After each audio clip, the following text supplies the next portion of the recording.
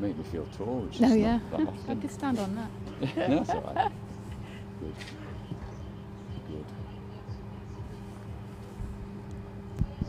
Well, welcome to Nottingham, welcome to Holme Pierrepont once again. We are live. You're joining us live on YouTube via the Sprint Racing Committee's YouTube channel, and thanks for the Sprint Racing Committee for putting this on. You're with Mandy Johnson, and alongside me, Hannah Brown. As usual, we'll be the team bringing you up to date on everything throughout the day. And goodness me, we have a great deal to bring people up to date on, haven't we, Hannah? Because of course we've got here the Inter-Service Championships. We've got our suppers here as well. So welcome to our stand-up paddleboarders. It's their championships. We have the Andrew Bonham C4 race over this weekend and the Inter-Club McGregor Paddle Challenge. So lots to bring you up to speed on. It's a slightly blustery day, not too cold here at Nottingham for the last national regatta of the season, and we've a great deal to look forward to in the racing today, Hannah, but also a number of other things going on all around the world. Yeah, we'll catch everyone up on the events at the Paralympics last night, or the early hours of this morning, I should say. And obviously keep everyone up to date with the under-23 and junior worlds going on in Montemor over in Portugal. Yeah, so really, really exciting. I mean, what a summer we've had. You know, of course, the Olympic Games out in Tokyo, and Deborah Kerr, who did so well out there, will be joining us hopefully a little bit later. And what the plan is really today to bring you the racing, and I know all you racing fans, you want to see that, specifically the finals in detail, but also to talk across some of these other events that are going on. So a little bit about the Olympics, and hopefully Debs will come up here, as I've said, and tell us about her experience as an Olympian. But also, of course, we've got Junior Worlds and Under-23 Worlds taking place right now in Montemor Ovello. So a big team out there that we've got at the moment. Some of them made finals, which is great to see. More finals hopefully to come. K4 races there will be tomorrow. We've got Paralympics, as we've said, the Paralympic racing as we've said as well, and we've already had a number of medals there. We've been looking through whether it's Rob Oliver or Jeanette Chippington or Emma Wiggs, and more winning medals there. And we've had Laura Sugar, haven't we, in action, and Charlotte Henshaw doing fantastically well in the middle of the night maybe, but lots of fans up and family watching them, so they're a real inspiration. Something you can talk about a bit more, isn't it, Hannah, because of course you're a Paracanoe coach as well, so yes. they're doing fantastically well. And then we've got to look forward to the Olympic Hopes regattas coming up in Czech Republic for some of our youngsters as well. And it's been wonderful that British Canoeing and the Sprint Racing Committee have been able to help support them and fund them financially. But today we have racing getting started. I'm just looking at the programme now. So the course has been open for warming up. It's a little bit blustery out there, you may be able to see. Our drone will be flying overhead, and you'll be able to see the drone pictures. There they are. We've got Hexcam with us. Give us a wave, Hexcam. Thank you. There's Rolly and Andy there, and we're delighted to have them on board flying their drone. We're going to bring you some fantastic shots. And of course we've got Media Pack and Roger Burlinson here filming us on the roof here at Holme Pierrepont, and we'll have various guests coming up here, representatives of clubs, some coaches, and of course, as we said, Deborah Kerr.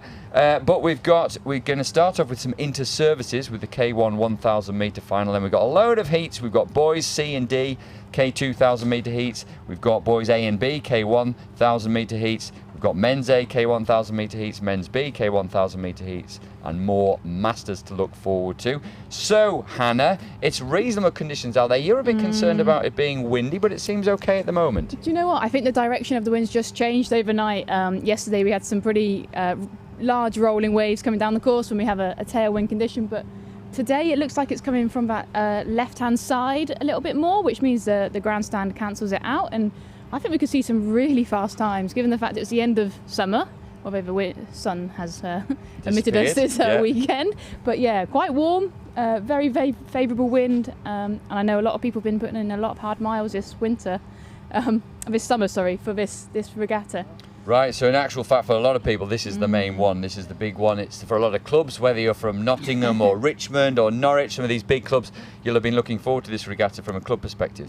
I know a couple of clubs are rallying behind their compatriots here to kind of get as many points on the board as possible and be at the top of that leaderboard at the end of day Sunday. So that, I'm guessing, means a lot of racing for people. So they'll be doubling up K1s, Yeah. K2s, K4s, distances. Of course, we've got 500, 200, 1,000 metres as well. So a lot of racing. I think there'll be some tired bodies at the end of this weekend, but it should Yeah. provide for some tight finals, tight heats, with the numbers being greater than we might have seen before.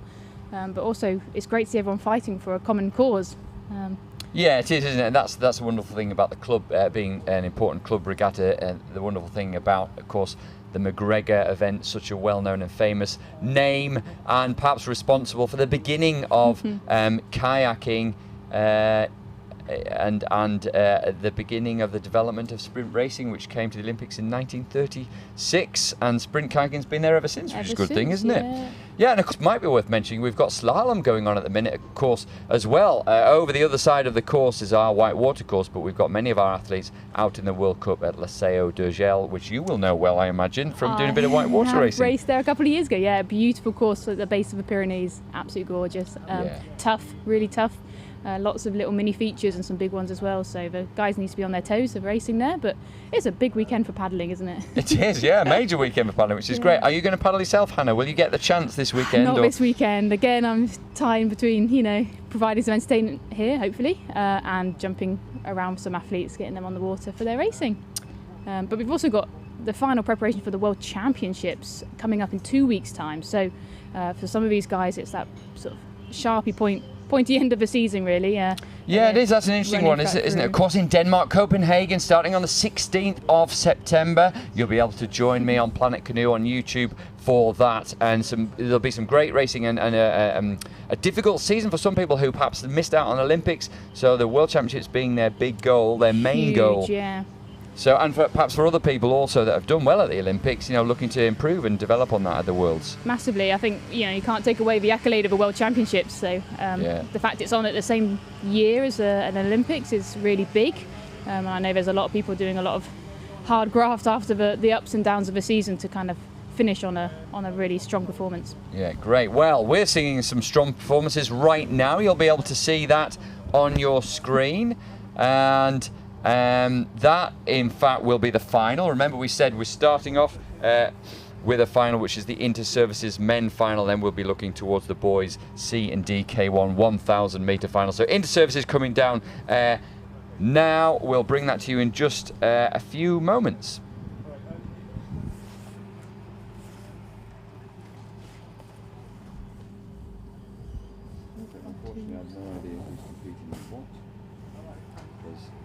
Oh, it's not on there.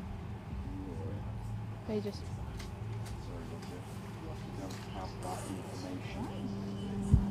We're in the tent and I was I'm all right. Good morning. Apparently I'm doing...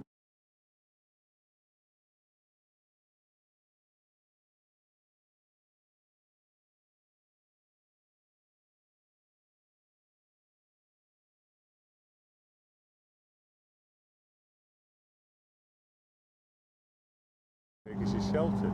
Yeah.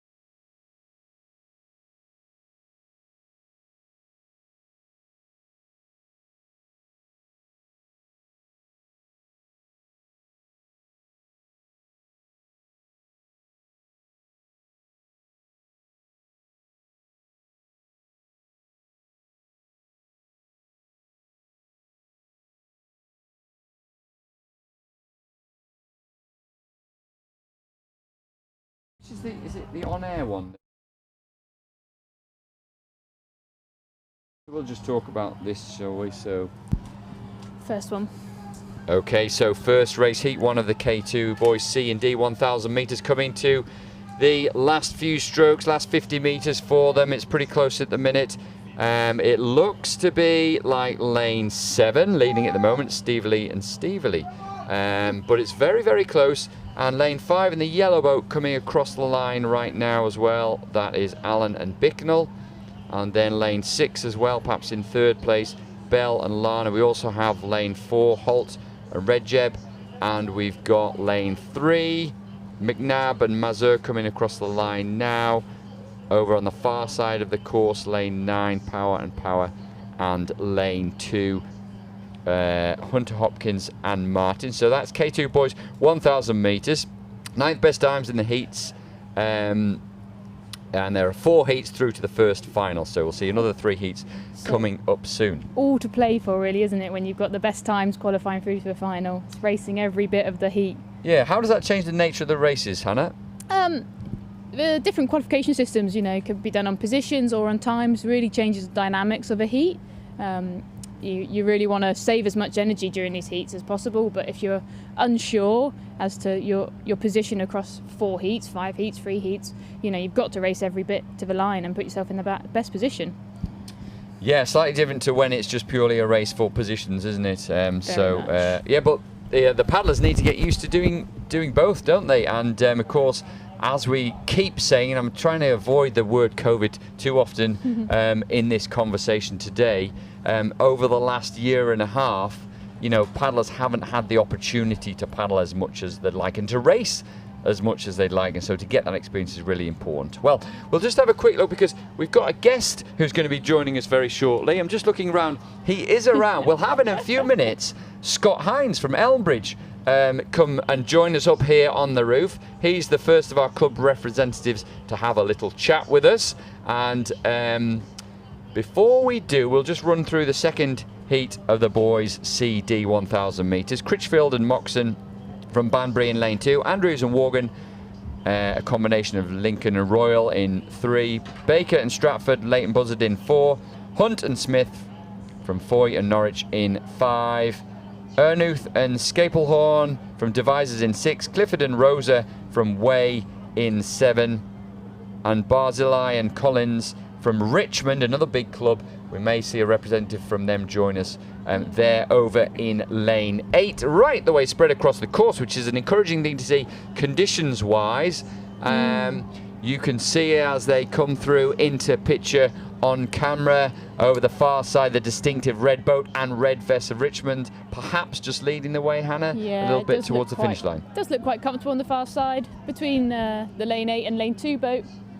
They look like they're quite in control. Devizes following up in 3rd in the centre of the course, and we've got a nice pack behind. I think we're seeing a couple of steering issues from lane 4, our Leighton Buzzard crew. I'm not sure if that's weed on the course or a mechanical failure, but they've been veering left and right as they've been coming down this final bit.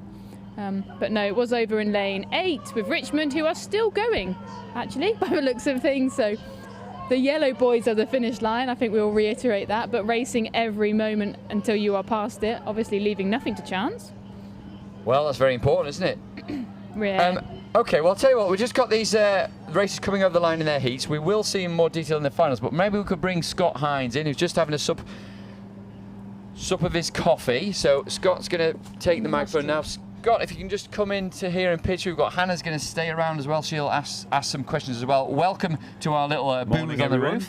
Yep. Good stuff. And you're from Elmbridge Club, which is a very well-known club, of course, isn't it, Scott? Yeah, back in the day. Yes. And a former racer yourself. Yeah, a long time ago. Yes, I know that feeling. And tell us what this means to the clubs at this particular event. Well, as you know, this is the Sprint Inter-Club Championship, so this is the big one to see which clubs are the best at the sprinting.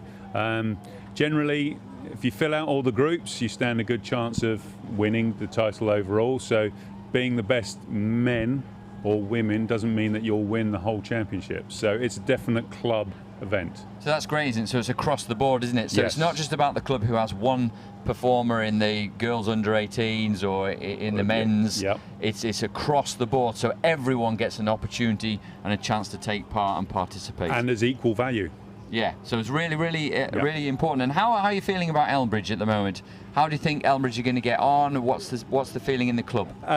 We've got a lot of people at home watching rather than here racing. So word on the street is between Richmond and Chelmsford.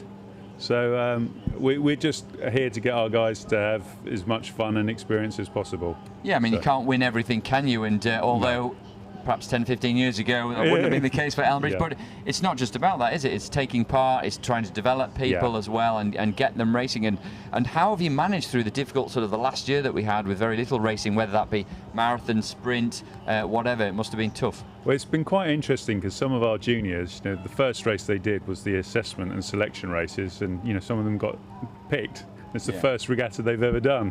So wow. They were gobsmacked as well. So it's been hard. Yes, it has been hard. Yeah, and yes, of course, they did a lot of crew boat racing, didn't they, for the juniors before we had the first regatta. Of course, we had Olympic selection, but we couldn't have anybody else taking part in that. So, yeah, it must have been really, really difficult for them. But I imagine they're enjoying racing. I think they're really looking forward to it, and we got ideal conditions with a slight tailwind, not that warm, but fast. And you can see an Elmbridge crew leading the way in the boys C and D K2 just there. There you go. Yes. Well, that's good points. Well done to those. Good timing from them. Yeah, it is good timing. In fact, very good timing in the boat indeed. So important in the K2. And is there an event or an area or maybe a gender that you're particularly looking to try and develop within Elmbridge? Yeah, so we've got a strong mix of girls coming through and our young lads. So in about 5 years' time, hopefully they will be there.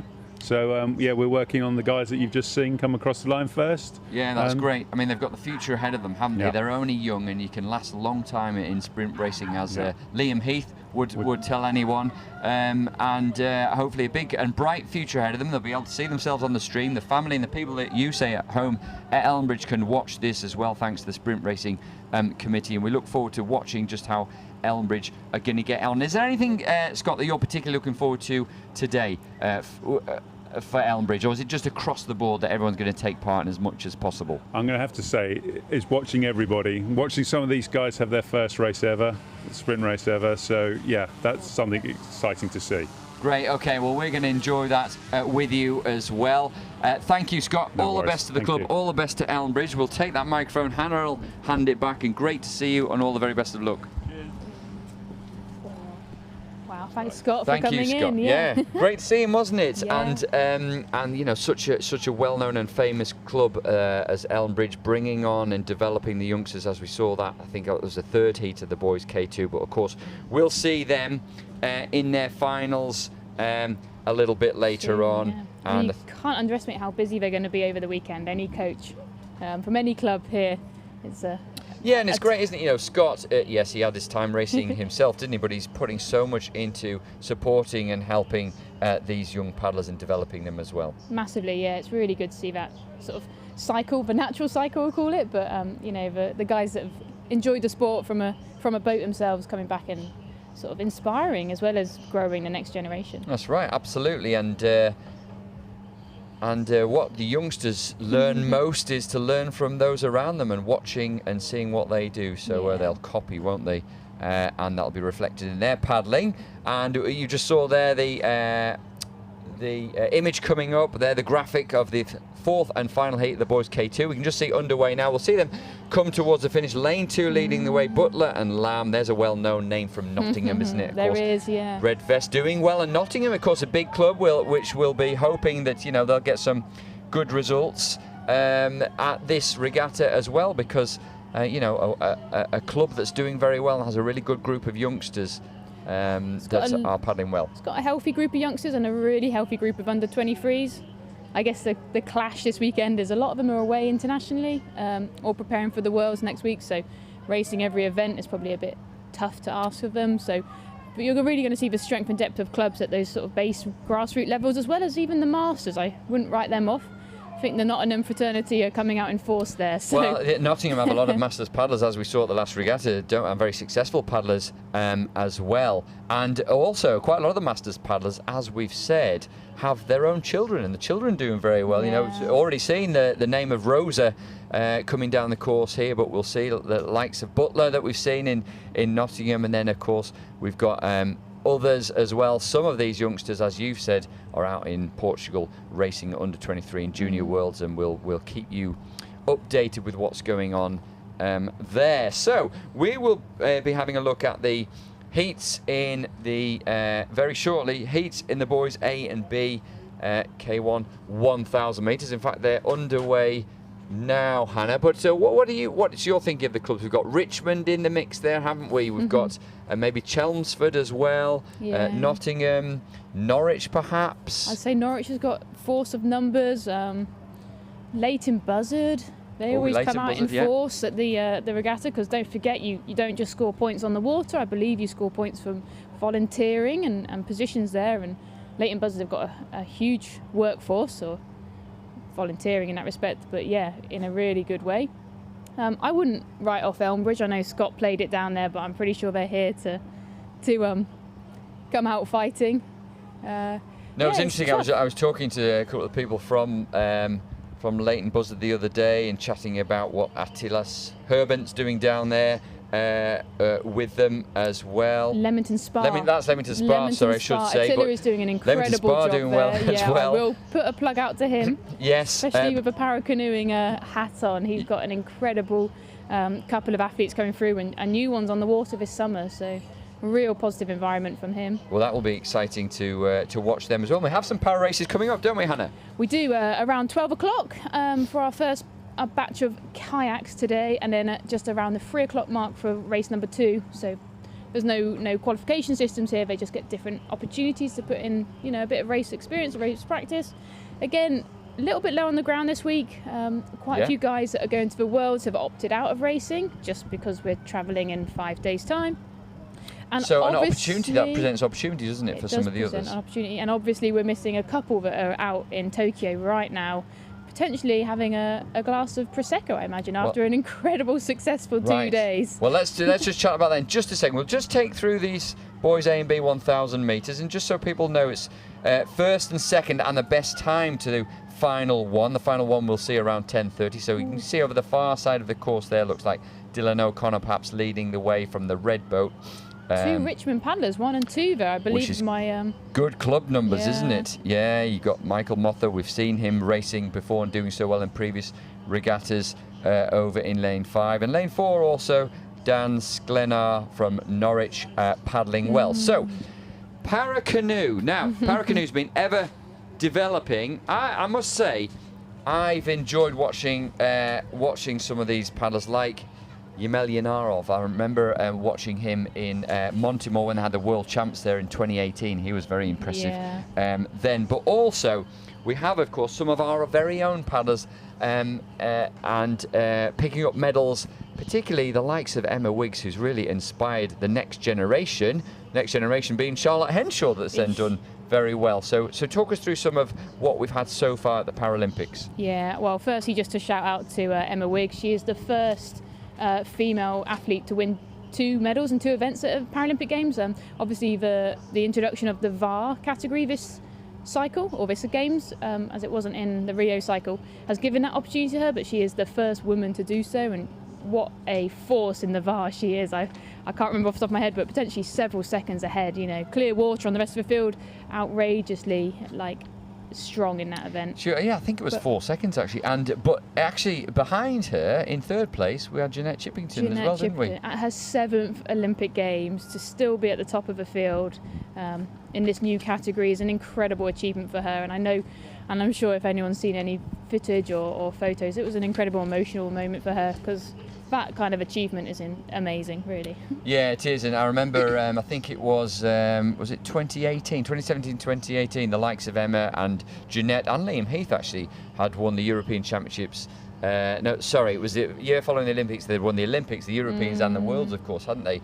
And things get ever more competitive, don't they? And it ratchets up year on year, and the Paracanoe has done that particularly, hasn't it? Because it was a fairly new event, particularly of our class. It's just getting better and better year on year, and yet to stay at the top of that and to be winning the medals is quite an achievement. It's quite a testament to the hard work they put in on the water here at Nottingham, day in, day out, especially over the past 18 months, even at home on their ergos and in their garages. So they do. Let's quickly just have a look at this race coming down now. The second heat of the boys A and B K1 1,000 metres. Remember, first and second and the best time. Now, no doubt about first there in the yellow boat in lane 5. Way paddler for sure, followed by a Cardiff racer in the distinctive neon orange. Yeah, that is, isn't it? But yeah, that was quite a formidable lead by Daniel Price. Daniel Price, that's the one, the 18-year-old from Way. Well done to him. And all the racers in here, and we'll catch up with them in the finals. Remember, that's about 10:30. But we haven't finished with Paracanoe yet, have we? Now then, we've only scratched the surface, if I'm honest. I think it was about 2 a.m. this morning it all kicked off, didn't it, and all started. And can you tell us what happened and how the British paddlers got on? Because it's an amazing achievement. Yeah, so this morning we saw a couple of athletes that had qualified directly to the finals. So Charlotte, Emma and Laura. The girls had done incredibly well in their heats and were ready to line up in the finals and see who qualified from the semi-final route. And in the semi-finals that kicked off around that 2 a.m, I believe, we saw Stu Wood in the men's VL3 category storm his semi-final for victory. In a Paralympic best time. Wow, I didn't realise that. Okay, Paralympic that's great. best time. I know it's not a time that he can do, given the conditions. I think he's actually got the ability to go 3 seconds faster. Wow. So, yeah, we see some tough conditions, which changes the race dynamic a little bit, but put himself right up there in the final, and he was on the line for a photo finish between second, third and fourth, and walked away with that bronze medal. So I think he'll be really chuffed, him and his coach Colin. Radmore will be, that's a lot of work and effort gone into there, but very impressive there. We saw a tough race for Jeanette in a kayak in KO1, just being squeezed out in the semi-final by 4th place. I know that's not the result she would have wanted, but she fought every way to the line, and huge testament to her after the highs of winning that bronze medal yesterday. She can walk away happy and proud that she's done an incredible job across her career to date. That's fantastic. Just thinking about other medals won, of course. Did we mention Rob Oliver as well? I'm not sure. Rob Oliver, an emotional achievement from him yesterday morning, wasn't it? Rob Oliver's got quite a story to tell in the fact that just 6 weeks ago, after a camp at Eton Dorney, he was diagnosed with COVID. And actually, it's completely scuppered these past 6 weeks on the original plan. He was obviously ill for a period of time, came back, hit the training, was unable to travel to the holding camp, and had to stay back here and travel out last minute.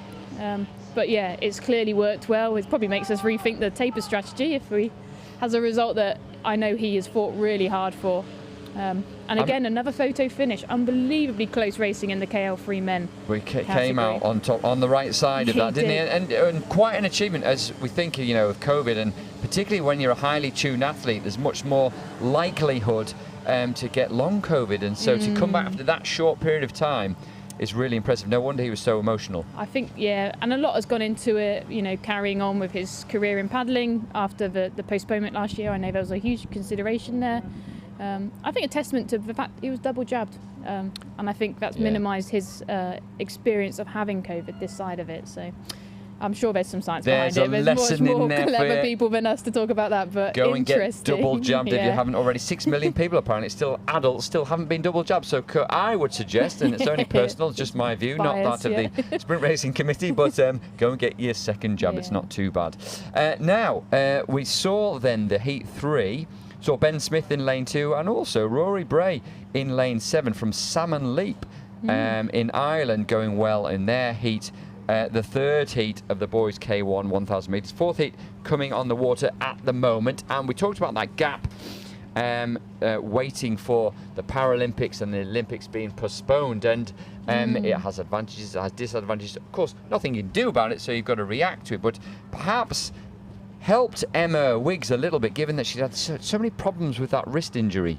Yeah, no, I gave a couple of those guys a bit more buffering time, either to work on some of their sort of weak areas. The fact there was no racing last year was a fantastic opportunity to get back to the basics a little bit, whereas quite often when you go through an annual cycle, so a base period during the winter and then up into racing early spring, sometimes feels like winter, but in that April regatta month you lose a chunk of time, but you potentially could work even longer and even harder on certain elements. So these guys really maximised that for sure, and they came out fighting on top. I guess we've omitted to talk around the Charlotte, the Emma Wiggs and the Laura Sugar in the KL2 and KL3 women's that are head and shoulders above the rest of the international field. Really impressive times there, and taking away 2 goals and a silver between the 3 of them.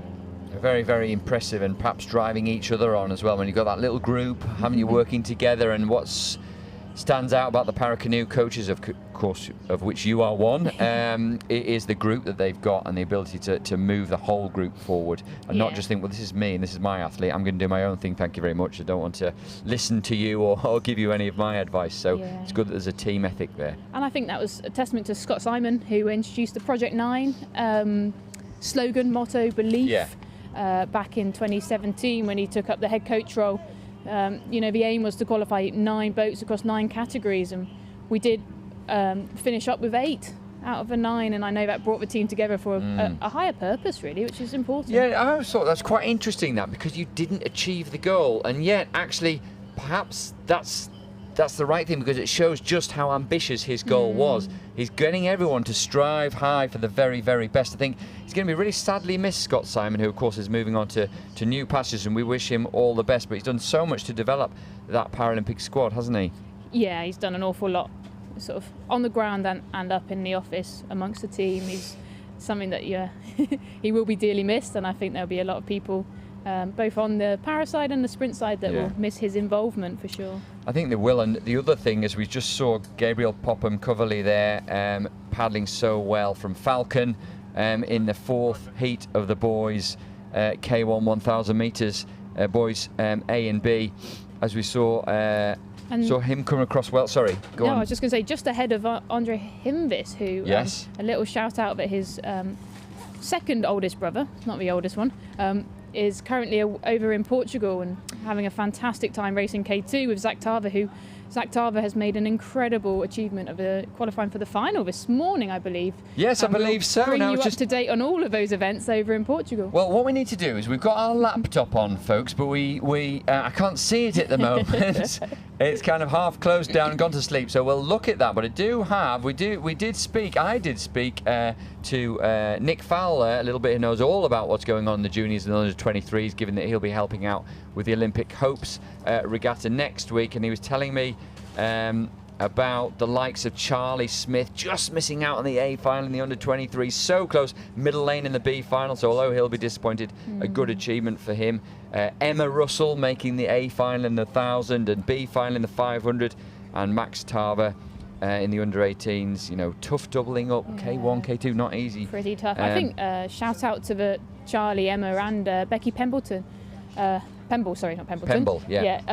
all finished 4th in their semi-finals, just missing out that A final qualification by a fraction. And actually, that's incredibly promising. We talk about not making the A final as that sort of disappointment, but that is an incredible achievement at the World Championships on an international field after so long out of a boat, and I think that cannot be underestimated. What an achievement that is. Well, we need to say well done to them, don't we? Well done to you. But also for Becky Pemble and the likes, we have the crew boats coming up as well, and only this year, as Scott Hines said, they had the crew boat process for the juniors, and we're hoping for big and good things from the K4s as well. So there's an opportunity there, and they're building a group, aren't they, of paddlers, like we said, with the Paracanoe, who are going to develop and go on to better things. And maybe, it's good that they're disappointed not to make the A final, because you want to be aiming for that. Rather, no, we had a lovely jolly, it was nice, didn't make it, but actually we wanted to get to that A final. Disappointed not to, but they'll learn from that. They'll put it back into their focus for the coaching for next time, and look forward to further racing and indeed more racing at the same regatta. No, and I think it's one of those things when you just miss out and you're in touching distance. It's incredibly motivating. we're not far off being at that top final, that top standard as a domestic scene, and we should all use that as a real confidence booster in our system. Hannah, I'm just thinking, was that your experience from the K4 when you raced the K4, that obviously you were hoping to qualify directly for the Olympic Games, and it's so tough in K4, you missed out on that, but you know, you as paddlers try to use that to develop, and then we see the likes of Debs Kerr and has developed and did so well at this Olympics in Tokyo. I think a testament to Deborah Kerr and Emily Lewis. They definitely used that, they took that on and spent that whole of that lockdown fighting for the K1 positions. I think I personally took a step into a different career pathway at that point, but yeah, I can see that sometimes that bitter disappointment just fuels the fire a bit more. Absolutely right. You've got to channel that correctly, haven't you? Channel those energies, channel that disappointment into something positive for next time. So currently we have now, as you saw on the graphic there, the K1 men's A 1,000 metres. First heat, only 2 heats in this, of course, because we've got a number of athletes, as we said, the likes of Charlie Smith, who did so well in the April regatta here, really putting his stamp and his mark on this event. He's out in Montemor Velo in Portugal, but we do have, I think, 5 races on the course. We should have Matthew Collins that we've got there, Christopher Carson, we've got Tom Lusty, who's been such a great servant in this event for a number of years now, James Russell and Alex McIntyre. And just, you know, a shout out, Charlie did walk away with a victory in April and then has been away racing at the second round and hasn't competed domestically since, apart from the under-23s. But you saw Tom Lusty and Dan Johnson battle it out at the previous regatta, and Tom just taking that win ahead of Dan, but both breaking the course record here, currently, or previously, sorry, held by Tim Brabants, I believe, which is, you know, a fair name in the past. But yeah, these guys are not hanging around, and I think obviously we're seeing an automatic qualification here, so Tom and positions 2 and 3 will be taking it a little bit easy, making sure they conserve their energy, but a good battle for all of them. And yeah, good shout out to James Russell over in lane 6 from Nottingham, putting in a good stint there. But impressive to see, well, I'm looking forward to seeing Tom and Dan battle it out again at the front of the field. Yeah, quite nice that they're in separate heats. Keep them apart until we build to that final. Tom looking good there at the moment. Got clear water between him and the rest of the field. Obviously, Hannah, you know, keeping his powder dry a little bit as he comes through the picture there towards the finish line. Yeah, and then, super chilled. Yeah, just maybe going too chill, but no. Well, that's the thing. It's difficult, isn't it? You've got to get that balance right, haven't you? He's got about an hour. So what will he do you think, between now and his final? I think keep warm, although it's, you know, October. It's not October, sorry, it's September. Feels like October. It feels like October. That's what I was thinking. You know, it's quite easy to lose your core temperature really quickly when the weather's like this. We're starting to see just a touch of rain from our tent up on top of the roof, but yes, it'll be about refueling, keeping moving, keeping warm. Not too much cool down and not too much warm up, but conserving that energy, store potentially just some real quick releasing sugars into a system, and yeah, keeping relaxed, because it's quite easy at this point to get a bit tense, a bit worried, a bit over stressed around the fact that the heat and final are so close. So yeah, so stay relaxed about it. It is what it is, and deal with it as best they can. As that we start the rain coming down a little bit, which is unfortunate given that drones can't fly in the rain. So we'll have to see what we can do with that. We'll have to get wrapped up and get our coats on. We brought them because we're experienced Nottingham paddlers and we know what it can be like here. But hopefully that rain will blow away. We'll see in the second heat of the K1 men's 1,000 metres with Dan Johnson should be in the centre in lane 5. And as I look up there, Hannah, as you can see the rain coming across the course, you can certainly see that lane 5 seems a fair way ahead of the rest of the field. But we'll see them come into picture very, very shortly. And it'll be hard to tell, won't it? I mean, we'll perhaps look at the times, but even then, hard to tell, you know, who's in the best form going into the final.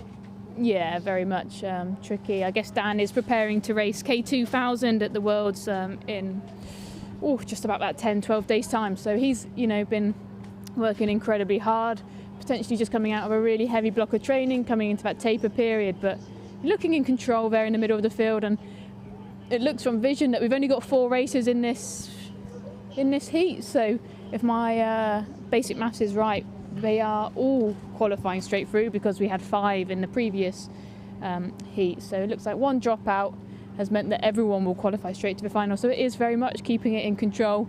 You know, we can see a couple of guys a long way back, but probably just saving their energy. Dan, relatively low rate for his style, so I would say that he is also nicely in control, just working through the systems, and his brother just next to him, I believe, in lane 6, also looking very in control. Yeah, and also good if you look across the ages. We've got, you know, they're all in their 20s. Some of the previous paddlers in the previous heat, early 20s as well, the likes of Alex McIntyre's only 21, Matthew Collins 20, so good to see some young paddlers. Very, very relaxed paddling, barely paddling at all, floating over the line. Dan Johnson there. I suspect we might see him try a little bit harder than that in the final. Potentially a touch more. I think he probably would have pulled out a little bit of a firmer first half of this race that obviously we haven't seen at the finish line here. Cheeky lunge there by Matt. And actually really impressive to see, if the start line is correct, Edward Rutherford from Elmbridge coming back onto the racing scene after several years out, after an incredible successful season, career, as a paddler, I believe, just in the lead up to Rio. You know, bronze medalist over a 5K at Duisburg, huge number of marathon accolades to his name, and yeah, formidable 1,000-meter paddler. When he was really great aerobic athlete. Animal, isn't he? And hopefully we're going to be seeing perhaps a bit more of him as well, it if looks he's coming like back. That. If he's come back, I'm sure that means he's been on the water at Elmbridge inspiring a generation, along with Scott Hines, who spoke earlier. But yeah, fantastic to see some older names coming out, obviously to win some points for the McGregor Challenge, I guess. It is, and he's still only 31. So, Edward, have you got just a taste and a feel for that there? Well, maybe you can do some more. It's always hard, isn't it, when you're so intense and you're paddling, and that's the big thing in your life. And then, of course, other things come along. When work gets busy, it's quite difficult to find that balance. But quite often, paddlers do come back to it because this is the sport they love. This is the sport we love. And they get a taste for it again, and want to come back and start racing. Yeah, and he's got quite a support crew. Just looking down at the boatway and pontoon, I think he's got a I'm not sure what you call a group of fanboys, but a posse. A posse. Sorry, a posse. Of fans, quite a posse of fans. Yeah, that's good. So anyone live here will be able to see that. He really has, hasn't he? He's brought his entourage with him. I think. Really, yeah. He's just asking for fizzy water with the bubbles taken out, please. And there he is. And potentially there's a huge collection of names down there that were paddlers and have been paddlers and are still paddlers. So maybe we'll see a couple of them jumping in the boats over this next year and season to come. Yeah, that would be great to see. And you know what's great to see also about this club event is so many races. So we've got more races underway. It's the men's B K1 1,000 meters now. So we've got heats in those. We've got the 9 best times in heats 1 to 3. There are 3 heats. After that will be the turn of the Masters. So that's why the paddlers, as you see them come down now, are working hard, being led. There's that familiar vest of Elmbridge, just popping up a little bit more often. Ross McMullen there in the men's B, taking the win. What is impressive is look over in lane 4, Lizzie Broughton is racing in the men's B category and is closing in on a 4th position there. So that's quite an impressive feat by well, that's incredible, isn't it? And really, what an athlete Lizzie Broughton is, by the way. Of course, Formula medalist internationally at the 5K event. She's quite a marathon paddler. Like we were talking about Edward Rutherford, quite an aerobic animal, if you like. Very much, but she's had an incredible year of training. We've seen some amazing domestic results from her. Obviously, the marathon team are yet to go abroad internationally, and they're looking forward to heading out to Romania at the end of this month, I believe. I got my dates right. Exciting, I think indeed it is. We'll double check that for you. But of course, also Lizzie Broughton, Richmond, and going out to the Senior Worlds next 2 weeks' time. Sorry, I completely very shortly in omitted Copenhagen. That. So, yes, excited to see her race over that K1 1000. Well, forget that. More important than that is her the fact that she's the winner of the Femina Trophy, of course, the Senior Women's A meritorious performance at the National Championships, which was in July. So well done to her. That's I mean, I nice wonder for maybe that recognition here. Well, she deserves it, doesn't she? And she really does, she's yes.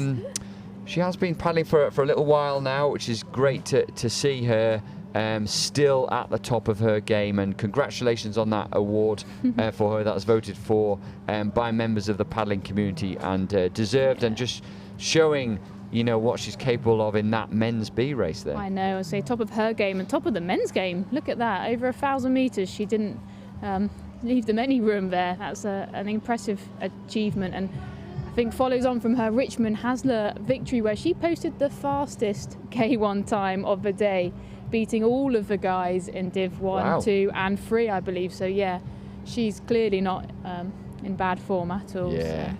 That's great. That is great to see. And well done to her. We're going to be seeing more of her. Of course, we'll have the finals of the men's B coming up a little bit later on at around 11:15. We'll have another couple of heats underway. We've got one underway at the minute, which is the second heat. And then we'll have the third. Then we'll be on to the Masters 1,000-metre events as well. We'll try and keep you across. We'll try and get our laptop working again and keep you across the junior and under 23 worlds. Yeah, I believe we've seen a couple of B finals already. We're just waiting for the prehistoric internet to kick on the laptop, but we'll bring those results to you as we get them loaded. But yeah.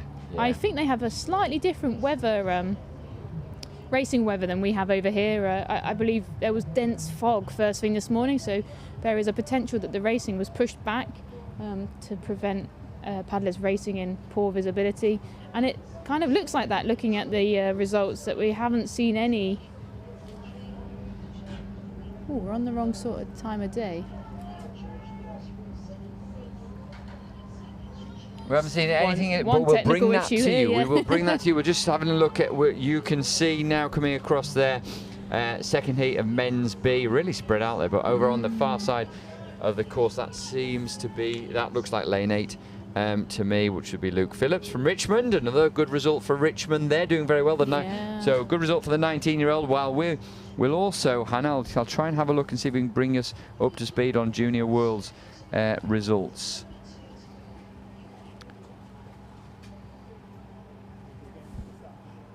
No, a recognisable boat there by our Richmond paddler, clearly purchasing and using the inspiration of Liam Heath out on the water. Distinctive boat design of the greyed out flag and a neon colour to bring that sort of eye-catching look. But fantastic results here. I think we're seeing some speedy times just around that 4-minute mark, but I expect we'll see some even faster ones going into the finals later on today.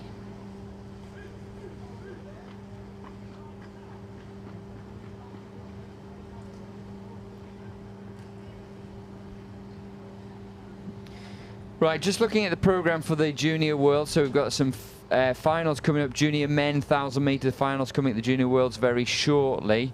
We haven't got results yet. Arthur Leach will be taking part in the C1B final coming up. I suspect, looking at the times, that maybe there's been a significant delay, and some of the finals may have potentially been moved back. Yeah, Becky Pemble due to race, but yeah, we don't have a result, do we? No, so also Emma Russell, first race of the day. Looks like it's actually now going to be at 6:30. Yeah, they've changed the time. So, of course, having weather problems. So, do you know what, folks? People have weather problems in other parts of the world as well. It's not just Nottingham, which is good to hear, but that's a difficult one, isn't it, for the paddlers? I mean, how, as a junior and under 23, a young paddler has hardly done any racing over the last 2 years, and some of the juniors, sort of almost the first time they've raced will be at the Junior Worlds. They might have a couple of races under their belt. But how do they cope with that? That's not easy, is it? All of a sudden to be delayed till the evening. No, I mean, it completely changes the day around. You know, you put a plan out the day before, you work around the start time, you work backwards. When do you want to get up? When do you want to have breakfast? When do you want to get to the course? And the fact that it could change by half an hour or by, a whole day effectively, can really put that in a spanner in the works, especially if you are doubling up in other boats and other events. Yeah, good point. That can cause a real problem, a headache for the organisers as well. But no headache from lane 2. That's Tom Sharp from Guess What Club? Oh, Richmond, the distinctive colour boat and vest there. Nicely colour coordinated with his white thermal. Chelmsford, of course. We did mention Chelmsford. Perhaps we'll have a Chelmsford rep come up and chat to us, which would be nice. But over there, William Stroud, the 22-year-old, coming through, looked like second place in that heat. We can look at the heats. Just interesting, just looking over at the scoreboard at Dan Johnson's time of 3:55. Not especially quick time in a bit of a tailwind, but of course he was barely paddling, wasn't he? He did just float these last 20 metres. I think there's a lot more in the tank from there, but it's probably one of the fastest times we've seen of the day. I missed Tom Lusty's time. He would be the other sort of competitor I imagine would be posting times in that region, but we'll have to catch up on that. So what we'll do, devices wise, I think Hannah will be across the junior and under 23 worlds, as we can see the Masters about to get underway in the 1,000-metre event. We'll try and keep you updated on results here at the regatta as well, although the results page doesn't seem to be working currently. Surprise, surprise. And we'll keep you across the racing here.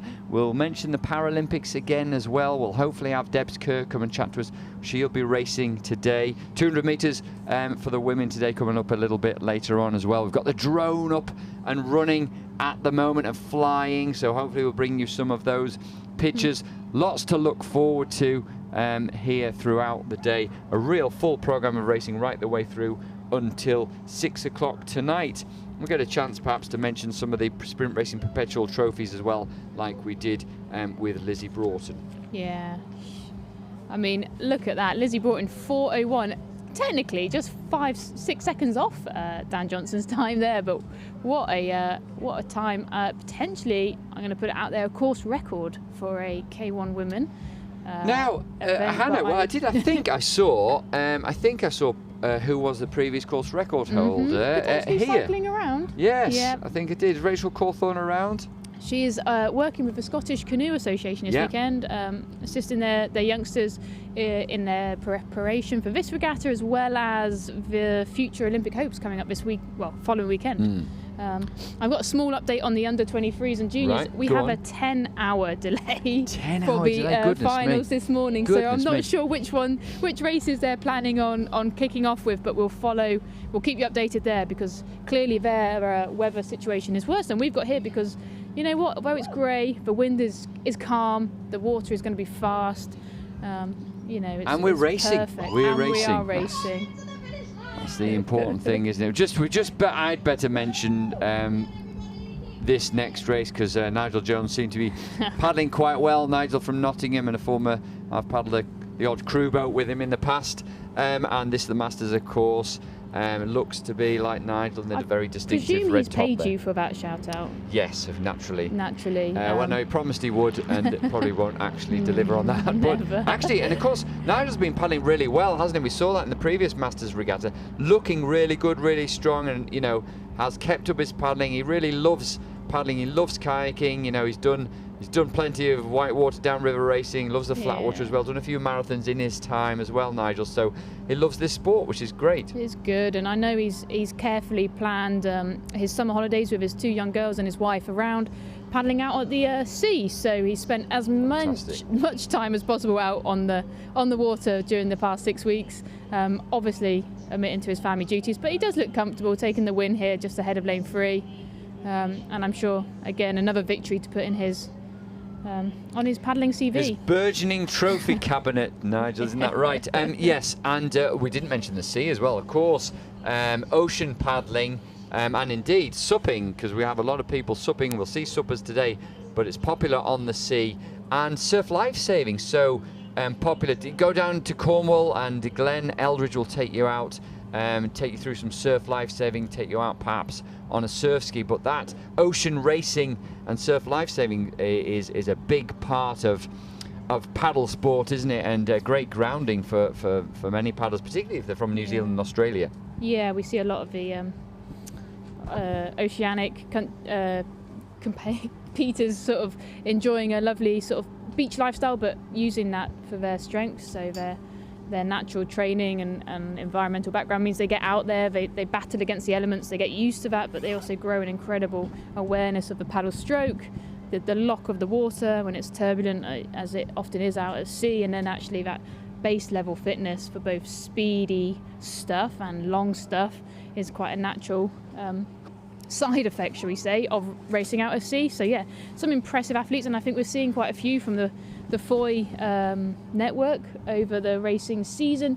I know there's quite a formidable group of boys that have been working really hard down there, and we'll see them potentially later on in the day, but also, you know, they're off racing internationally across the field. Yes, I mean, we'll see. We've got girls coming up racing 1,000 metres, and after that the women. But then we've got K2 boys in 1,000 metres. A little bit later on, we may see some of the Foy paddlers there around about half past 10. And just the sheer strength needed as well, isn't there? Through the waves, but also the surf skis are quite heavy boats as well. So the strength that those paddlers have is incredible. And of course, you look at someone like Lisa Carrington from New Zealand winning those medals that she did, all gold in Tokyo. You know, she came from surf life saving so many of the great paddlers in the past from Australia and New Zealand, whether it be the likes of Clint Robinson, former Olympic champion 30 years ago, also coming from surf life saving. So it's a great grounding for sprint racing. Yeah, can never underestimate the fact that if you develop a wide range of skills in your younger years of being a youngster or even a paddler, you just grow this toolbox of skills that takes you on to anything you want to do, be it sprint racing, marathon racing, or staying on the ocean. It gives you a great grounding within this sport, and it's definitely advised to take every opportunity you get when you're learning to develop within this sport. But on that front, we've got another batch of masters coming down just through the 200. We're just talking about boatcraft, really. It's so important, isn't it, in all forms of kayaking, as you said, especially if you do that when you're young, you get those skills. And remember, we're outdoors here, so you can get a really wavy Nottingham course, and if you have those boat skills, that will really help. You're probably watching, I imagine, that Nottingham Investment, and that looks to me like Matt Enoch doing well over in lane 4. We should have Duncan Rosa in 5, of course. Duncan's daughter Greta, I think, is paddling out at the Junior Worlds. And over in lane 6 going so well, there I think it's Brett Irvin. Yeah. Again, this is a heat. They're looking to just solidify a position in that final, so keeping something in the tank nice and controlled. It's definitely not a wave paddler in lane 5, though, is it? Looking at the vest. Oh, Runcorn, sorry. We have James Mayers from Runcorn, comfortably down the centre of the course there. But yeah, looks very comfortable. I think it'll be a good final, looking at some of those big names in Heat 1 and Heat 2 there. I think Nigel will have his work cut out, if I'm honest. Well, that's what they want, I suppose, the racers, isn't it? You know, let's make it as competitive as we possibly can.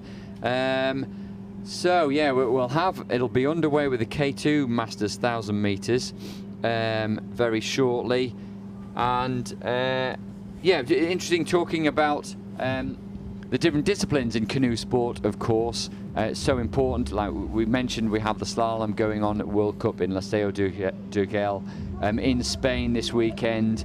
We've got Marathon Worlds not far away, Sprint World Championships coming up. We've talked about ocean racing, downriver racing. We've had the under 23s and juniors over in Solcan for the slalom. We've had downriver racing over there as well, haven't we? So a lot going on, and such, as you said, the great grounding for the sport, and something that the Sprint Racing Committee also want to help support and develop, because we want people in sprint, of course we do, but if they go and do other sports as well, hopefully they'll find the thing that suits them most, and for some people that'll be sprint kayaking, but for others it might be downriver, it might be slalom, it might be surf ski and ocean racing.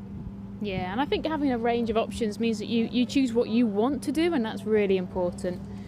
You know, doing something because it's just you've been sort of guided into it or pushed into it in certain respects, or you've never experienced anything else, it can kind of sometimes eat away and doesn't necessarily motivate you at those hard moments within the winter months. But if you've picked something you want to do and you make those choices, it just gives that ownership, and that's so powerful, so powerful. Indeed, ownership, that's a big thing that we mentioned before, wasn't it, with some of the our young elite athletes taking ownership of their own training and racing is so important. Just also, talking of the Sprint Racing Committee, I wanted to bring people up to date with their goals, really.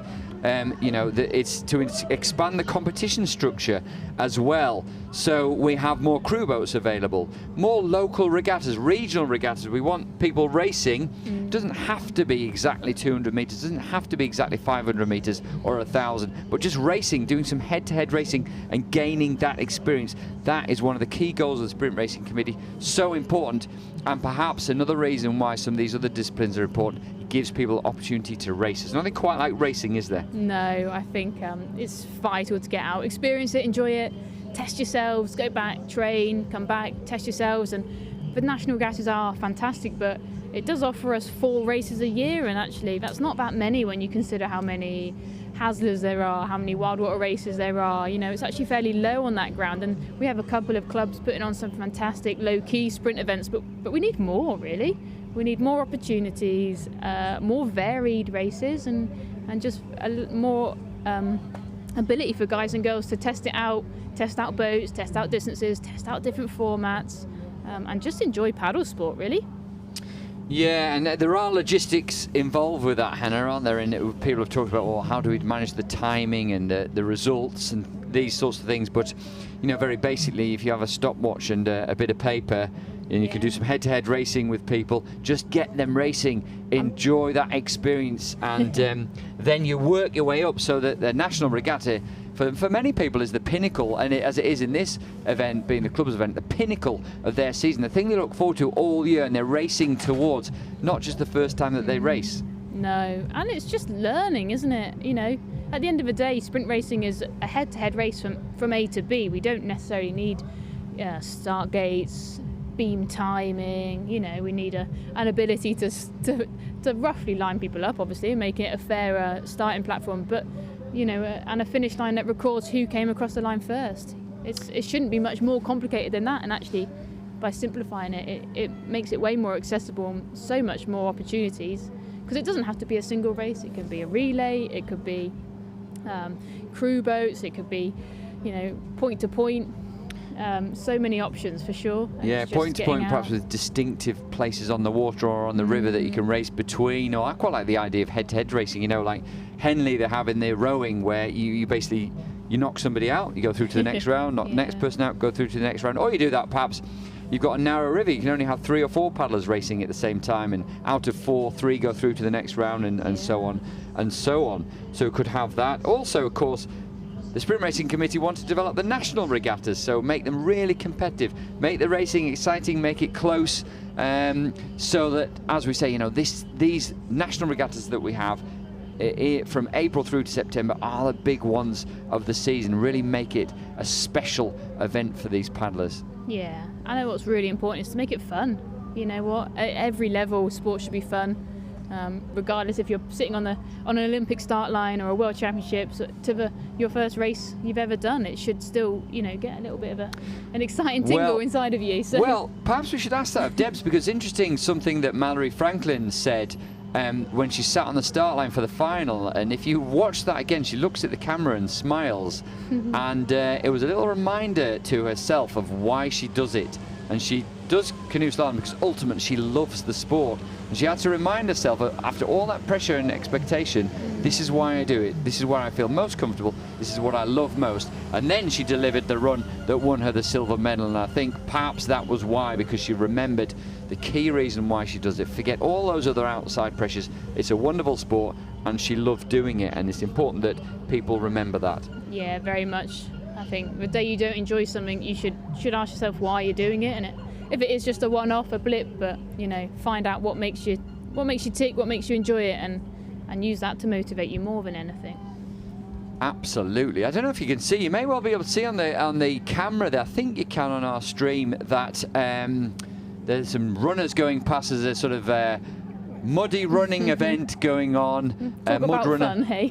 Yeah, sounds like great. Potential fun, yeah.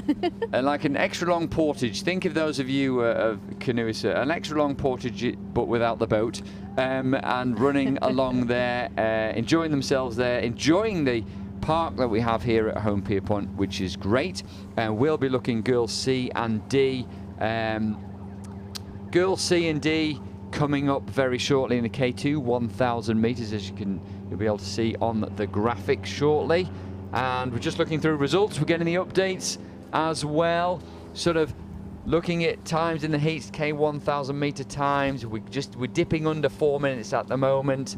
As I look to the scoreboard, I can see Nigel Jones's time in the Masters was around 4:14 it was, so a little bit outside the 4 minute mark. I'm just going to put an important point there that Lizzie Broughton would have beat you, Nigel, just to put you in perspective. Yeah, there we go. What was Lizzie Broughton's time? It was just over 4, wasn't it? 4:01, really impressive time. Very impressive, very, very impressive. Well done to Lizzie Broughton for that. Maybe, and I'm being a little bit presumptuous here, but we could say that so far that is the performance of the weekend, perhaps.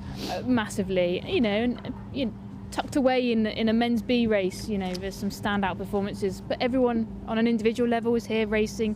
We don't know everyone's standards, PBs. We can't comment on that, but please make everyone aware if this is your standout performance and your performance of the year. Make sure you share that with everyone around you, because it's really important to recognise it at every level. Absolutely. These are the gems that we're uncovering in the racing. They are to be found if we search for them here, and we've got some photographers around as well who might be able to just capture that moment, and we'll put it on social media as well when we can. So we've done the Masters K2, and we're now going to the other end of the scale with the K2 Girls C and D 1,000 meters. So, these paddlers have their future ahead of them. How exciting is this to be at a national regatta representing their club, and many more opportunities coming down the line in the future, decades probably, for these girls that are so young and racing really well. Really distinctive yellow boat that's going well there. You can see. I think you can see in picture, and now is that Chelmsford? I can see. I think there's a mixture of away and Chelmsford crew there, so yes, not a complete club boat, shall we say, but absolutely fine to race mixed boats here at the regatta, especially when they're both distinctly yellow. But you can see a massive up in that rate to secure their victory here.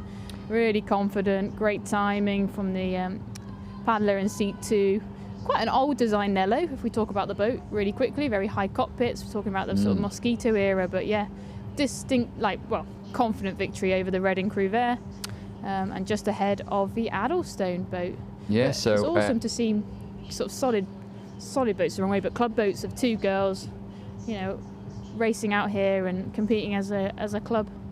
Yeah, and using all these different boats, but doing a good job with them as well, and just getting in there, and also, as you said, mixing it with different clubs in there as well. So perhaps I haven't paddled so much with each other before, but they're doing it, they're in there, and that's really really good to see. That was Gallagher and Payne in lane 3 in the yellow boat. Way and Chelmsford, I think, there.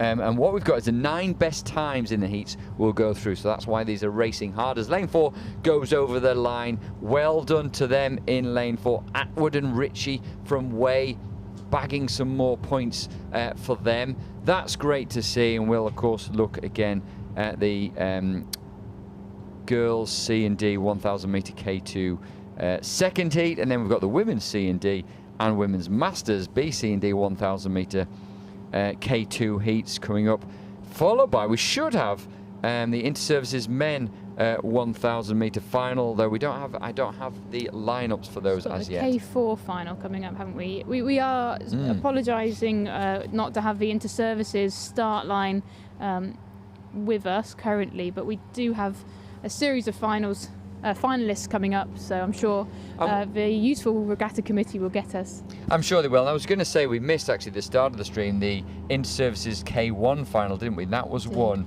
by A. Bicknell, D. Herbert in second, and A. Seddon in third. So the Bicknell and Seddon Royal Navy, and D. Herbert is from the Army, and the Interservices is really actually, to the services, it's a really key and important race for them, isn't it? It's massively. I know I believe the Army guys have been based out of Nottingham all week doing a mini training camp just in preparation for this regatta. So they take it is a real serious event within the services, and the accolade of the K1 1000 is huge, just as much as the K4 1000 that we're going to see in approximately 10 minutes time. Be good to see the K4s, won't it? And talking of seriousness, we had sort of perhaps a lighter touch a little while ago here, didn't we, when we had the guys from A League of Their Own doing a bit of filming. You should see that. It should go out on the 23rd of September. So if you like League of Their Own on Sky, the likes of Romesh Ranganathan and Jamie Redknapp and Freddie Flintoff, etc., etc. We had some great fun with them down here, Lewis, didn't we? I believe, put them all to shame. But she they also are going to demonstrate how hard high kneeling C1 is. And I'm going to repeat, high kneeling C1, they chose that discipline, or rather the producers did. And yeah, I think the times over a 100-meter race that they did will potentially not be that competitive if they were to race our canoe paddlers. No. So it's testament to the guys of what a tricky sport it is. Well, it was good to see, actually, because I think they were their Luddocks. They were sort of really stable C1s, learning boats. High kneelers, you said, Hannah, but when you watch the programme, you see high is a sort of loosely used term, because they just really struggled. And do watch it if you get the opportunity, because it just shows how difficult. It was great fun, but also how difficult paddling a canoe is. We'll see some canoeists. We've got kayakers on at the moment, but we'll see canoeists. We've just seen Katie Reed paddle past us in the grey C1, and a recent Olympian having qualified, a very last minute from a handbag situation, but out there competing against the world's best.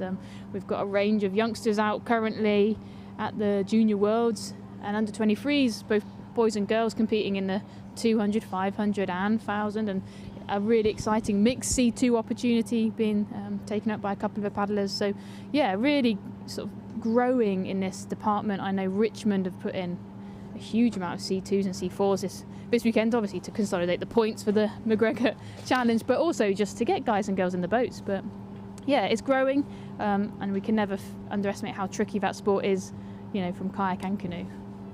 Yeah, you've talked about it before, haven't you? That unstable platform of a kayak or any boat, but a C1, it's been so narrow. Your centre of gravity is so high. You've got the single-bladed paddle, which is also, on water, which is unstable as well. So it's a real challenge. But great also to see Katie Reed, as you said, going past. One of our Olympians is here at the National Club Ranking Regatta, so it's an inspiration for the rest of us. I'm just going to go back just to mention the previous race. I think it was the paddlers from Southampton, Gilbert, Johns and Perry, who paddled so well in that girls' C and D 1,000 metre heat. So well done to them as we go on to the K2 women's, and we'll bring you results as soon as we get them. So K2 women's we'll have in the 1,000 metres, and then, as we said, the K4 into services 1,000 metres. Just going back to canoe, Hannah, and certainly Tokyo, the women's canoe was one of the very best events. We've got so many exciting paddlers, particularly Nevin Harrison and Ludmila Lutzan from the Ukraine. They're really sort of bubbly, exciting characters, young as well. They've got the future ahead of them, driving things forward. It was the Canadians, the likes of Lauren Van Sanen-Lapointe, who was dominating, but now it's moving on again, isn't it? Which is great to see. Yeah, no, I think with such a new event, we're going to see new names come on that start list and then be at the front of that start list as the years progress, and it keeps everyone on their toes. I guess it's one of those events that's highly technical but also highly physical, and the dynamics of running a crew boat. We're still seeing quite a few same side C2s in the women's category, and again, we're just going to see the event leap forward. The Chinese pairing that fraction ahead at the moment, and I know working incredibly hard as a duo in that respect, but really exciting opportunities. But yeah, the American lady Nevin was just outrageously fast, setting a different standard with a slightly different sort of technical model than we've seen in some of the canoe women categories before. So yeah, it's really quite interesting actually to watch her race in the States in Oklahoma over a slightly longer distance, and she struggled a little bit, and she may well have been tired from the Olympics, but perhaps she's a real we talked about aerobic animals, the likes of Lizzie Broughton, but she's real dynamic, punchy, fast twitch muscles, and perhaps that's how she's found that she can develop in the 200 metres, because when you see her over a slightly longer distance, she struggled. Yeah, no, it's definitely a powerhouse, and it is, you know, you're training for your event, and if your event is that 45-second event, it takes a fair amount of aerobic training, but you know, at the pointy end of a season, you're going to be working on that top speed, that speed endurance element an awful lot more.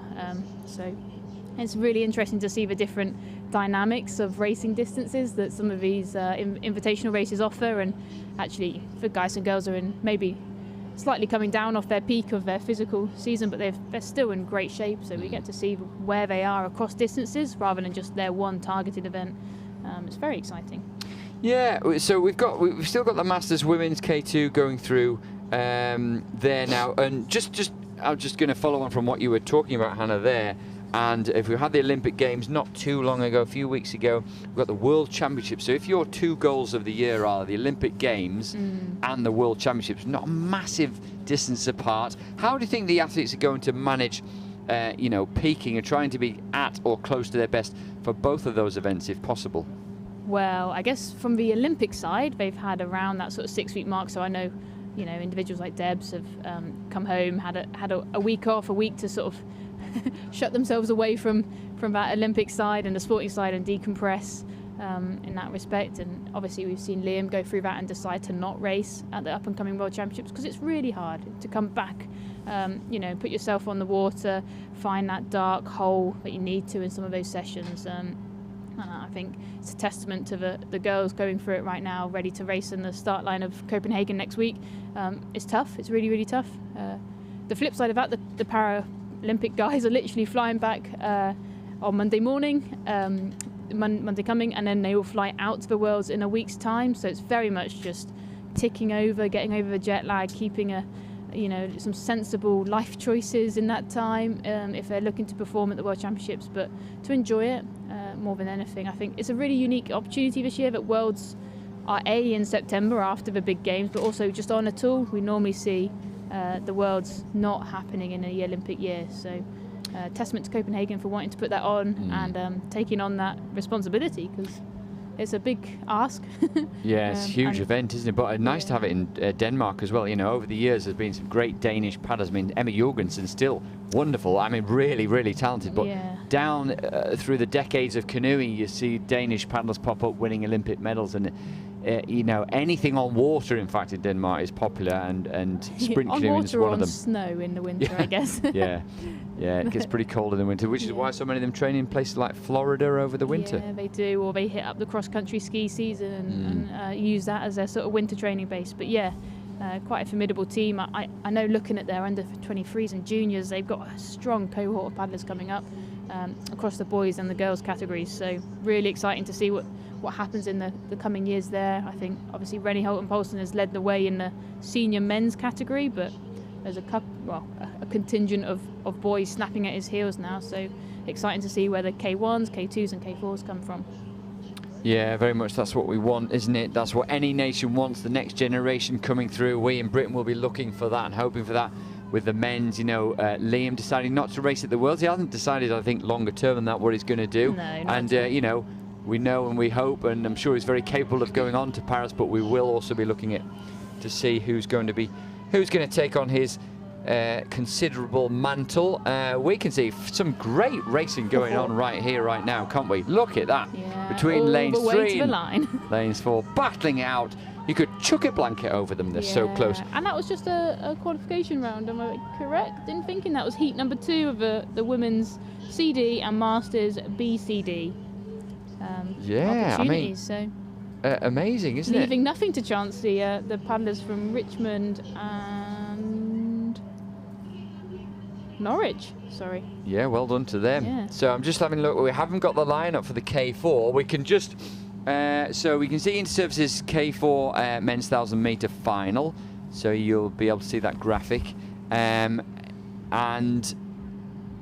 they're racing right now, getting down to the 200 meter mark. It's a long way, 1,000 meters, but of course K4 moving quicker than the K1s and the K2s, and you can see, I think that's lane 2 ahead of lane 3 at the minute, reasonably close to those, between those two boats at the moment, and then 3 more boats in this race, but looks to be like lane 2 coming through the 200-metre mark at the moment, which I think you can see. Are we going to take a guess at the club colours? Yes, at the blue, white and black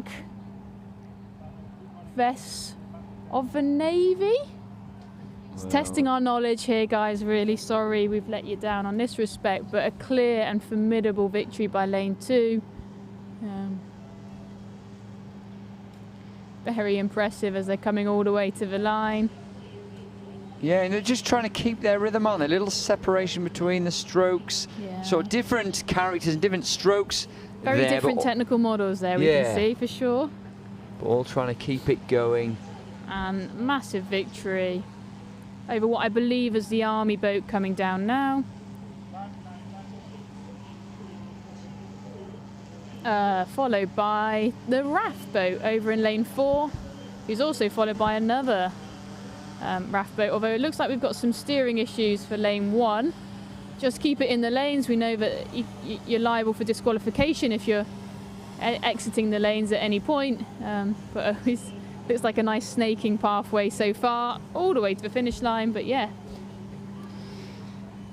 Yeah, so you should be staying in the middle of your lane, shouldn't you? The problem with some of these older K4s particularly is that, of course, it's kind of understeer, isn't it? You move the tiller bar and nothing happens for a few seconds, so you move it a bit further over and a bit further over, and then all of a sudden it happens and you nearly do a 360-degree turn. So it is quite difficult to maintain that. It's something we saw, don't really like to mention it because it was pretty awful, but in the rowing at the Olympics, and it was the men's 4, wasn't it? They got the steering all wrong, and yeah, that went really badly wrong for them. And any form of steering slows your boat down as well, so you don't really want to be steering if you can help it.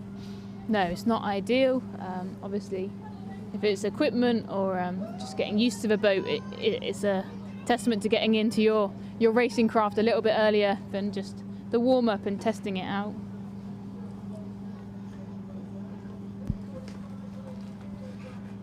Yeah, we'll give you the results of the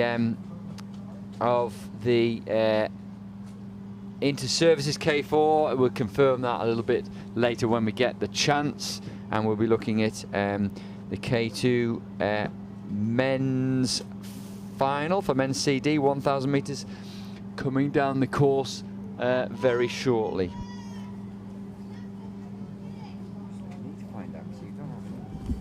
I do have.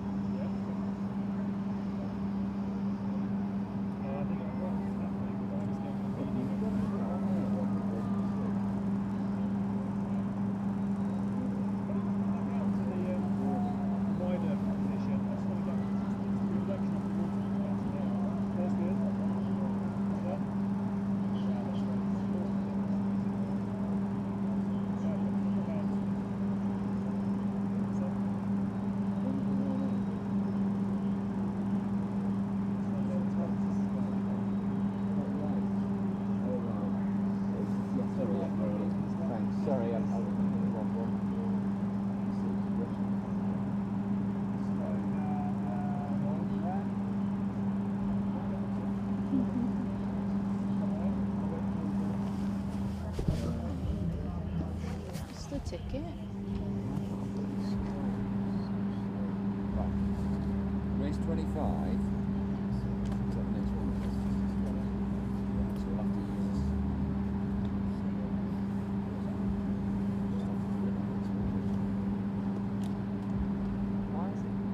Why can't you scroll down any?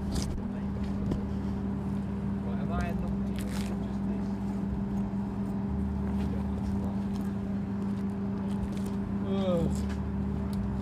Not like to use, but Is it not? Worse.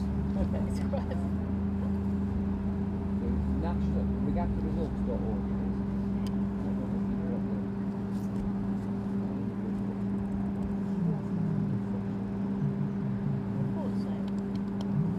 Right, what's on the water right now?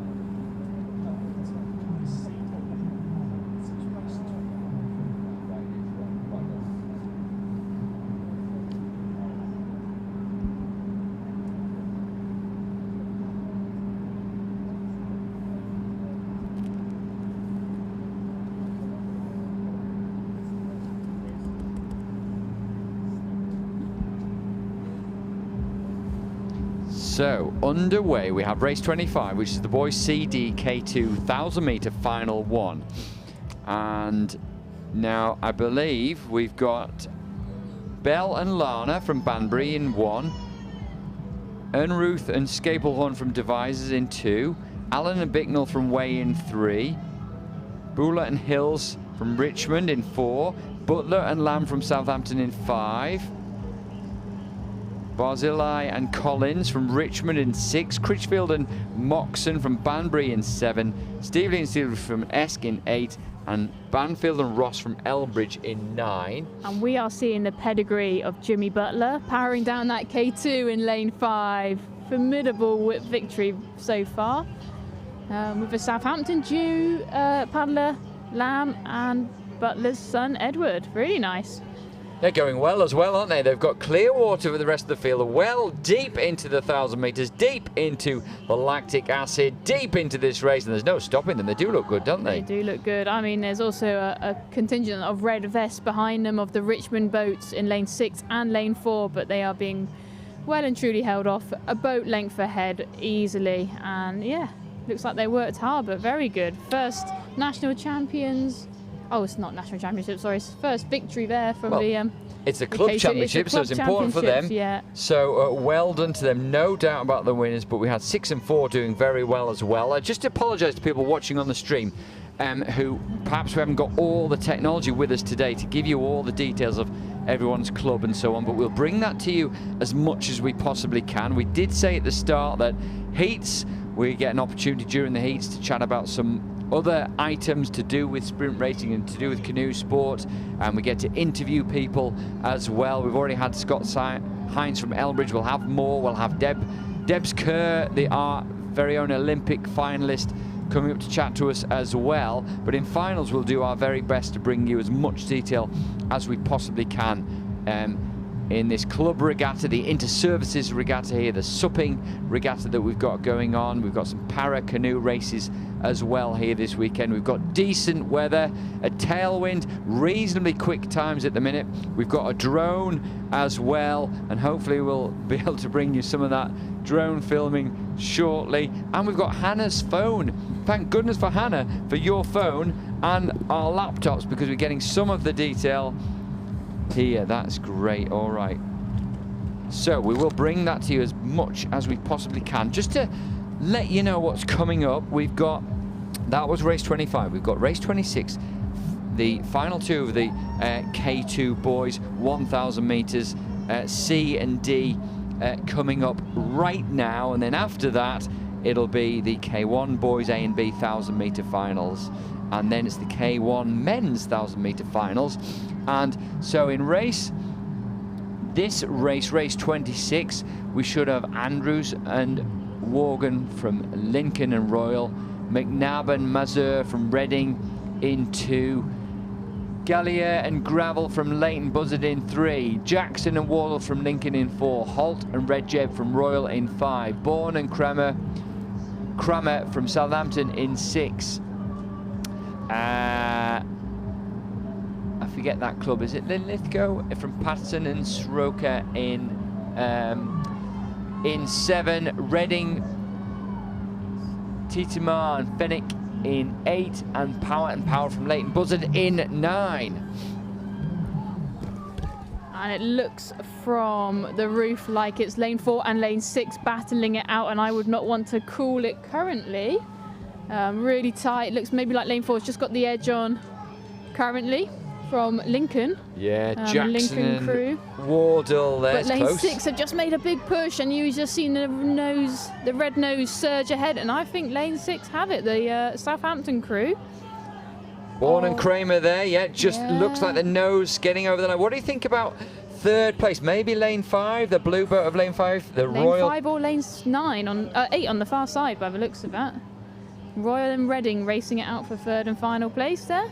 Yeah, Titimar and Fenwick there. Reading maybe just missing out on the 3rd place, but it's close there for them, isn't it? That was really close, and like a testament that we're seeing full heats and full finals for these guys. You know, quality racing across the board, not just a couple of individuals at the front of the field. So competitive racing and really promising with where our domestic scene is with these boys racing all the way. Yeah, which is great to see, isn't it? So boys A and B 1,000 metres. Well done to those K2s. We've got the K1, which will be underway very shortly. You can just about see them warming up beyond the start line on your screen now. We'll see those shortly. We're doing the best we can with our technology to find out who's where and what the results are. We'll bring you that information when we have it. I'm just looking on the results feed now, and the latest results we've got. We've just got the results from race 24 at the moment. The men's C&D K2 1,000 metre final won by Gurney and March. But we'll be getting underway very shortly, and you can see that on your screen with them lining up for race 27. So if we take you to the lineup, we've got D. Sklinar from Norwich in 1, R. Bray from Salmon Leap in 2, M. Mother from Richmond in 3, B. Smith from Salmon Leap in 4, D. O'Connor from Richmond in 5, D. Price from Way in 6, G. Popham Coverley from Falcon in 7, D. Howells from Chelmsford in 8, and from Banbury, M. Phillips in lane 9. We'll see they're underway. You can just see that on your screen. You can just about make them out in the beginning of the races of the 1,000 metres for the boys A and B, I should say, final 1. Then we'll have final 2. And then it'll be the turn of the men's K1 final. We're looking forward to seeing the likes of Lusty and Johnson fighting it out in that event very shortly. I think we're going to see some really competitive racing over the next sort of 10-20 minutes across the boys A and the men's A finals. You know what, there's going to be different tactics coming down the 1,000 metres, some with fast starts, settling into their rhythm, and those saving a little bit more gas towards the end of the race. So all to fight for. It's really important to stick to their processes and plans, but lovely conditions as we've talked about, and it almost feels like the sun is trying to come out. Said as I'm wearing 2 coats up here, but yeah, and we've got a fantastic drone shot of the field coming down currently, so really good to see the positional changes as we go down the course. They're just coming through what must be about 300 metres into the race. They'll be shortly through the halfway mark at the 500 metre mark. Yeah, so as you said, Hannah, different race plans, different ideas here, and we sort of saw from the drone shot the centre of the course, the likes of Smith, O'Connor, Price seem to be, although it's difficult to tell, but seem to be making the best of the early racing. As we look up the course, we can see lanes 3 and 4 certainly, with B. Smith from Salmon Leap in 4, M. Mother from Richmond in lane 3 seem to be leading the way down to the 500 metre mark. We could see some changes at that point though, couldn't we? Often a point where they'll pick up the stroke rate, a bit more power in the stroke, and try and look to push on as they know they're in the second half of this 1,000 metre race. Definitely looks from commentary currently that lane 3, our Richmond paddler Mike Muffer has taken that sort of edge of a lead so far as we went through the 500 metres, but again, huge amount of race left to happen. We're probably seeing a different race strategy here from the Richmond paddler, but all to play for. This is where it's really tough, this part of the race. But it's quite clearly got almost clear water above the rest of the field as he's coming through the blue buoy, which marks the 300 metres to go. Nice and in control. The rate looks reasonable. It doesn't look like it's too high or too low. He's moving the boat really nicely, really smoothly. So yeah, he is, which is good actually. Just looking at the stroke rate, as you pointed out, the 300-metre mark, which is quite a key point I always found in 1,000-metre racing. When everyone else is getting tired, he can try and pick it up again and try and blow away the competition, which is certainly what he's doing. But keeping on top of it, really driving those paddles out wide, searching for that solid lock onto the water, and no slippage going on there. And from our point of view, looks very, very good. Very nice, very in control. I was starting to see the Elmbridge paddler in lane 7 and the Way paddler lane 6 making a move as we're coming into that sort of final 100 metres of the course. Yeah, we might need to just pan out there to see some of those other paddlers, because on the far side there we can see them. Just a little bit of competition, isn't there? And a big pickup from lane 7. It seems Gabriel Popham Coverley is coming Lincoln, strong. Not from Elmbridge. My eyes clearly need testing from here, but wow, what a finish. They're closing the gap on the Richmond paddler, who's looking just like he's still got the edge above the field, but only half a boat length at this point. This is where the lactic acid is at its best, and he has held on to that victory.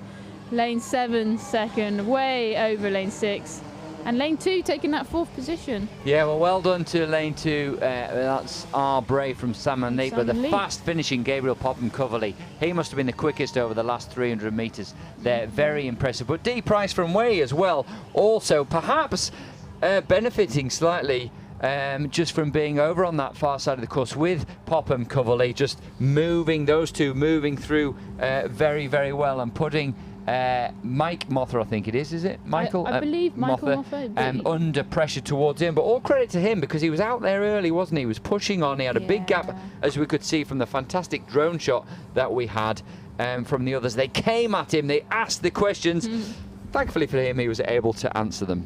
Yeah, no, that's good racing. You know, we see that early lead being challenged right at the final moments, but confidently being held off, and that ability to hold the rate, hold that lock, hold that drive, keeping the whole system moving, paid off in the end.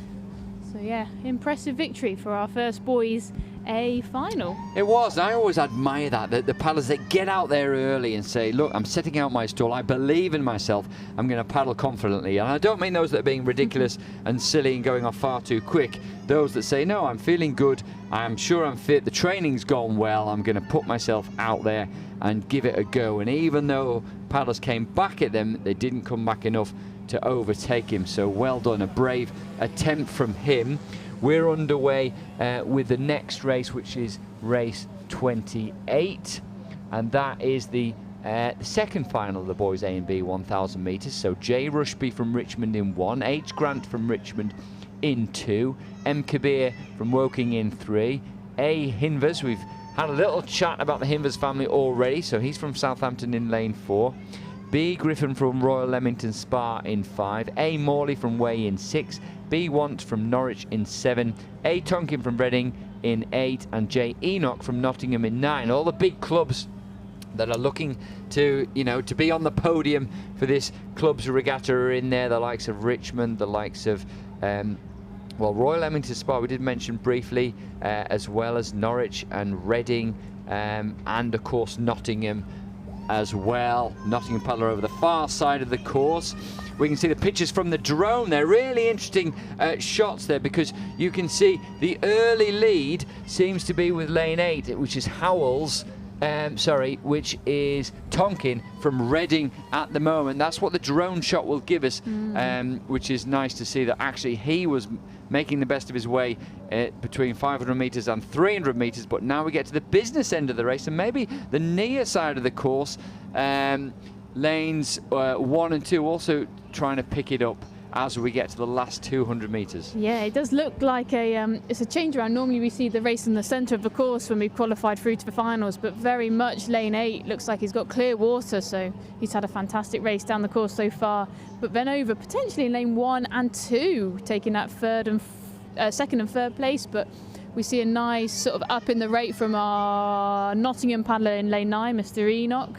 The Norwich paddler lane 7, again digging in, digging deep, but yeah, lanes 1 having a race of his own over on this side of the course, just powering it down. But I think it's going to be a hard-fought race for those second and third positions. Yeah, and an early lead from Tonkin from Reading. He seems to have maintained and held that, but actually really good technique from lane 1 as well. We can see that's Rushby from Richmond in the distinctive red vest paddling well, but also charging late. There's quite a lot going on the other side of the course in lane 7, although he's got the wrong number on, I think, on his in lane 9, his boat. yes. Yeah, he might get into a bit of trouble for that. And also lane 9 paddling very well. Lane 9 being Enoch, Mr. of course, Jay Enoch, Enoch from Nottingham. So good, strong finishes. You spotted, Hannah, from him. No, it's nothing like it when your the competitor in your lane next to you is having a corker of a race or driving on. It does sometimes give you that spur on, but it's important to stick to your race plan in that respect, because what they're doing might not necessarily benefit the whole 1,000 metres. But yeah, really good race on the far side of the course, and this near side in lane 1, again sort of taking it out of himself. Is that a Richmond paddler we have? Yeah, Jane Rushby was in lane 1, going, you know, really well, and well done to him, putting himself out there and having a really good crack at that from lane 1. And good to see also, Hannah, that conditions perhaps here, as you can see from perhaps a little bit from above from the drone shot, you can see the river over to the left as well on that shot, but conditions pretty good and certainly fair across the course, which is the important thing. Yeah, very much so. We're not seeing any crosswinds that are going to affect one side more than the other. It's looking fairly equal all the way down, and not bad at all in the fact that the wind is forecast to be fairly strong today, but clearly the direction is not affecting the lake at all.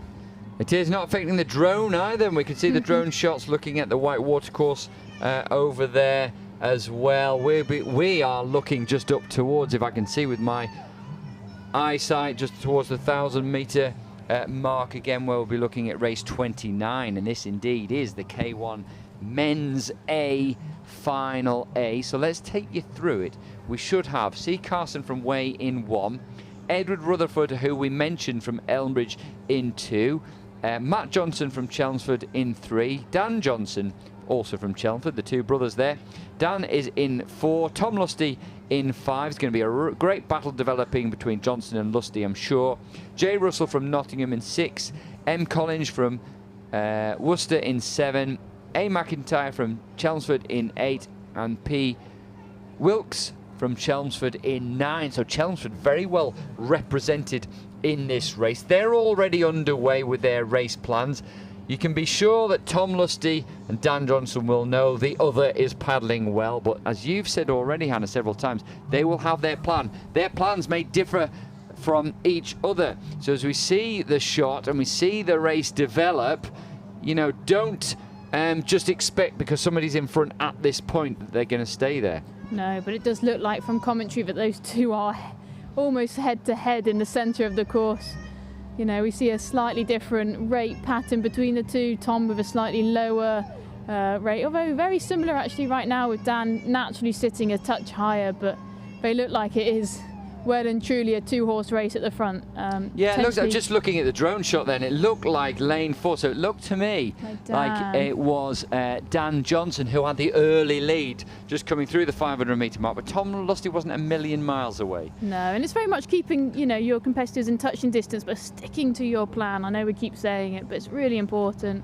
You know, everyone comes out with a different race plan, and it's, you know, vital that you don't let people around you distract you from what's best for yourself, but also, you know, sticking in, making sure that your closest competitor is in touch and distance so you can execute that increase in pace. But it does look like a formidable lead by Dan so far. Yeah, you can just see on the drone shot there, I think he's got clear water, hasn't he, over Tom Lusty, and that's ominous, and Tom's going to have to, he has picked up his rate, you can see that now as he gets to the 300 metre mark to go, but he's got a lot of work to do to get on terms with Dan. It's going to be very hard to see anybody else you know, taking this from him now, and his stroke rate's gone up, hasn't it? He's really going for it with 200 metres to go, and Tom is having a try. Yeah, Tom is having a go, but Dan's rate again is increasing as he's upping it just passing through about 200 metres. He does look like he's got clear water, a clear victory, you know, in his grasp, but it's all about holding on to it now. You know, he's worked really hard. I know he's put in a lot of miles and a lot of anaerobic work to improve this race pace delivery, but Tom is coming back. You can see the nose of his boat surging, but I think Dan has a comfortable lead, but you know, we'll wait and see. A lot can happen in these final 100 metres. We're starting to see the boat rock from side to side with Dan as he's holding on to that pace, keeping the rate, locking down, locking in. Lusty's definitely got a bit more of a smoother technique, and he is coming back inch by inch, but I think he's left it just a touch too late as we have the final 10 metres for Dan, and he's there. First place for Dan, second place for Tom, and third place for Matthew Johnson, Dan's brother. And a close fought race between Alex McIntyre and James Russell, taking it 4th and 5th in that order. Yeah, and a good finish from Matt Johnson there, actually, wasn't it? Wasn't too far away. And I mean, what an impressive race between these two masters of the 1,000 metres, really. You know, Dan Johnson, Tom Lusty. Dan Johnson was picking up, digging deeper and deeper and deeper. Tom Lusty kept pushing and pushing and pushing, stroke rate through the roof for both of them. But Dan would not give it up. He held on to it. You could see that was hurting at that point, but it's keeping the boat running as smoothly as possible. We're definitely seeing a little bit of side-to-side movement. That's going to mean there's a little bit less forward directional movement, but hell, he had built that formidable lead by that point, and all he had to do was hold on to it. Yeah, and interesting that a large cheer went up when Edward Rutherford just crossed the line a couple of seconds ago there. So nice for him to be in a major final, but also, you know, it just shows you the quality of the likes of Dan Johnson and his brother Matt and Tom Lusty really pulling away towards the end there. Interesting one with the rocking the boat, isn't it, Hannah? That you know, if you watch some of the women paddlers that we saw, Danuta Kozak, I was thinking of at the Olympics. Yes. She rocks and rolls that boat something rotten, doesn't she? And throws her weight around, but is kind of part of the plan. So she, you know, that's the way she paddles. And you will see some rocking of the boat because they're driving their feet down, their legs down with every paddle stroke as well. So I guess it's just managing that and trying to put as much energy into making the boat go forwards as possible. Yeah, very much. I think, you know, it's hugely about generating that leg drive, that hip movement through that torso rotation. So there'll be an element of movement for sure within the boat. It's about controlling it, offsetting it, making sure the boat is running as flat and smooth as possible in the ideal world. But everyone's got individual models. I know Dan's worked hard on his. Danuta Kozak is well known for her slightly less than her style. Smooth, her style, yeah. There you go. It may be not one that you would advise to people learning, but it really works for her. You know, she is a formidable athlete. Maybe not taking the K1 accolade that she would have dearly wanted at this past Olympic Games, but she is one that has been at the top of her field for years and years and years. So no, and that, you know, let me ask you the question. So is that what you're trying to do? Are you trying to run a perfectly flat boat, or are you gonna, you know, see it a little bit broader than that? That there's so much going on there. There's going to be some rocking and rolling, but if you're using your body weight and your strength in order to make that boat go quick, even if there's some throwing your weight around a little bit. I think it's definitely a fine balance. You know, if you were teaching it to individuals, I'd definitely go for that smooth running. You know, it's way more efficient, way more stable, and way more likely that you're connecting everything you want. That rocking and rolling could be leaving a lot to chance if you miss a stroke crab or catch an unfortunate bit of water. So you're a bit vulnerable and potentially wasting a little of energy. But it's the $1 million question, really, isn't it? I guess. What works for you, what you've developed, how much strength are you putting in the stroke, how much drive are you creating from your legs and your hips. It's very unique and very individual. It is, and unique and individual in this one, of course, is Lizzie Broughton in lane 2. And apologies, folks, I didn't mention her. She's in the red vest of lane 2, really putting a burn in towards the end of this, which is the B final. Now, lane 4, it looks to me, at the moment is going to win this. Now that's T-Sharp from Richmond, but his teammate Lizzie Broughton over in lane 2 is putting a mighty effort down here. I know, we might see that 4:01 marker fall again. She's driving all the way to the line. She's not letting go. This is an awesome way to practice for her 1,000-metre World Championship race next weekend, or the following weekend, sorry, at the World Championships. But wow, That was a fast finish from all the guys across the field, but you know, especially Lizzie there. Really, really impressive. Yeah, and we'll look out for that time. Yeah, well done to her. We'll keep an eye on the times. We haven't got the times yet, but T Sharp from Richmond did very, very well, and also lane 6 as well, right up there. And another Chelmsford paddler. Yeah, so we're seeing a lot of Richmond, aren't we? Seeing a lot of Chelmsford do so well. And as we say, we'll bring you those results as soon as we can. At the moment, we've got results of boys A and B, which is their 1,000 metre K1 final. M. Moth in the time of 3:54. That's the latest results that we've got, but we'll bring you the rest of them as soon as we can. It's probably a bit of a testament to the clubs producing and you know, supporting big groups of guys and girls. You know, that's quite a formidable event to be having several paddlers from Richmond, Chelmsford up at the front end. So yeah, really, really good, really impressive from those individuals. So that was race 30. So that's the men's B final 1 that we saw, with Lizzie Broughton in as well. And now we've got men's B final 2, which is race 31. So we'll just bring you that now. So Skippings from Chelmsford in 1, Thorogood from Elbridge in 2, Jones from Devizes in 3, Siliki from Scottish Performance in 4, Martin from Way in 5, Mongan from Lincoln in 6, Plant from Reading in 7, Pickering from Leighton Buzzard in 8, and Brooks from Worcester over in 9.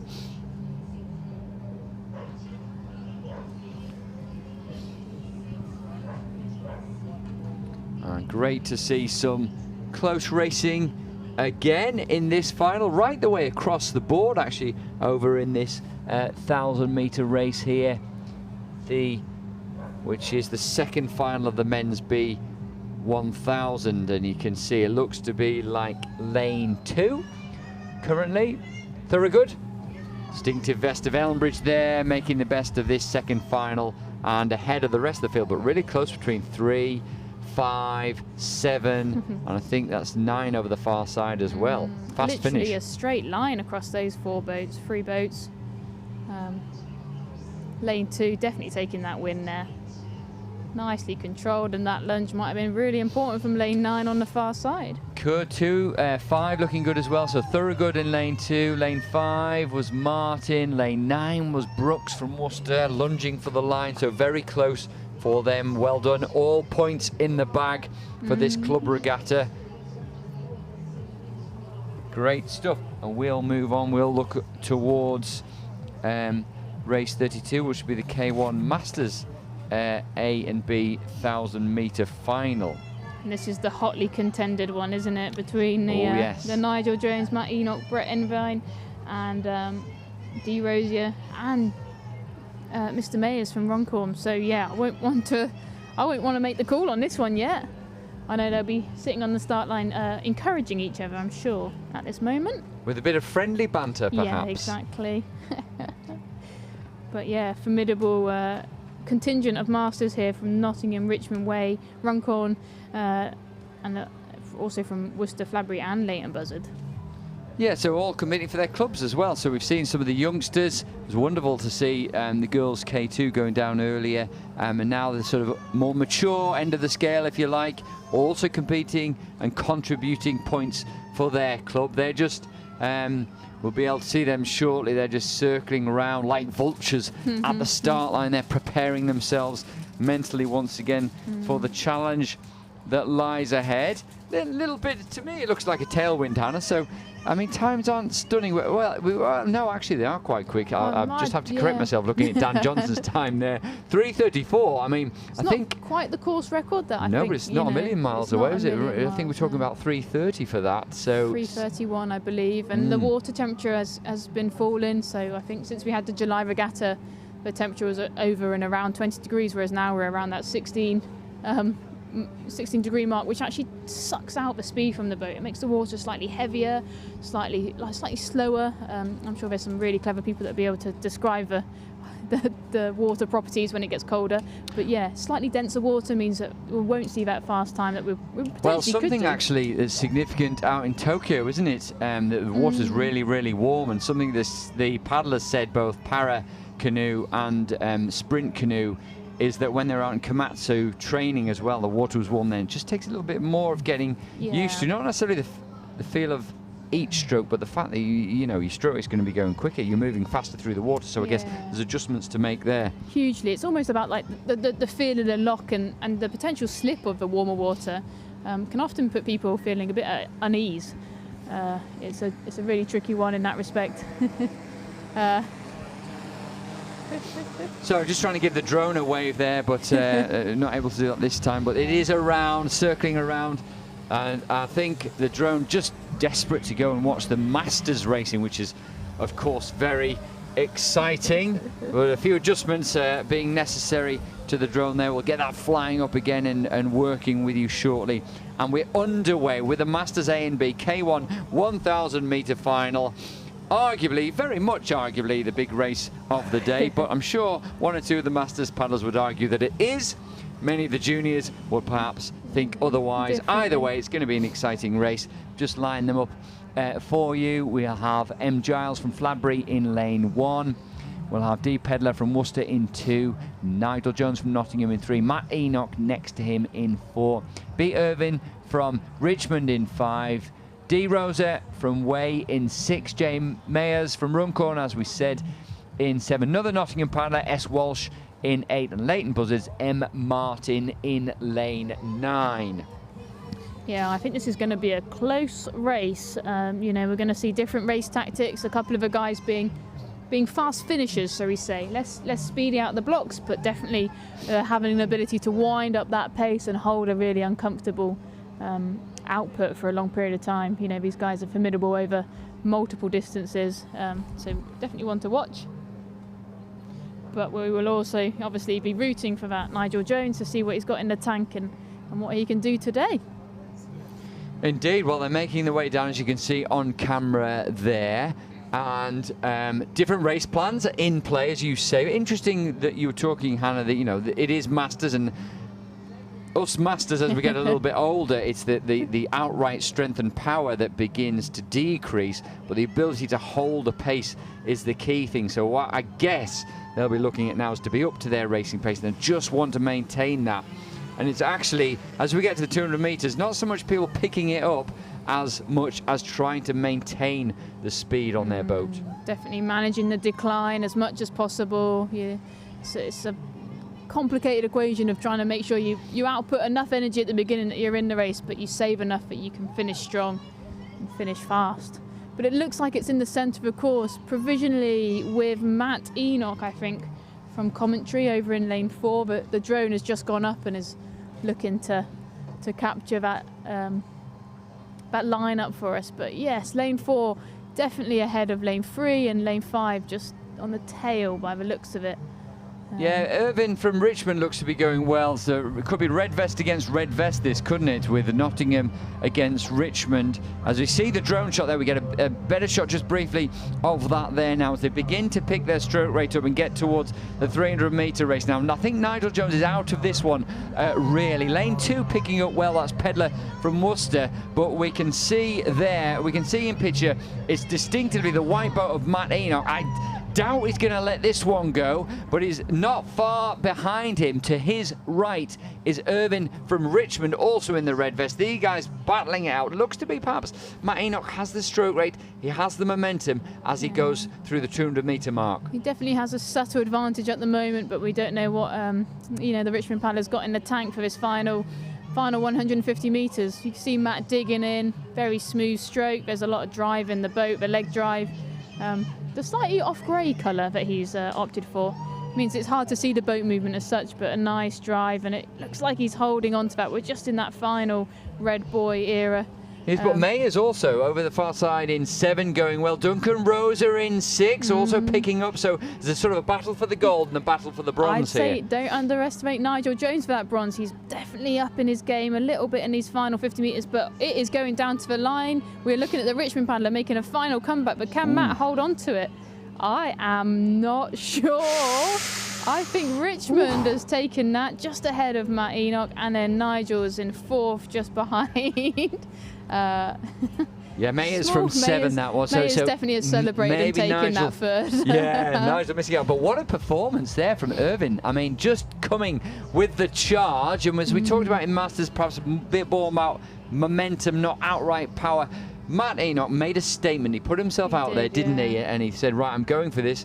I know I'm in good shape. I'm in good form. And as I've said, I always respect and admire that. But just perhaps keeping a little bit of powder dry was Irvin, and Enoch doing a bit too much. So Enoch looked like, from commentary from here, in 2nd place, and Irvin in 1st. And it looked like, Mr. Enoch led 999.5 metres of that race. So I think just that final important part of the race is where the positions are decided. So vital to keep racing and fighting all the way to that line. Yeah, so important, isn't it? And sometimes that's what it comes down to, just the fight you have at the end of the race. And now we go from singles to doubles, from K1 to K2, and we're looking at the Masters C&D K2 1,000-metre final. So we've got Sklinar and Want from Norwich in 1, Franklin and Smith from Reading in 2, Batchel and McIntyre from Way, Batchel from McIntyre and McIntyre from Way in 3, Garner and Shannon from Richmond in 4, Villarreal and Brooks, there's Ealing and Gailey there, Gadd and Pemble in 6 from Addlestone, Blatchley and Bull from Nottingham in 7, Clifford and Heyman Joyce from Way in 8, and Ball and Bell from Devizes in 9. So some good racing going on here. Lane 2 looking really strong at the moment. That, Hannah, is the crew from Reading, Franklin and Smith. Yeah, they've definitely got quite a lead. I definitely see like there's some fatigue in that boat, but they have a formidable lead just ahead of the Gailey crew over in lane 5, and massively ahead of the rest of the field for the others. Racing for positions 3, 4, 5, 6 and 7 and 8. Yeah, so 2 and 5, look at that, it's closer. 5 really putting him under the pressure, just like the previous race. But this time the leaders look to just perhaps get away with it there, paddling right the way through the line. The crew from lane 2, so a great effort from Franklin and Smith, holding off, we think they were holding off, the mixture of Gailey and Ely, Brooks and Villarreal in lane 5. No, very impressive racing here. We're just seeing a snapshot of the 1,000 metres currently at this end of the course, but the race is clearly being won by their commitment in the first half. Yeah, and actually most of these races we've seen that be the case. Those that have committed early, Dan Johnson did it in the big final of the men's AK1000, have held on. Just with the Masters, Matt Enoch was just put under that little bit of pressure by Irvin and wasn't able to hold on to it. But most of the races we've seen have been those that have gone out fairly early and set out their stall, and they have held on to it. And inter-services will be next, which is the K2 inter-services for the men over 1,000 metres. It's their final that should be coming up. Race 35. Looks like we're not going to have it though. Just checking up there, it is K2s. So I think this may well be. We're just looking at the information we've got on our computer here. This definitely looks like the women. It isn't the inter-services. They're not having the K2. That's been scratched, and it should be the K2 girls C and D 1,000 metres, which, if it is, we'll take you through. That should be Coven Parkinson from Richmond in 1. This one.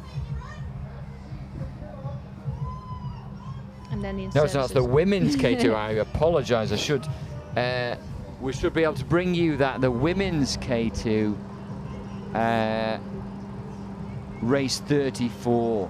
So it's Aspel and Stevens, it's Dixon and Jackson, Barrel and Oxterby, Walker and De Bruyne, O'Connell on Von Maltan, Trotter and Williams, Avery and Faltrick, Drummond and Hutchinson, and Hill and Wyatt. And we can see there, difficult to see, Hannah, but perhaps lane 4. Whoa. Lane 4 just leading the way at the moment, but being stalked closely by that crew from Trotter Elmbridge in lane and 6, Williams, Trotter and Williams. yeah. Lane 4 is the Norwich crew of Walker and De Bruyne. You know, the Elmbridge crew are bringing out some big names, Catherine Trotter and Katie Williams, formidable junior athletes, and into under 23 season. And it looks like they're just going to hang on and claim the win for Elmbridge here.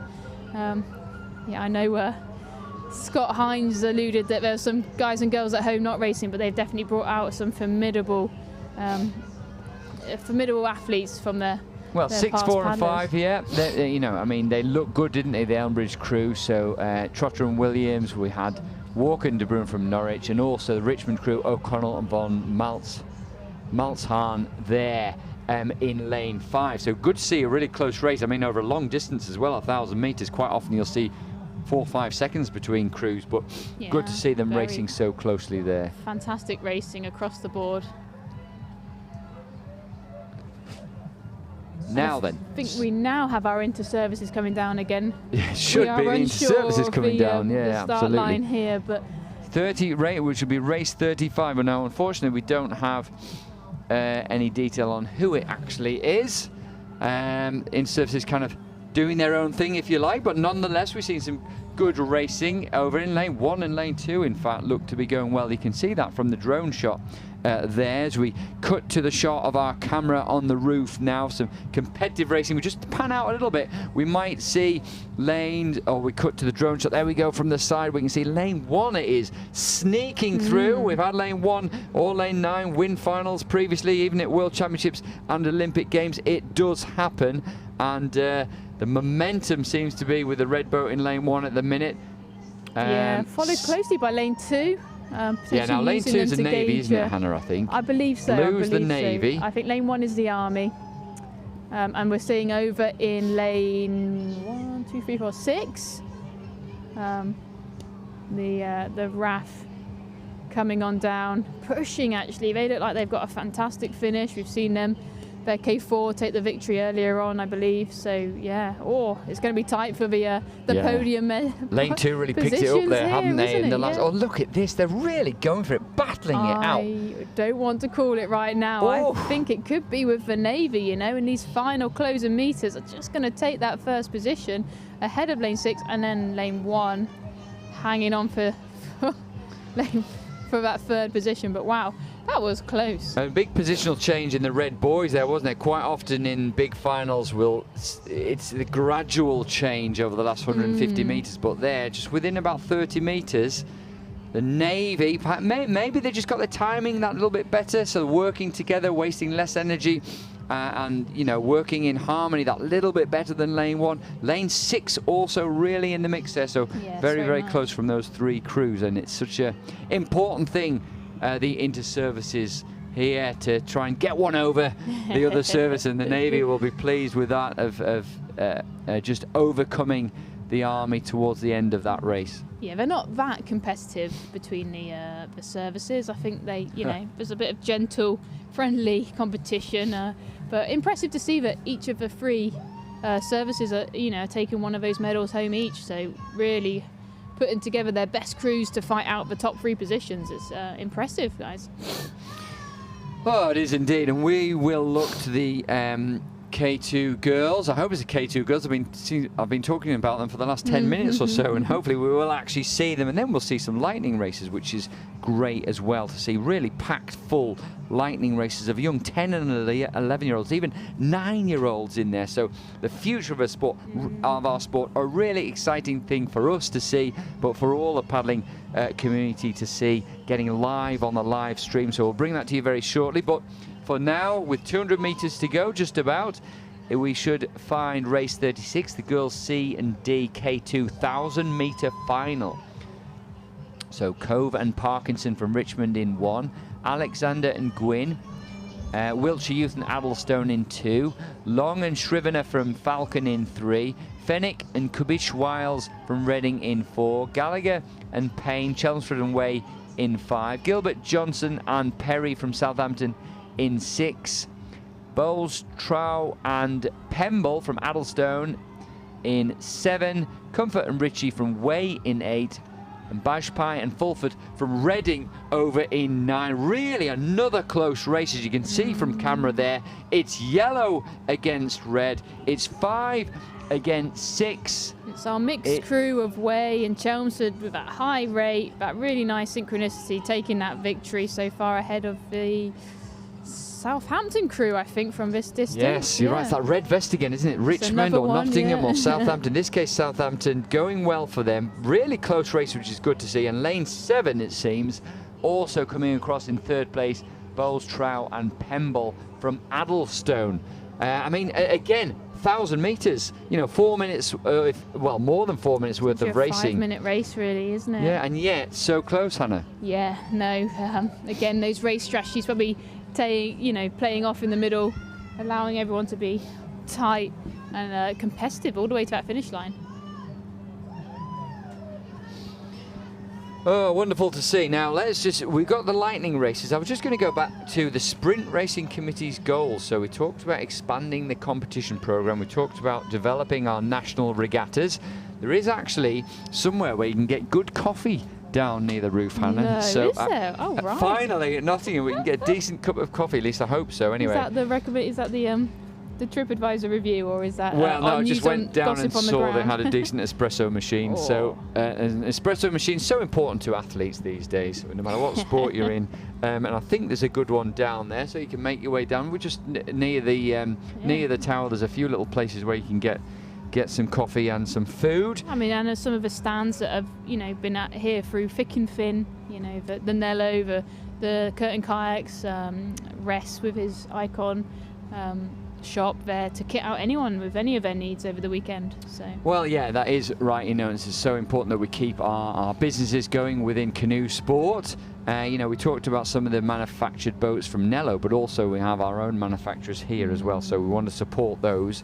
Sprint Racing Committee also want to develop volunteers. Now, apart from the huge salaries that we gain from doing this commentary, Hannah, I know, the bonuses are well worth it. Most people are volunteers, and of course we are volunteers, and many people are here, whether it's the officials, whether it's the people driving the boats or weighing the boats or helping organise all the timing things. And timing, the paperwork photo inside, finish, I think. results, first aid, races, sorting out, bringing the team leaders to the tower and telling them that somebody hasn't paid and needs to, and so on. And of course, as you say, the first aiders setting everything up last night and this morning as well. But it's not, it's across the board for the volunteers. And we want to develop some workshops for those, but also for the coaches as well. And of course, some of our coaches are paid, some of them are volunteers, all I would say is the paid coaches do well beyond their remit for their pay as well. So we want to develop all those coaches. They're all one, they all want to develop the athletes. So the Sprint Racing Committee want to support that. But also they want to engage better with the community, which is why we're here really, which is why I've got it on this stream. Thanks to Hexcam with the drone. Thanks to Media Pack up here on the roof, and thanks to you folks for watching and for giving us the feedback, which we try and use to develop what we're providing. So do feedback to us and we'll do the best we can to improve that, to develop what we do on social media as well, develop websites and engage our community, which by the way, we will be looking for people to join our community when it comes to streaming. And if you're used to or have some experience operating a camera, we'd really like to hear from you. Come up to the finish tower, perhaps chat to one of the officials, chat to myself or Hannah about that, because we're looking for a camera operative. If you're interested in drone flying as well and you've got a bit of experience and a license, you might want to come and chat to us about, and Roger from Media Pack about that as well. So we want to develop our capabilities to produce and improve our live streaming. And in with that also comes another goal of the Sprint Racing Committee, which is financial security and sustainability. So we're looking for ways in which we can pay for all the things we do, which that might be through advertising, through sponsorship. So we are looking for sponsors. If people want to advertise the businesses that they have, we can do it through our live stream as well. So, and across all the board, all sports are actually looking to become more financial financially sustainable. There's a huge amount of money that comes through national lottery funding, through the government, through UK Sport, into sports, but sports need to become more financially sustainable themselves. We want to support that. And finally, we want to develop paddlers. That's what it's all about, after all. We want to do some trips. We want to go abroad or a trip to another part of the country and take paddlers there, take boats for them, run some talent days, some skill days where we can have some expert coaching from the likes of you, Hannah, and one or two others on the basics of technique, on forward paddling, on you know, what are the key things that young paddlers need to be developing. And talking of young paddlers, of course, we've got these lightning paddlers coming now. It's over 500 metres. If we line up the first race, we should have William Bowles-Trow, who's the 11 years old from Addlestone in lane 1. Tom Patterson, the 12-year-old from Linlithgow in 2. Joshie Allen, who's 10 from Way in 3. Hannah Tristram, the 12-year-old from Royal Leamington Spa in 4. Jack Wade in lane 5 is 9 years old. He's from Reading. Ethan Boyce is a very mature 12 in lane 6 from Leighton Buzzard. Emily Herbert is also 12 from Chelmsford. Connie O'Hare, the 9-year-old again from Devizes in 8. And Riley Wilford is 10 years old from Chelmsford. So wonderful to see they're already underway with their racing now. And I mean, an amazing achievement to be on that start line, to be in a lightning and to be racing at around 10 years old. Yeah, it's also one of those amazing opportunities that the national regattas offer, you know, 9, 10, 12, 11-year-olds coming and racing on the same lake, the same sort of race effectively as a group of Olympians, you know, international medalists and guys and girls at the top of their game. It's such an inspirational platform for both ends of the spectrum, really. Yeah, I mean, where else, what other sports can you do that? You'd be racing on the same bit of water where Katie Reid, who went to the Olympics in Tokyo, was just paddling down. We'll see Debs Kerr, you know, Olympic finalist, paddling on here. We've had junior world champions here and abouts as well, and then here they are, 10, 11, 12, 9, 10, 11, 12 years old, racing, doing a really good job of their racing, as you can see in picture now in this first heat. Yeah, how exciting is that for them? Just wonderful, isn't it? And they're paddling well. Yeah, no, but I mean, it's one of these places that you look around and see who and how everyone else is paddling, and it's one of those massively inspirational moments, but it's also potentially one of their first ever races, I guess. Especially one of their first ever. Yeah, I'm going to put it out there. It probably is their first national regatta, given the ages we're seeing and the lack of racing over the past 2 years. So, yeah, welcome to Nottingham. It is normally this grey, and yeah, well done. Yeah, 500 metres is a long old distance. Well, it is, isn't it? I was thinking. It is a long way when you're 9 years old. Yeah. Tom Patterson, I'm just going to say, in lane 2, the 12-year-old with the white bladed paddles, a good fashionable choice from him. He's perhaps leading the way from lane 4, which should be Hannah Tristram, the 12-year-old from Royal Leamington Spa, but it's pretty close at the minute, which is really encouraging to see. Yeah, I think it's lovely that we, you know, boys and girls racing on an even platform at this young age. You know, that's just where you create these friendships and connections across genders, sports, ages, clubs. Yeah, you know, racing down a long way, but then you get to reflect and learn from what everyone else has done around you. But we are seeing some great techniques and seeing some long arms, some short arms, some high rates, some low rates. But yeah, really good for these guys to get out and race all the way down. But lane 2, definitely. And what is really promising to see is the amount of leg driver movement that we're getting there. Yeah, we talked about that boat rocking movement a little bit from the Dan Johnson style, and we're definitely seeing that in lane 2 compared with a slightly smoother platform over in lane 4, but both are at the front of the field. So yeah, it's good to see, isn't it? And actually lane 2 there is really, each paddle stroke is having an effect. You can see the boat push on and move through every single stroke. Good grip on the water, excuse me, from lane 2. So that's Tom Patterson. Well done to him. Lane 4 coming over now, Hannah Tristram. Over the far side of the course, we've got lane 9. Now that's it's Cardiff, isn't it? That's the Cardiff. Riley Vivid Best of Wilford from Cardiff, Cardiff. I think I said Chelmsford. Apologies, Riley, for that. The 10-year-old over the far side of the course. Great result from him. But look at all the paddlers coming down now. They're all reasonably close to each other. We've got just coming over the finish line will be lane 6. Now, just a nice long stroke from him. A pause between each stroke. Just over the line now. That is Ethan Boyce, the 12-year-old from Leighton Buzzard. So a really good paddle for him.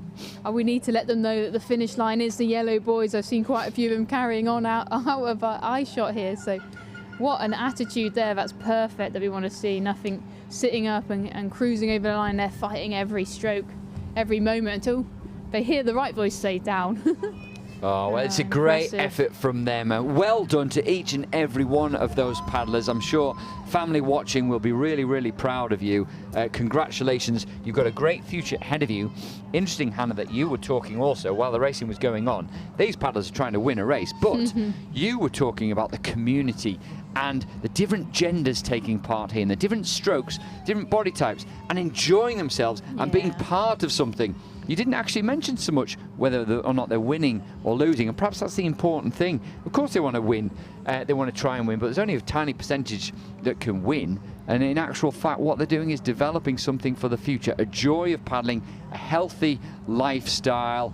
You know, they know they're doing something they and their family can be proud of. And maybe they'll take it further. Maybe they'll become Olympic champion. Maybe they'll just be someone who enjoys kayaking. We don't really care. We just want them to develop and to enjoy themselves, to be fit and healthy. And obviously, hopefully stay in the sport. We do care about that. But, you know, what a fantastic vision just down on the finish landing stage. I believe it's Attila Herbert congratulating his daughter, who was he's done so much, though, yeah. hasn't he? And we've mentioned him already, haven't we, as a coach? So yes, of course, his daughter paddling, but he's developed so much of that club, hasn't he? So many paddlers, I should say. Across the board, you know, we're going to see his Paracanoe athletes come down later on today. So yeah, really exciting. But what an inspiration to see your kids racing down. Hey, I can only imagine. Yeah, at that young age, it's wonderful.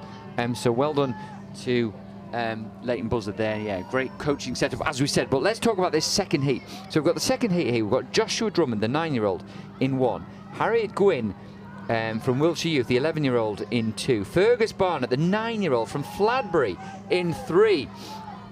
We've got in lane 4, Ewan Bates, 11 years old, from Leighton Buzzard. Once again, he's paddling really well at the moment. Marshall Davey in 5, the 10-year-old.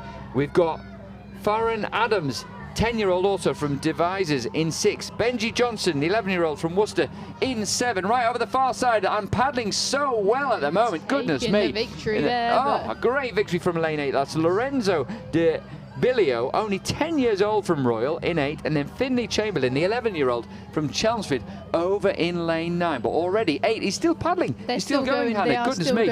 I think you're right about that. we need to tell them about the yellow boys. And we don't mean people, folks. We mean those little round things that are bobbing up and down on the water. Yes. Yellow boys. Well, what's good is they're not trying to lunge for the line and end up finishing too early, are they? No, they're really paddling all the way through. And well, they're making 500 look like a breeze, really, aren't they? Well, I think they need to step up to that 1,000 metres soon, folks. Well done. 5 and 7 coming over the line there. Davey and Johnston, all pretty close to the front of that race as well. They're all circling around beautifully now, anti-clockwise, to come to the pontoon and receive their congratulations down on the pontoon from their coaches and family.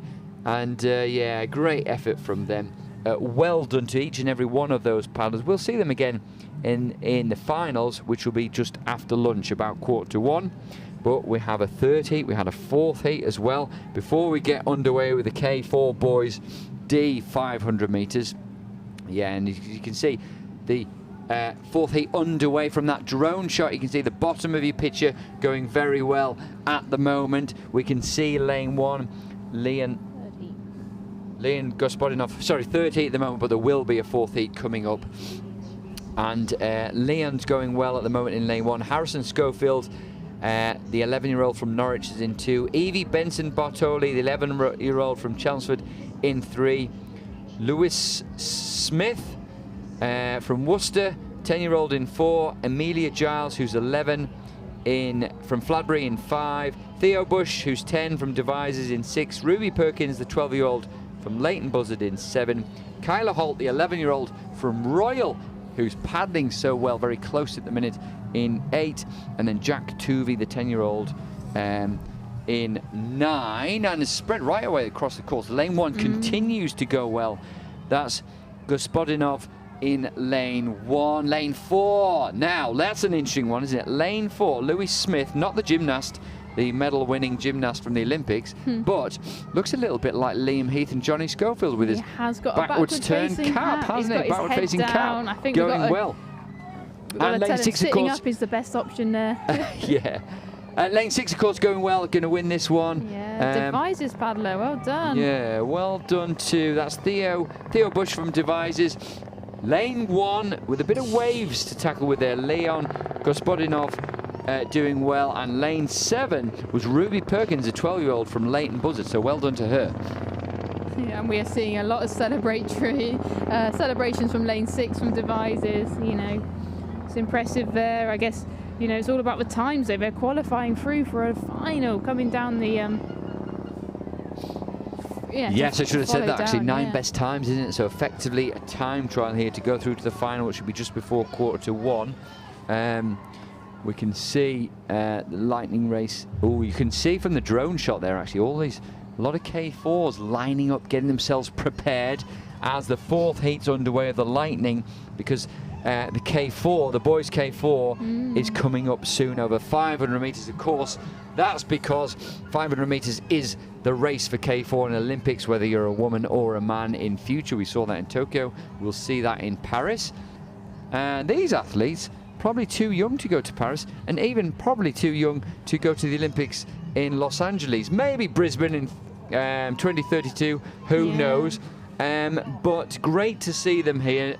We should have now then just a little bit of a mix-up here, because I can see somebody. I'm just checking my line up here. There shouldn't be anyone in lane 1, but I think there is somebody in lane 1. Now I've got written here Rebecca Perrin from Chelmsford should be in lane 2. Maybe she's in lane 1. It's difficult to say. She's very close to the boy line, as she could have well started in lane 2 and then opted for lane 1, maybe potentially, but. And that's okay, isn't it? Yeah. And then we've got Ethan Duncan, the 12-year-old from Leighton Buzzard, in 3. Noah Nobbs, the 9-year-old from Norwich, in 4. Lottie Myers, who's 12, from Runcorn, Mayers I should say, in 5. Noah Arian, who's 10, from Falcon, in 6. Bella Keane from Richmond in 7. Libby Harris, the 9-year-old, again from Cardiff, in 8. And Alfie Scaplehorn, 11 years old, from Devizes in 9. Looks to be like lane 3 going well. Yeah. Ethan Duncan, the 12-year-old, again from Leighton Buzzard. So Leighton Buzzard got a good lightning team here. I was going to say, it's great to see the contingency of young paddlers at these clubs. You know, the lightning races speak volumes for the sheer numbers on the ground, but we've actually got lane 8 on top of this lane 1 paddler, so we'll have to wait and see who exactly that one is. But she's come over in 3rd position, just behind of lane 7 on the far side, and ahead of lane 6 and 4. But really well done there, guys. Yeah, some more great racing. We'll see those again a little bit around about 1:15, just before that, for their final. And I'm gonna have to run. Is that right? So we'll see it. So Hannah, you're going to go and get me a coffee. Was that right? That was something along those lines. No, was that a frappuccino, skinny latte? That's the one, exactly. Skinny dry latte would do just fine. You've got your races coming up shortly, haven't you? In the para men, which will be the kayak, won't it? So we've got the para men's and the para women's kayak, KL2 for the men, and KL2 and 3 for the men, and KL3 for the women. Yeah, and a couple of the individuals racing in the open women's later on. So I've got a couple of names to just make sure I get them on the right line. On the right start line, sorry, the right lane number. Well, all the best. Really appreciate you coming up. Thank you for the commentary. Come and tell us and let us know how they've got on, won't you? Well, I'll hopefully be up to commentate on their races. That's my aim. Brilliant. So I'll be back soon. Thank you. Good luck. Thank you, Hannah. Good stuff. Right. So we've got some K4s lining up, and that is the boys D 500 meters K4s. We'll have we've got the 9 best times will go through. So we've got 2 heats in that before we go to girls A and B 500 meter K2 finals. So K4s first of all. K4s are the Junior Worlds, which in Montemor in Portugal, they'll be all on Sunday, so we'll have to wait a little while for those.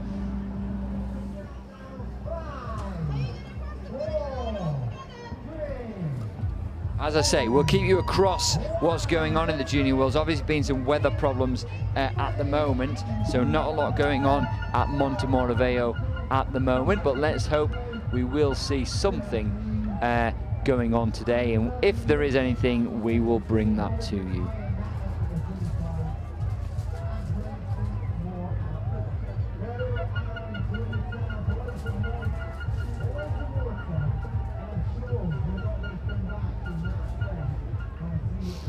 Just as I mentioned that, there are some races going on in Montemor actually. They've postponed some, but some are underway, because I'm just looking at the C1 Junior Women 500 metres. No British interest in that one, sadly, but the race did go ahead, which is good to see. So hopefully we'll see some more racing. Looks like pretty quick times, because women's under 23 K1 500 went down in well under 2 minutes.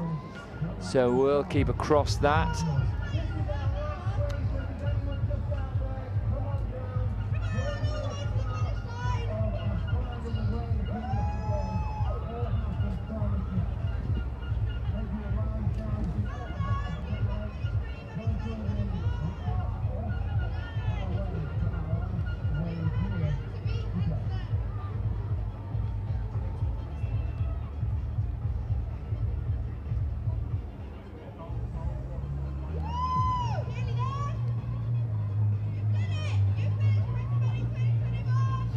So just bringing you up to speed on the junior and under 23 worlds. A number of races have taken place. No British competitors in those, but we will have Emma Russell. We're very much hopeful of local time there, 11:53, their race due to take place.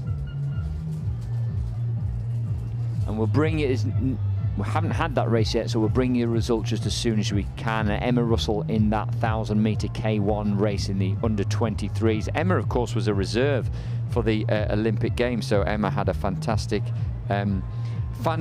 season in 2021. I'm sure we're going to see a lot more of Emma in the future.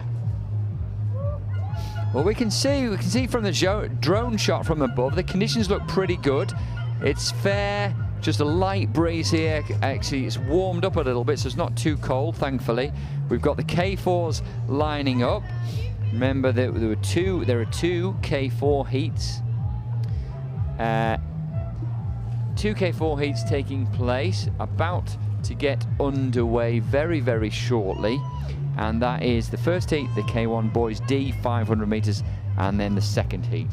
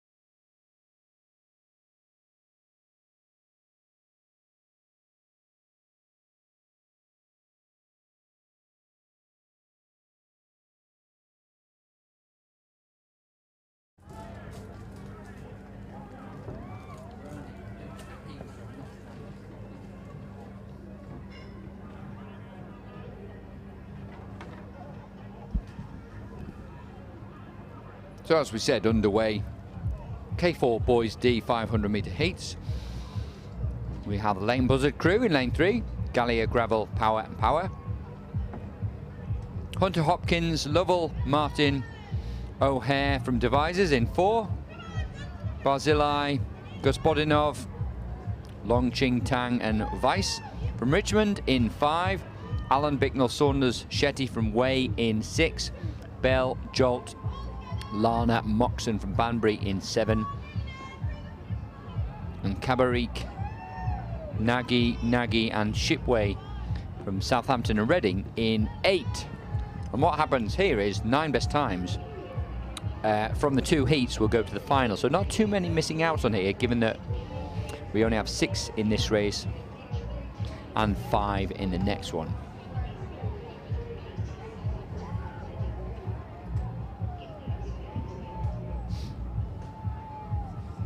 So 2 sides of the course going well. You can see yellow vests there.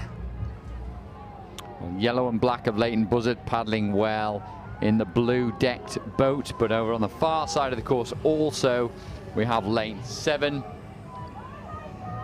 Yeah, they're paddling well at the moment. Just see if their timing's right. They're certainly keeping their stroke long, and that's really told for them.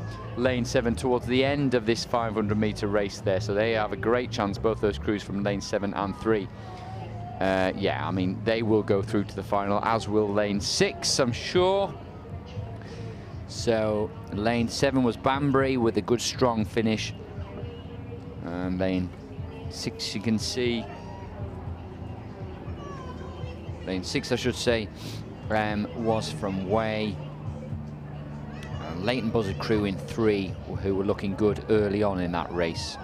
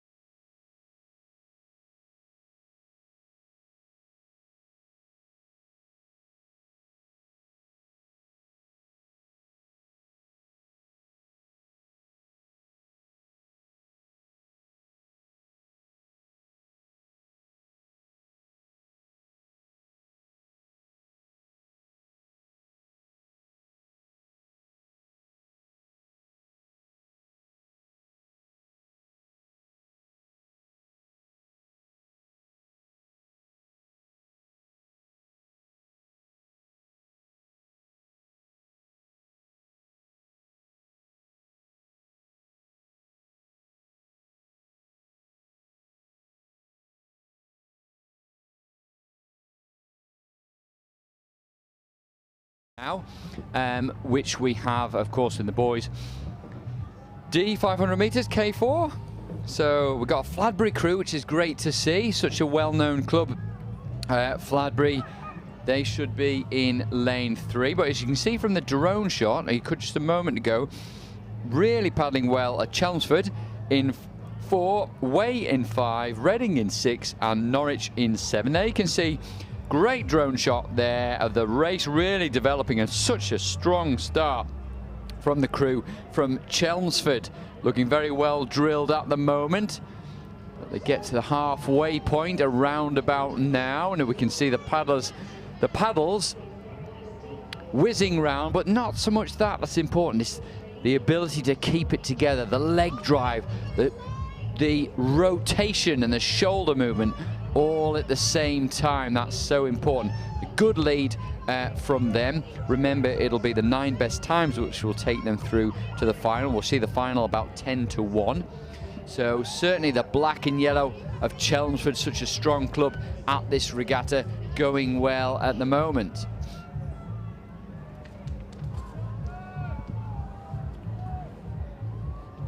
And crew boats for these youngsters so important, given that a lot of work's being done just the higher end of the juniors on crew boats, on K2s, on K4s. And this crew in this K4 from Chelmsford looking good. The timing is looking good. The drive happening at the same time. And congratulations to them going through. I'm sure we'll see them in the final a little bit later. They'll have some stiff competition, I'm sure, in the final. But Fuller, Irvin, O'Halloran and Williamson from Chelmsford there, no doubt about winning that one. Head of lane 6, Tinder, McNabb, Mazur and Wright from Reading. Well done. And we just see here now, we can see the crew there in lane 3 from Fladbury, the youngsters in Boys D, just coming over the line as we speak now. So well done to them, and great to see Fladbury involved as well, with such a club with a great tradition.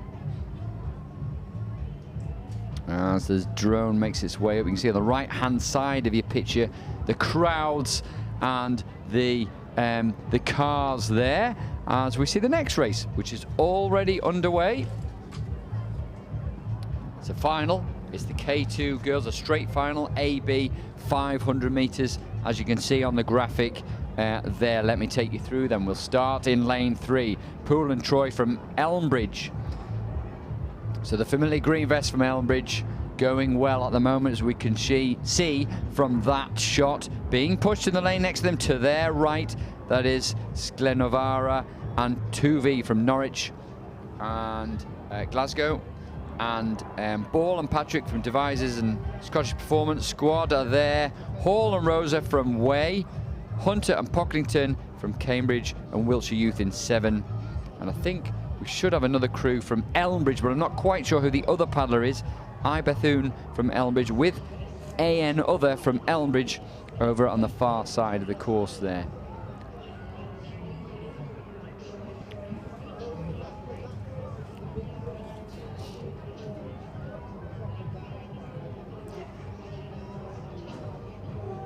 So great shots again from the drone there. We can see the high stroke rate, a familiar high stroke rate. Remember Greta Rosa, we've seen her with such a high stroke rate previously in the K1s this year, having a great year. What's the amazing thing about these two, of course, is that they're keeping the timing together, being backed up all the way. You can see really high knees in their boat there, driving the legs as well. The camera pans out and we can see they're a long way ahead of the rest of the field. Well done to them. This is the final, remember, so a great win for them. Second place over on the far side of the course goes to lane 8. And then it looked to be like lane 3. So Elmbridge there over in lane 8, and lane 3 was Poole and Troy, also from Elmbridge. So lots of points there for Elmbridge. Well done to those girls in the A and B 500 meter final. And then we'll have paddle ability, and we'll have the first opportunity for the canoes of the women's and the men's 500 canoe race before the K4 men 500.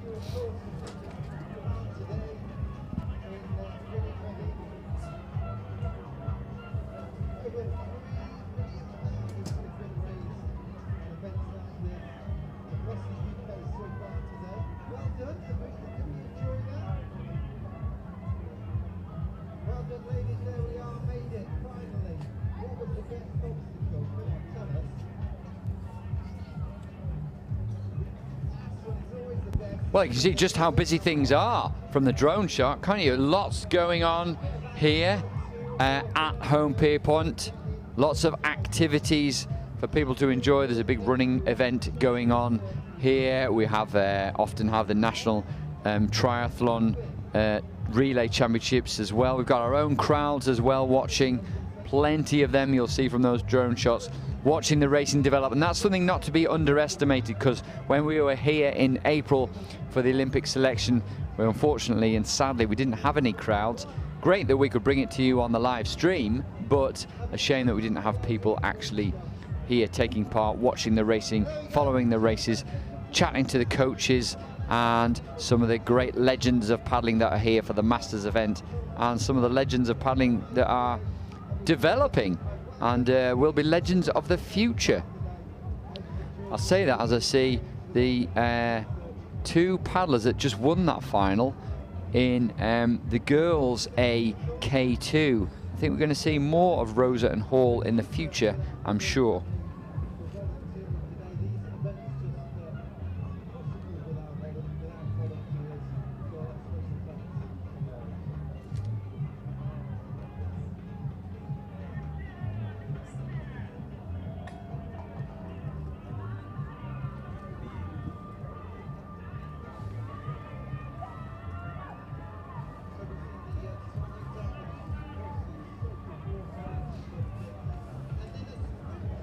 So paddleability 500-meter race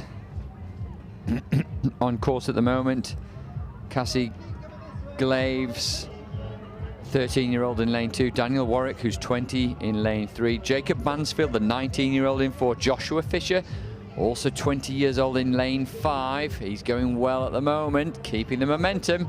Straight as a die down the middle of his lane. Well done to you, Joshua. Jacob Haig, the 18-year-old in lane 6 in the red boat, is going to probably take that second place ahead of lane 4, which is Jacob Mansfield.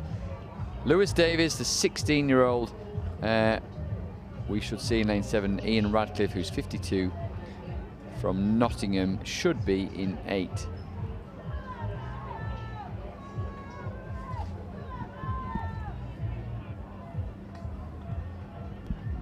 Cassie Glaves, Daniel Warwick, just coming over the line, lanes 2 and 3 now. We'll look forward to this C1, so the first opportunity to see the canoes, and that will be canoe AD female, which is great to see 8 paddlers in that, and also then following that the canoe A to D men's 500, where we'll also should hopefully see 8 paddlers in that, although I'm not sure everyone's lined up for those. And then we'll have the K4s, the heats of the men's AB 500-meter K4s as well to look forward to.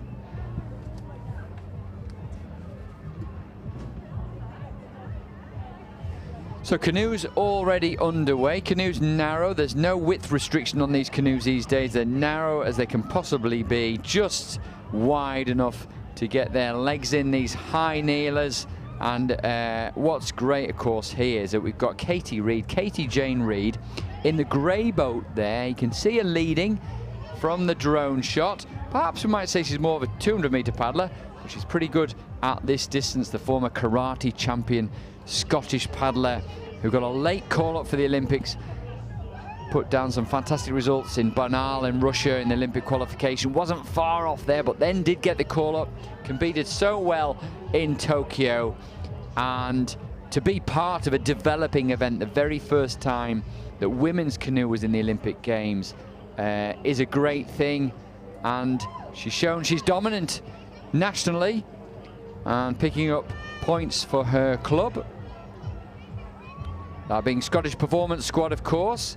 Just to take you through the rest of the paddlers here. Maisie Hunt, a 16-year-old from Nottingham, which is great to see some developing canoe paddlers. Next to her, also from Nottingham, Laura Chalmers, who's 17. Jelitsaveta Jermakova, the 22-year-old from Richmond, who's paddled so well recently in 4. Katie Reid, we mentioned her. Bethany Gill, already finished from Chelmsford, putting Katie Reid under quite a bit of pressure there. She's in lane 6. Hannah Page, the 17-year-old, is over in 7. She's doing really well. We've got a really good group from Nottingham here. Nellie McCauley, the 16-year-old from Nottingham, outside of her, and Charlotte Sellers, also from Nottingham. Look at that, all red vests coming over to the finish line. All 4 of these paddlers now, nice and upright, boat running smoothly, good long stroke, lock at the front of the stroke and driving those legs forward. And anyone who watches A League of Their Own, which should be out on a Thursday evening, 23rd of September it should be, will see just how difficult these boats are to paddle. It's a real technical challenge, and all of these paddlers doing extremely well in this final. So well done to them, and an encouraging sight to see for any coach, any club member, any member of the paddling community and the sprint racing committee, will be delighted to see so many in that race. Congratulations to each and every one of them. We look forward to seeing more of them in the future.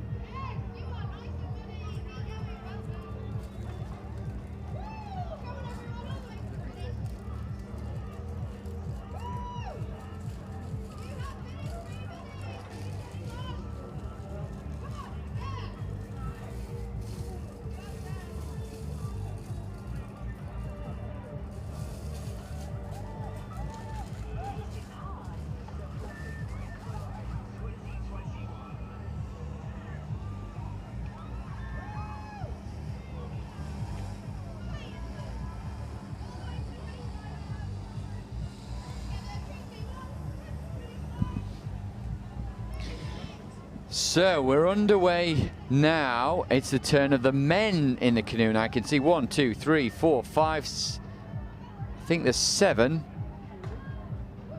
Yep, 7 men's canoe in this race, which is great to see. So the canoe A to D, men's 500 meter final here. Fabio Gohar, who's 13 years old, from Richmond. Wow, well done to him. He's in lane 2. Owen Chisholm, 15 years old, from Richmond. Great group of developing youngsters Richmond have. From Nottingham, Hao Lei, who's 16.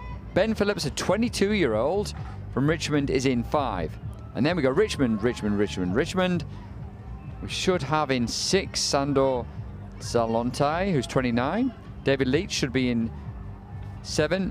David Lim in 8. And Areg Sarkisayan, who's 14 years old, over the far side in lane 9 for Richmond. So as we look here, we haven't got lane 1. Lane 2 is the young Fabio Gohar, doing particularly well. He in the red of Richmond. Coming towards the line now. We've got 3 battling out with 4. So Owen Chisholm, the 15-year-old, battling out with Hao Lei, who's 16, in 4. But no doubt the leader in the white boat there, Ben Phillips, a 22-year-old in the red vest of Richmond. And Richmond picking up a huge number of points in this event here in the men's canoe 500-meter final. The left-hander there just stroking it smoothly and strongly to the finish. Congratulations to him. No doubt about the winner, Ben Phillips there. Good battle here. Right-hander against right-hander. 3 against 4. Looks to be just right on the right-hand side of his lane there. Is lane number 3. Owen Chisholm, the 15-year-old, coming through to take second place. On lane 4, Hao Lei taking 3rd place, followed by lane 6. Yellow and green boat there going over the line right now, and that is Sandor Salontai, the 29-year-old. But lane 2, goodness me, lane 2's over the finish line already. Fabio Gohar, there's a name to pop down in your diary, one to watch for the future. He is 13 years old, ladies and gentlemen, the Richmond paddler. That is younger than many of us seniors, younger than we even started kayaking or canoeing, and already he's paddling a high kneeler with poise and with good technique. So lots more to come from him, I'm sure, in the future.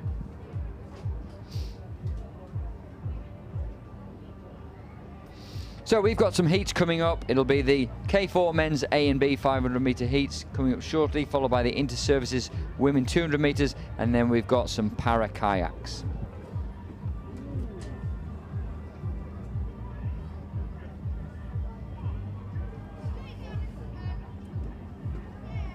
Very still drone shot.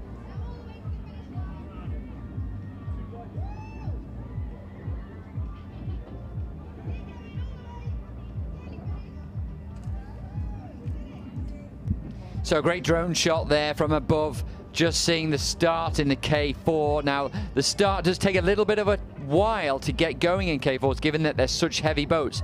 We've got big paddlers in here, as we do. You know, we can talk over 300 kilos for boat and 4 bodies together. It takes a while to get those things moving. So, K4 men, we should have Benstead, McMullen, Thorogood and another from Elmbridge in 3.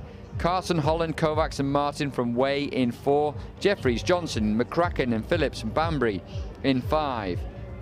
Herbert, Rikelli, Stormont and Stormont from Falcon in 6. And Dan Johnson, the winner of the men's kayak K1 1000 metres with his brother Matthew, McIntyre and Wilkes from Chelmsford in 7. And they're paddling well at the moment. This is a heat, remember, first to third, and the third best time will go through to the final.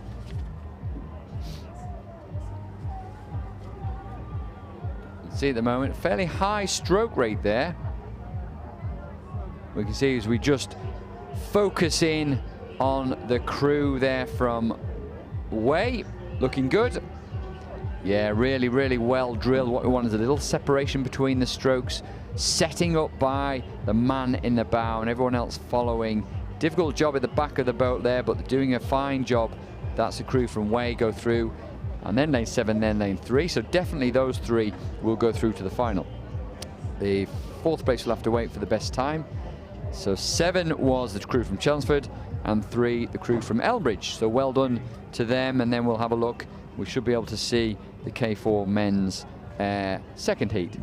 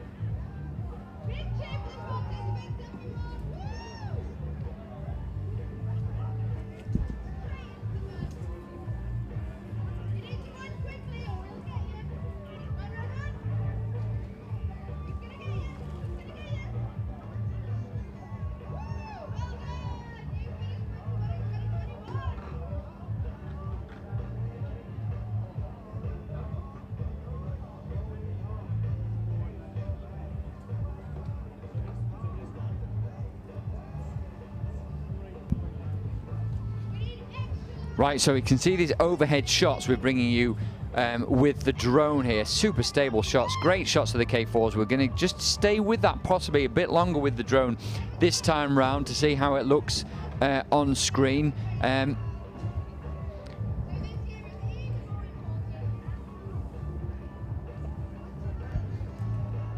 they're just getting themselves ready and lined up now. And of course, 500 meter K4s is the event in the Olympic Games, possibly the blue ribbon event at the Olympic Games. You know, it's the fastest traveling boat. It's really exciting to see. Really high stroke race that we might see up at 150 strokes a minute. Really short race.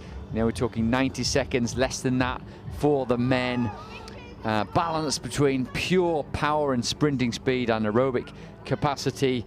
Extremely competitive, so competitive in fact that the dominant New Zealand paddlers couldn't win a medal in the women's event. So close was it, and the Germans who won the men were just fantastic, but put under pressure, particularly by the Spaniards.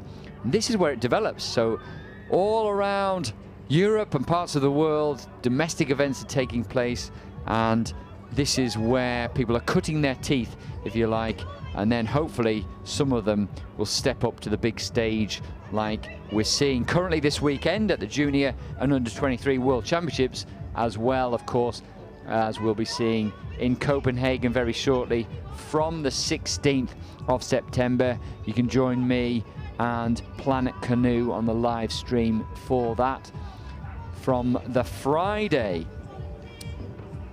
So we're still waiting. We're just waiting for these crews to line up. The start has to get them lined up. They have to be in their buckets, all ready to go onto that first stroke. We may not see too much development in positions over the first 5 or 10 seconds, but then this heavy boat gets moving, and it's all about the momentum down this race.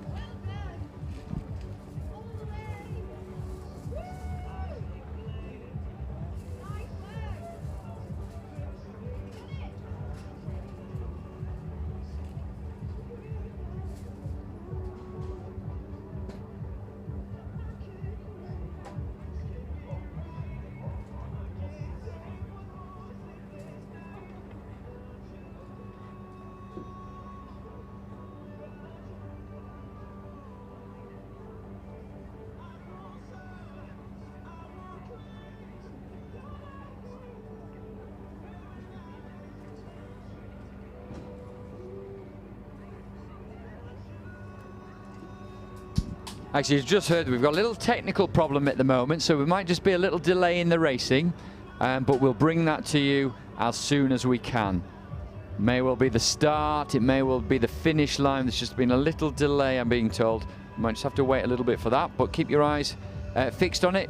Keep the stream going, and hopefully we'll be underway with racing shortly.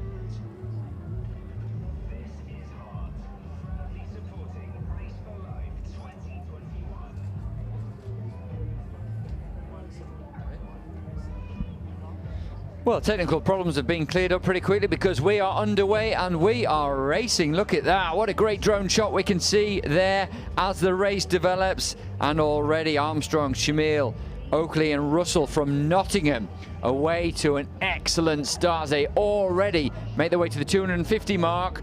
Halfway done. Now this is when it begins to burn. It begins to hurt. But these guys want to get in the top 3 to secure themselves a place in the final, which we'll see at 10-1. So it's Chelmsford in 3, it's Nottingham in 4, it's Richmond in 5, Worcester and Nottingham in 6, and Norwich in 7. Still the pace seems to be with the Nottingham crew, Armstrong, Shamil, Oakley and Russell at the moment, but it's pretty close. They're being pushed. They're being pushed by Bunyan, Gannicott, Porter, Stroud and another from Chelmsford. But Nottingham just stretching it out there again. Really good control by number 2 man in the boat there. That's Ziggy Shamil, of course, who's very, very experienced and extremely strong, I might add. And their boat running very, very smoothly, no doubt about their place in the final. Followed by lane 3 and lane 6.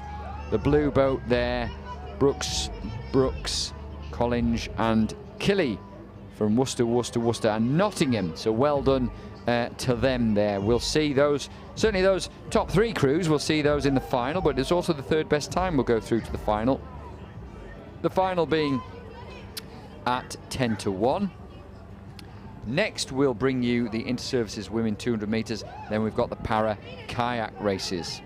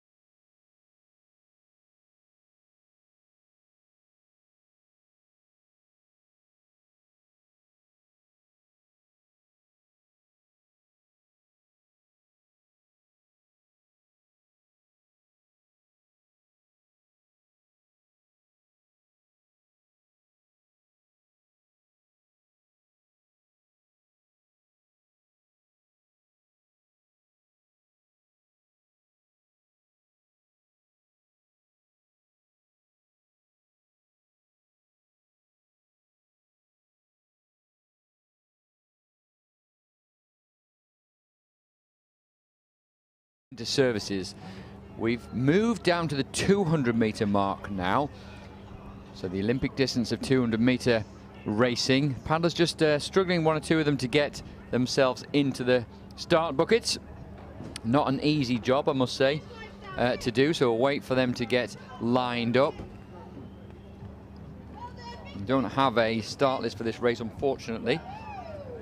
And not everything working beautifully for us to bring you as much information as we'd like to. We'll give you all that we can, all that the Wi-Fi here at Nottingham allows, which isn't a lot.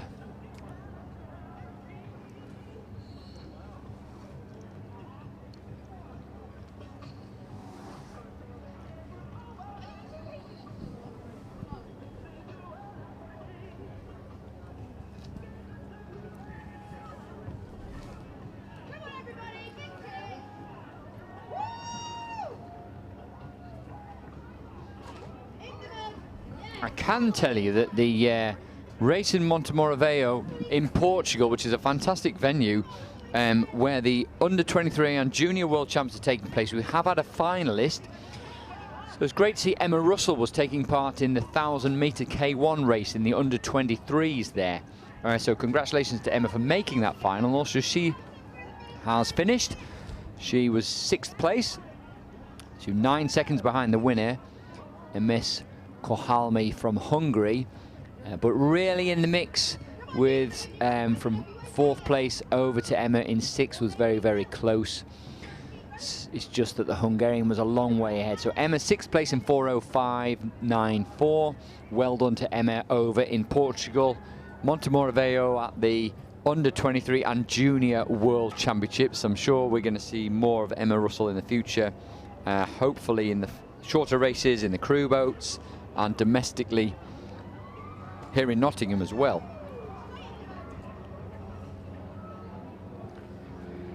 So we're underway with the inter-services race. We can see some great drone shots a little bit closer to you for that, and see them coming towards, paddling towards the drone. It's really with the outside of the courses, the outside lanes at the minute, isn't it? We can see lane 9 over there going very well, and also that red boat, the distinctive red boat there of lane 3. I've got a start list here, which is, so thank you for Louise, our official in the finish tower, for that. And lane 3, but it's lane 9 that's leading. They're right over the far side of the course there. That's a great shot. We can just see there the white boat going across the line now. Lane 3 is 2nd, and then lane 5, that's the Navy, in 3rd place. So well done to them. That's a 200-meter race.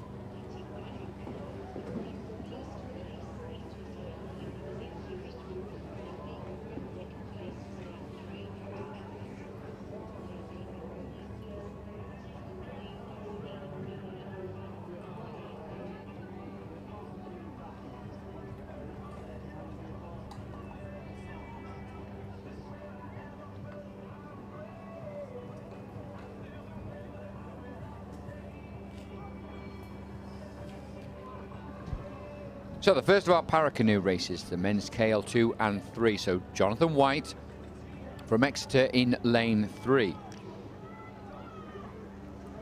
And we've got John Tarrant over in lane 6, really battling hard against Johnny Young, big Johnny Young, in lane 7.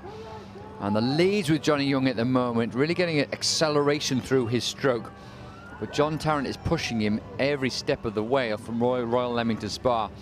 You know, big things expected from him, so well done to John Tarrant. But also we can see here in lane 3 going so well is Jonathan White from Exeter. So well done to him coming over the line now. Remember, this is men's KL2 and 3.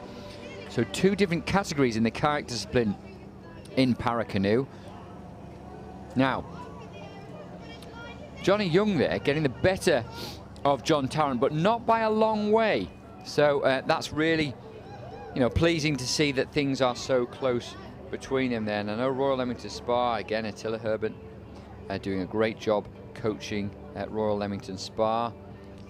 And they have some very good and very highly thought of athletes. So John Tarrant, Taz, as he's known there, just behind Johnny Young. So well done to him. We'll see Linus Owen, who trains with him a little bit later. For John Tarrant, I mean, the first season he's had, what an unusual season for him. But first season he's had in Paracanoe, so it really dramatic and rapid development for him. And Attila Herbert, the coach, has done a great job with him as well.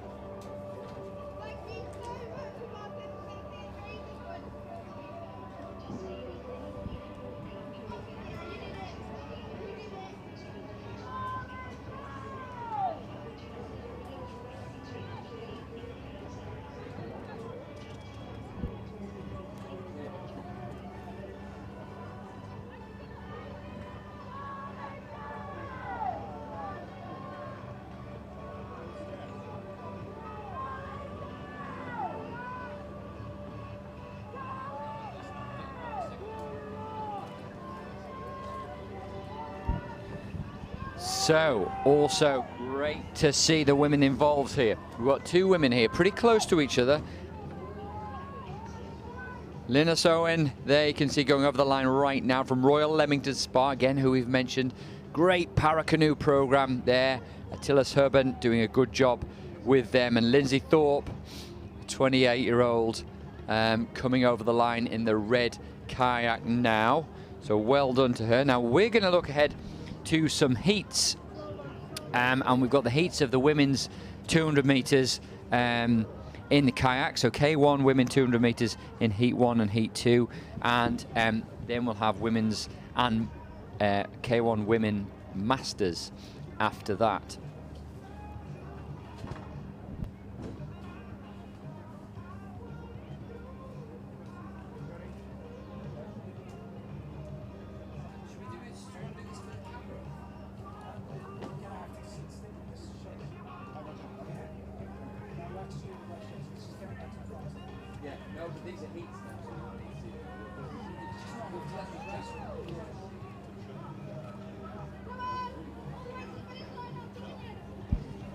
Well, it's great to see that we've got a representative from Richmond Canoe Club,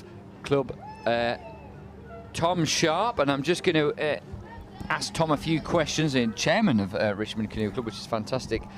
Tom, it's great to see you've got such a strong field of paddlers right the way across the board here. That's right, yeah. We always try and get a good representation at the Interclub Regatta, and I think we've got about 70 to 80 people here racing this time. Yeah.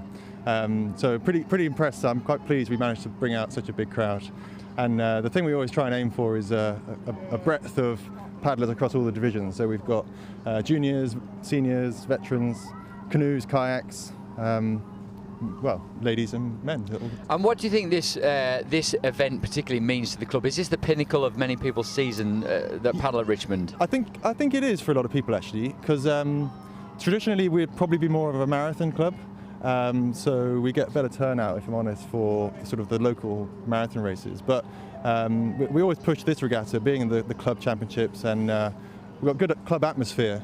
So it's good to see so many people up here, and it's a bit of fun, you know. We all get stuck in, we mix boats. I was paddling with a couple of juniors just now in a K4. So we try and field as many boats as we can, get as many points as possible. Yeah, and it's an amazing thing. You know, you do wonder, wow, I wonder what impact that's had on some of the juniors that you were just paddling with. You know, perhaps inspiring the next generation. Yeah, hopefully. We've got a growing but pretty strong already junior program.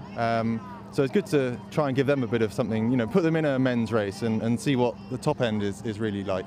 And you know, they work hard, but I think they enjoy it too. Well, that's what it's all about, a mixture of the two. Sorry, and also we just also saw Debs Kerr there come through nicely from Scottish Performance Squad to take the win in her heat, our Olympian, who we'll see a little bit later on. I'm sure Tom would have liked her to be competing for Richmond, but Motherwell's a little bit away from London. And how have you managed, how's the club managed? Because it must have been a difficult time over this last year and a half to keep going, to be able to do coaching, and then, you know, individuals having to take responsibility themselves for going out paddling. You can't have groups, and the group absolutely. and the social aspect of it must be so important. Absolutely right. Yeah, we, you know, as every other club, I expect, had to shut down completely. You know, no using of club equipment or facilities, and that was a real blow. You know, all of our members, regular members, really love the club. They come to the club not just for the paddling, but for the social as well. So it was a challenge, but you know, the coaches and the individuals found their own innovative ways of keeping on the water. We've got areas not too far from the club where people are able to get on the water and do a bit of paddling when they're allowed. But yeah, it's great to be able to get back and, you know, put the food on after the sessions and just have a bit of a chat afterwards now, and just basically getting the club back to normal training. Yeah, and those things are so important, aren't they? The social side. We may well find, and research is saying this, that indeed many people will be coming to the clubs because of the social, because of the food, because of the chat, and because they want to improve, not necessarily because they want to batter the opposition in a canoeing race. Although sometimes that's the reason, and sometimes that develops from the social as well. That you develop that competitive element. Quite right. So being a sort of a London club, we do tend to get a lot of people working in the city who want to get out of the city centre and do a bit of outdoor activity. So we have quite a lot of people starting paddling at a sort of adult stage, and they're as much as the competitive element as the social as well. So you're right, it's definitely both. Yes, so important. And just a word perhaps about Emma Russell, because she in fact is about to get underway in this 200 metre, Lizzie Broughton, not Emma Russell, excuse me. We were just talking about her in the Junior Worlds. Lizzie Broughton, I should say, from Richmond, your club over in Lane 4 here. I mean, a very versatile athlete, given that she's been taking part in the men's, she's been doing the 1,000 metres, she's a great marathon and 5,000 metre paddler, and now she finds herself in the 200. Is that from your encouragement, take part in as many races? Well, Lizzie knows what she needs to do. I don't think she needs any encouragement from me. Although I was racing her earlier on, she managed to get a wildcard entry into the men's B 1000, and I was relieved to beat her just about. But yeah, I train with her all the time, and she's pretty formidable to paddle against, that's for sure. That's great, and also winning an extra special award for her performances a little while ago this summer as well. Well done to her, and I'm guessing, you know, she's a more senior member of the club, if you like it, and hopefully inspiring some of the youngsters to go on and take that mantle themselves. Absolutely right, yeah. So Lizzie's been around for as long as anyone remembers, you know, right from a young junior, and has sort of trained at the club throughout that. So it is great that she's still competitive and training hard, and joins in with some of the junior sessions actually to give them a bit of something to race against, as well as her own training, yeah. That's great. And what about smaller events? Are you able to, you know, we've been talking in the Sprint Racing Committee about having regional events, regional sprint events and so on. Is that something Richmond do, or got plans to develop? Yeah, we've done it before. To be honest, currently there isn't a regular event that we do run. We are challenged a little bit by the water that we have, being on the tidal and flowing Thames. Yes, of course, yeah. But so I'm just having a look at this race myself. Absolutely. Well, we've got Lizzie there. We've got Lucy Lee Smith as well, really strong paddler in lane 5. But Lizzie Broughton, she's determined, if nothing else, over this distance. She's not giving this one up. Lizzie always excels at the longer distances, but over the past few years has really put a lot of effort into the sprinting, and you can see she's just getting ahead of lane 6 there, probably going to come second. Should be happy, I think, with that. 200 is definitely not her preferred distance, but that was pretty good showing, I'd say. No, and good to see her taking part in all the different distances as well. Lucy Lee Smith, Ambi Burgess there paddling well. She was the paddler in lane 6 in that second heat of the K1 Women's 200 metres. Yeah, what do you look forward to? So going into, I guess we're going into autumn, we're going into winter. What's the plan for that period for the club? Well, we'll transition from sort of the summer busy activity, lots of training, getting ready for this regatta. I mean, first of all, I'm interested to see how we get on this weekend. You know, we bring a big team to try and, you know, get the business done with this McGregor paddle. I think we've got 10 wins on the cards so far, so I think if we do the business this weekend, we'll be on 11, which might even be more than any other clubs ever had. But anyway, so yeah, we'll transition into winter training. The same sort of level of club activity will carry on. You know, our busy days, Saturday, Sunday, there's always people on the water from 8 in the morning until later on in the afternoon. So the structure of the sessions might change, but pretty much the same. And you know, we at Richmond hold a marathon race called the Frank Lusmore, which is the first weekend of in the new year. So preparations will be beginning for that, and that's always a really popular K2 race. So we'll hopefully see crews coming from all over the country again, and able to put on a good show then. Yeah, I mean, it's a huge race. I've done very badly at that myself a long time ago. Yeah, it's wonderful to see that you offer so much for people. What about people, anyone watching this on the live stream who lives in the area and wants to have a go? What would you say to them? Well, come on down. The best time, frankly, is the summer, but you know, we've gone from that now, so there will still be opportunities. We do run novice courses for adults and juniors, and if you've had a go already before, you know what you're doing, just come on down, get in touch with somebody. You can look on our website for contact details, and yeah, we'll get you sorted out. Yeah, it's an amazing community. Thanks, Tom. It's been wonderful to chat to you. Interestingly, I was talking to someone at a football match, a girls' football match the other day, and she was a paddler herself from Richmond, and now her daughter's an excellent footballer. So wonderful to see them being so versed. But thank you for your input, and good luck to Richmond. Sounds like they've got a very good club, and a very good chance indeed of winning this championship. So good luck to Tom, and thank you for speaking to us. And we can see here 200 metres. Look at that, lane 6 that is. Now I'll have to take you through this Masters event. Now lane 6 should be Hope Gordon from Scottish Performance Squad. A big gap between her and the rest. Lane 4 followed by lane 5 after that. So Hannah Stevens, a 20-year-old from Cardiff, and Harriet Hicks from Norwich, 24-year-old in lane 5. So 9 best times go through to the final.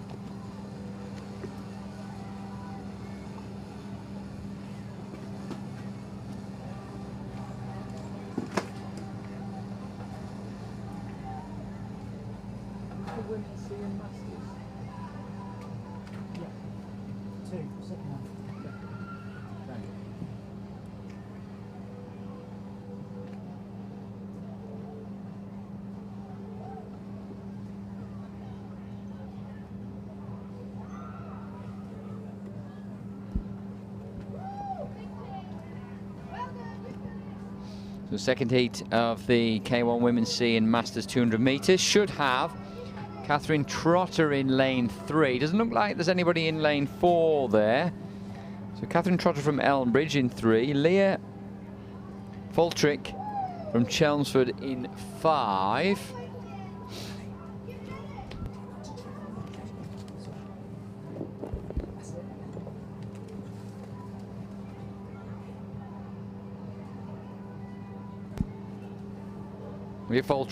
Leah Fultrick in 5.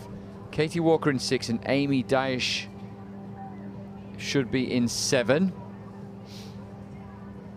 See a great overhead shot there of them just lining up, bringing their boats in. Just Leah Fultrick not quite ready in the white boat, just giving herself a bit of distance. Can be a bit tricky in this wind. Just lining it up, getting it straightened up. Much more difficult in a canoe than it is in a kayak. but a little bit of a challenge nonetheless. Remember, not really any racing last year for these paddlers, and not much this year at National Regattas, given that April was just a selection for the Olympics. So, casting a keen eye over events, we've got Tim Scott there in his Norwich colours down on the pontoon at the finish line, chairman of the Sprint Racing Committee. It's good to see Tim very involved, as he always is, here with the racing and supporting his club, coach at the club himself over many years, and he taking a keen interest in this. Katie Walker, of course, and Suzanne De Bruyne should have been in lane 4, and she is now indeed, which is good. They're from Norwich, Suzanne De Bruyne and Katie Walker, both Norwich paddlers, and it will be 9 best times in the heats through to the final, and then that will be followed by the K1 Women D 200 meters heats.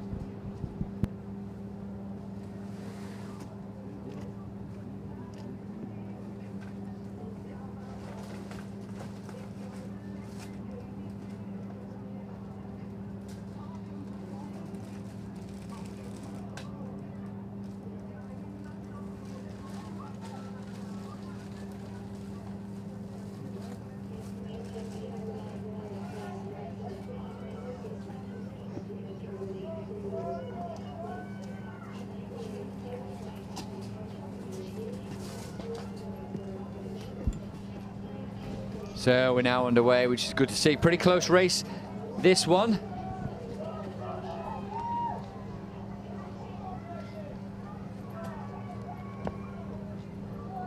And just coming through really nicely, actually, with quite a high stroke rate. Lane 5, the red boat, but 3, 5 and 6 all close. 3 maybe just holding on to it.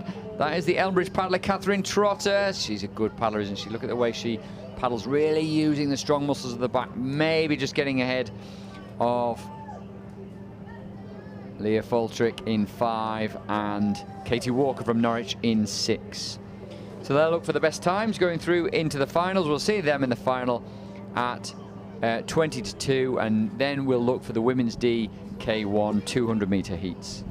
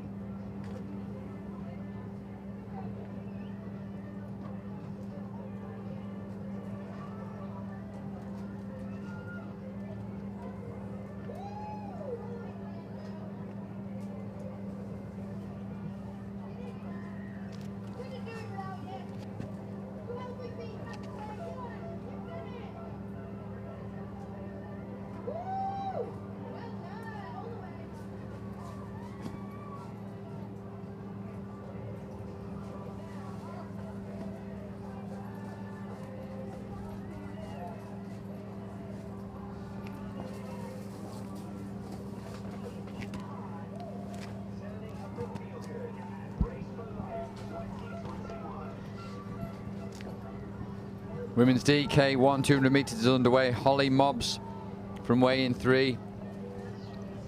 And then we've got, looks to be like Holly Jackson. Imogen Hill in 5 from Chelmsford. Kitty Kirby from Wiltshire Youth, and she's leading in lane 6, that really distinctive coloured boat of the yellow and black there. And over on the far side of the course in 8, it's going to be close between 5 and 8. Maybe the paces with 8, and that should be Charlie Dixon, the 19-year-old from Foy.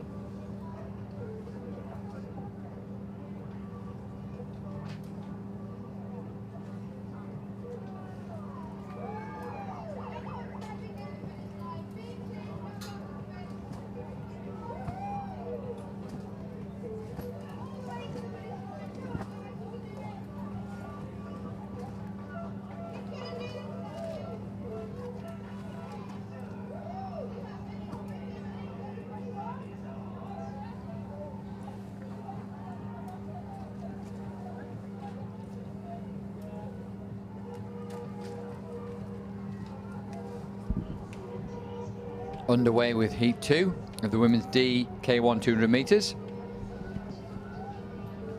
You can see Kate Callahan from Southampton in 3. Jenny Clegg from Devizes, only 18 years old, paddling really well here in 4. Holly Jackson, 19 years old, from Falcon in 5. Ellie O'Connell from Richmond in 6, and Lauren Avery from Chelmsford, the far side, in 7. And Lauren paddling really well over that far side of the course. Purple bow and stern of her boat, maybe in second place, but close between her and lane 5.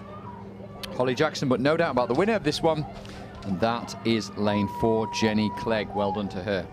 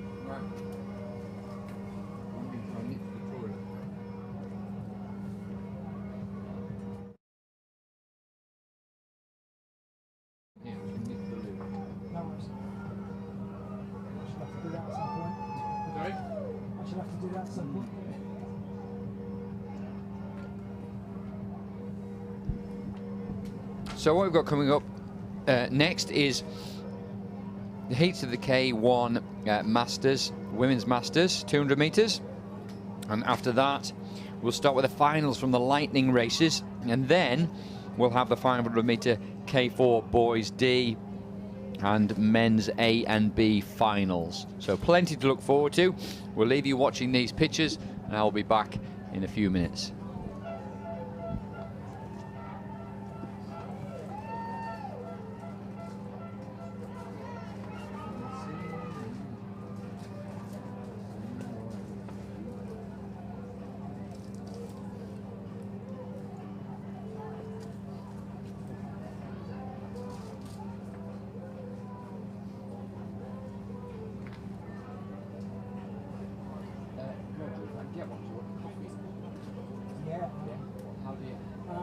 One sugar. One sugar. Yeah. Cheers, mate. Yeah.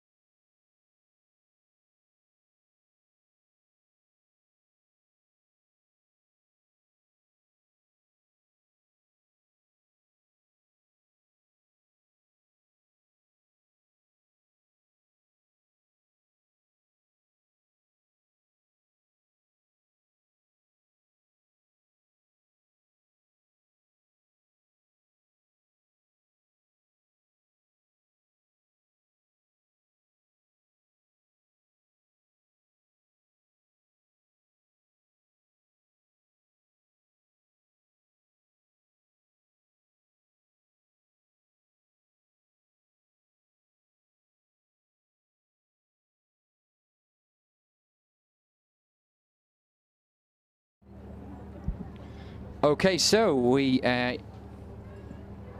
look back up the course again. The wind's just picking up a little bit. It is a tailwind, thankfully, for the paddlers, so that means times will be reasonably quick. But we're looking at the Lightning A and B 500-meter finals coming right up, which is exciting because of the age of some of these youngsters and a big future, hopefully, in canoeing and kayaking ahead of them. So, first final we have on the way is L. Smith from Worcester in lane 1, R. Perkins from Leighton Buzzard in 2, E. Duncan from Leighton Buzzard in 3, T. Bush from Devizes in 4, T. Patterson from Linlithgow in 5, H. Tristram from Royal Leamington Spa in 6, L. Gospodinov from Richmond in 7, B. Keane from Richmond in 8, and K. Holt from Royal in 9. So we've talked about Leighton Buzzard. We've spoken to Tom, that we had the chairman of Richmond, about Richmond's strength in depth as well. So a big race sort of within a race here, and something to look for the future with these Lightning paddlers. Just having to tackle those tricky conditions before the start gets underway. This is 500 meters. Remember, you can just see them there lining up there. We want to see all those Lightning kayaks pointing down the course. You can just see, if you look there from the drone shot, at the wind, which is pretty consistent right the way across the course, coming all the way down towards where we are near the finish line. A little bit of cycling round there from the paddlers, so a little time before they get underway, and you can see prowling behind them. You might just be able to see the K4s. Yes, you can see the K4s, because of course we've got K4 500 meters coming up. We're starting with the boys D 500, but then we've got the K4 men's 500 meters coming up. So that should be really exciting. We've got Hannah back with us. She'll be able to tell us a little bit about the Paracanoe events that we just saw in the kayaks. We're underway with the Lightning race, as we said, which is exciting. And just as I say that, I lose my connection, so I don't actually know who's in this race anymore. Thankfully, we've lined them up already.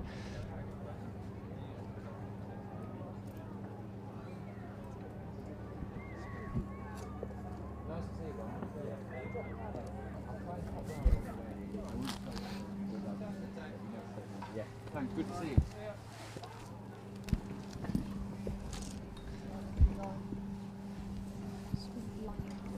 So, Lightning race underway.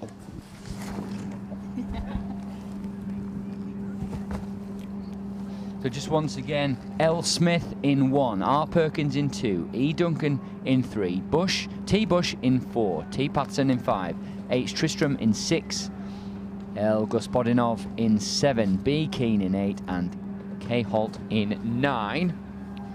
Just see from that drone shot what a great shot that is, tracking the paddlers in their Lightning kayaks, and you can see a lightning start, in fact, a lightning first half indeed, from the paddler in lane 2. That's Leighton Buzzard's R. Perkins.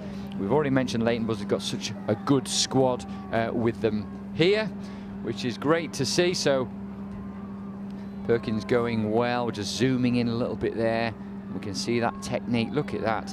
I mean, the age of the paddlers in the Lightning, they're so young. It is brilliant to see.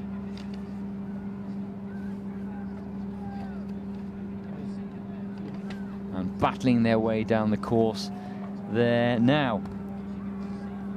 So let's have a look. R. Perkins.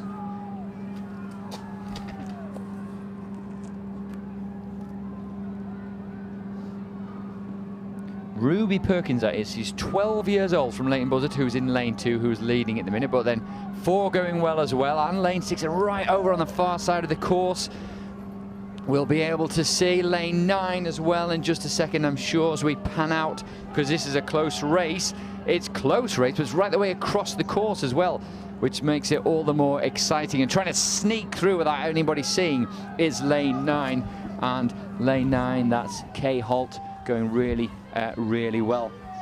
K. Holt, young paddler from Royal there. Lane 9 is having a stormer on the far side there, and start to see the waves are starting to pick up as the wind direction changes, so potentially lane 9 has just offered her a little bit of a scope, a sheltered scope away from that. But wow, what a lead over there on the far side. Yeah, that's Kyla Holt. She's 11 years old from Royal Canoe Club. Goodness me, that's a big margin, isn't it? It is a big margin, just ahead of lane 4, who's our devices paddler. I'm sure will be really proud and chuffed with 2nd position, ahead of lane 6 from Royal Leamington Spa, and then tight to call between 3, 2 and 7 for 4th position. Yeah, Theo Bush, only 10 years old, taking that from lane 4 there. Yeah, taking that good medal position, if you like, there. But all races actually pretty close to each other, apart from the 1st place.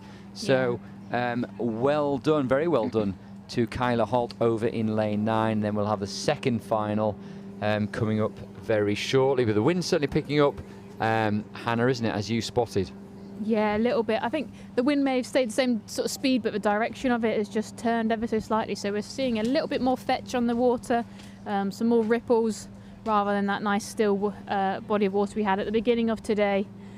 But the paddlers still look like they're in full control, and actually if you can harness this tailwind, it'll be really quick. Nice and quick. And I think we'll see that looking like we've got several races of K4 turning up, where the rate will be high, the power will be massive, and it'll be all about running that boat efficiently with 4 individuals.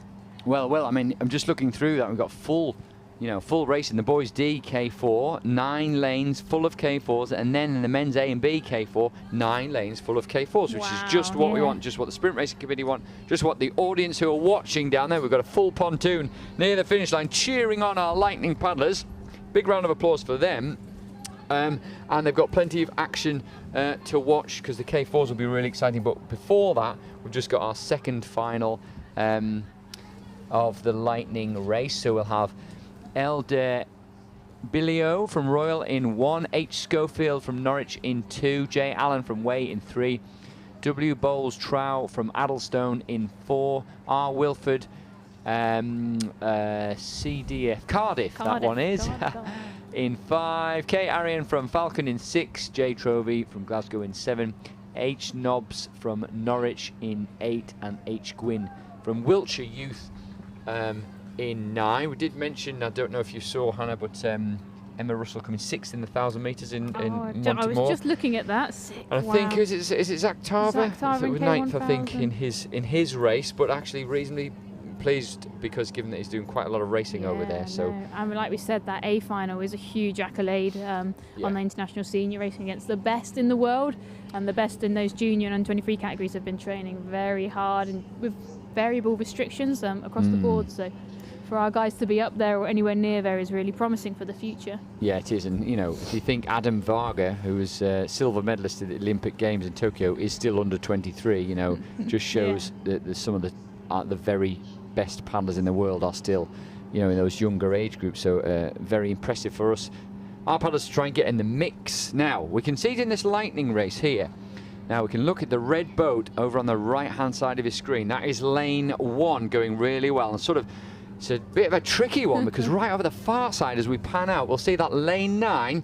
Somebody has noticed that there's a channel of super fast water in lane 9, which is making these Lightning paddlers go extra well. And lane 9 over there, that'll be H. Gwynn from Wiltshire Youth, has noticed that and is paddling really very quickly. Really well, like two individual races on 2 opposite sides of a course, battling it out. Hard to say who's got the advantage at the moment, potentially just over here, this near side on lane 1. But yeah, Miss Gwynn over there from Wiltshire Youth, having a fantastic race all by herself on the other side. Solid effort. Yeah, unfortunately, I don't think she's going to win this one, but she, is close, and maybe 2nd place would be good there, and really close racing. And hopefully, every single one of these 9 paddlers out there enjoying themselves, enjoying the fun of racing, of challenging themselves down this 500-metre course. But it is lane 1, so that is LD De Billio, and followed by H. Gwynn right over the far side of the course in a really good battle between 4 and 5. Yeah. Lane 4, that is the Addlestone paddler of W. Bowles Trow, just getting ahead of R. Wilford from Cardiff in 5.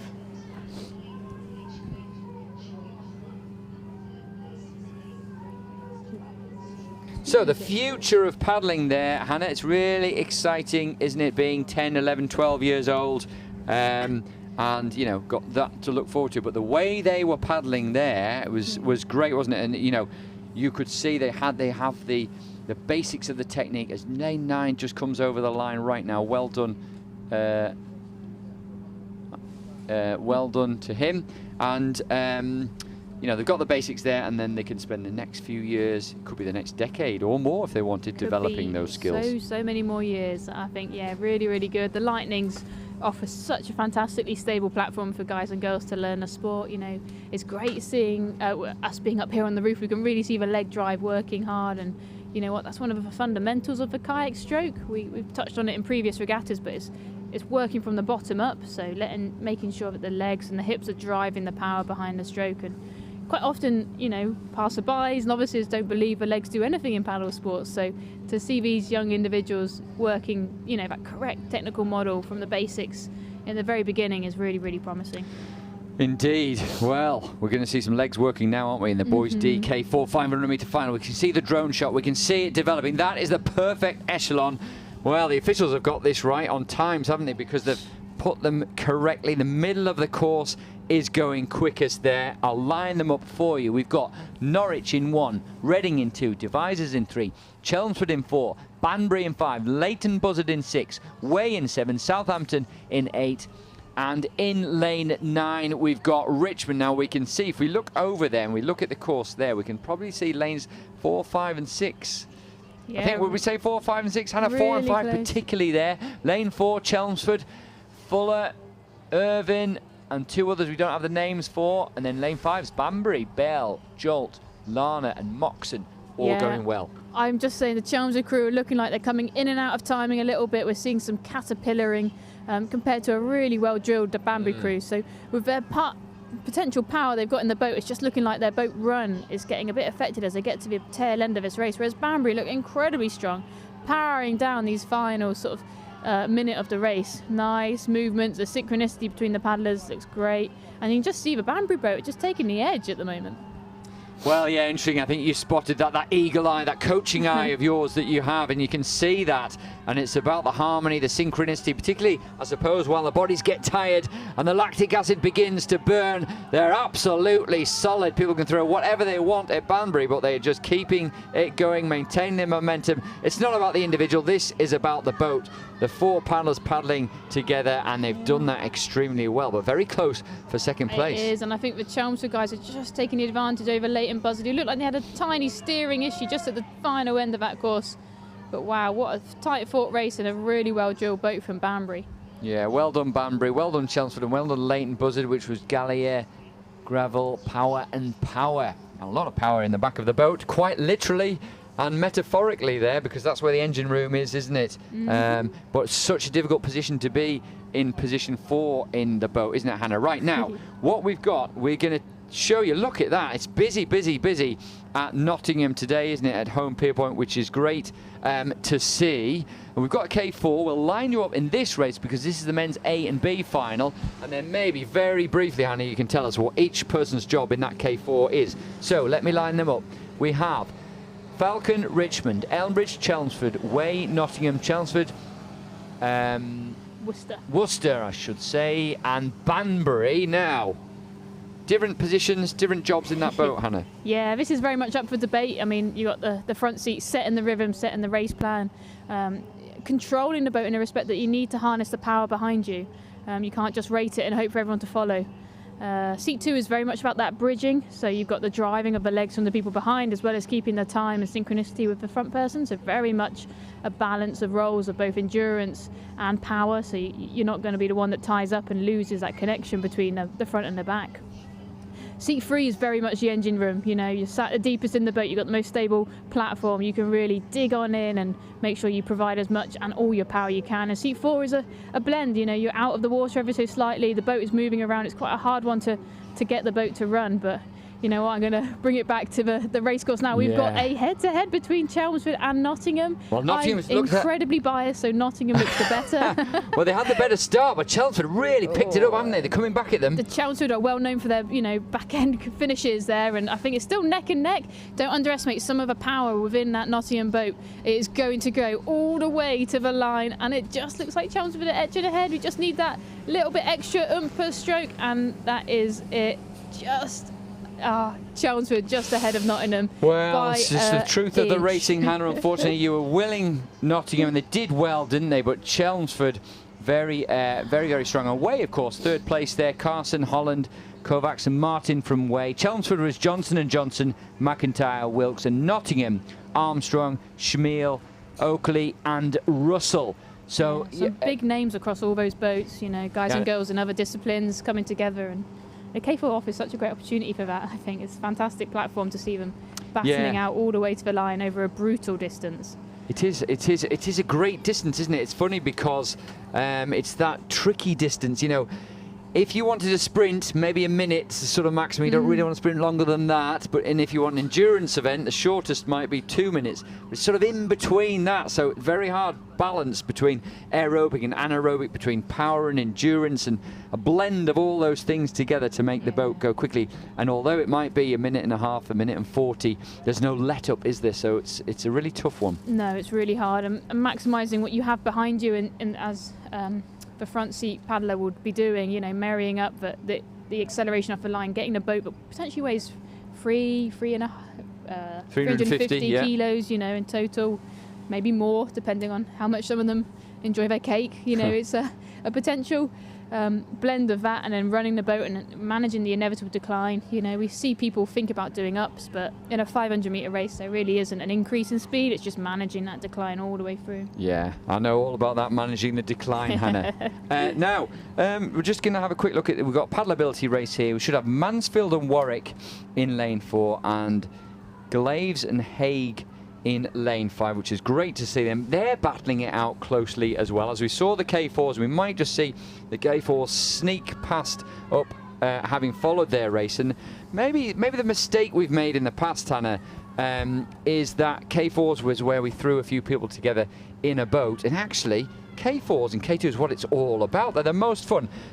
You know, particularly when you get a victory or you have a good race, the joy of sharing that together is greater than that of doing it on your own. And perhaps as the juniors are doing now, as we look towards future Olympics and crew boats, that we look to put crew boats together early on. But it's just a difficult one to do, and a difficult one to find the right crew. Always in rowing, they've done seat racing, that's the way they do it.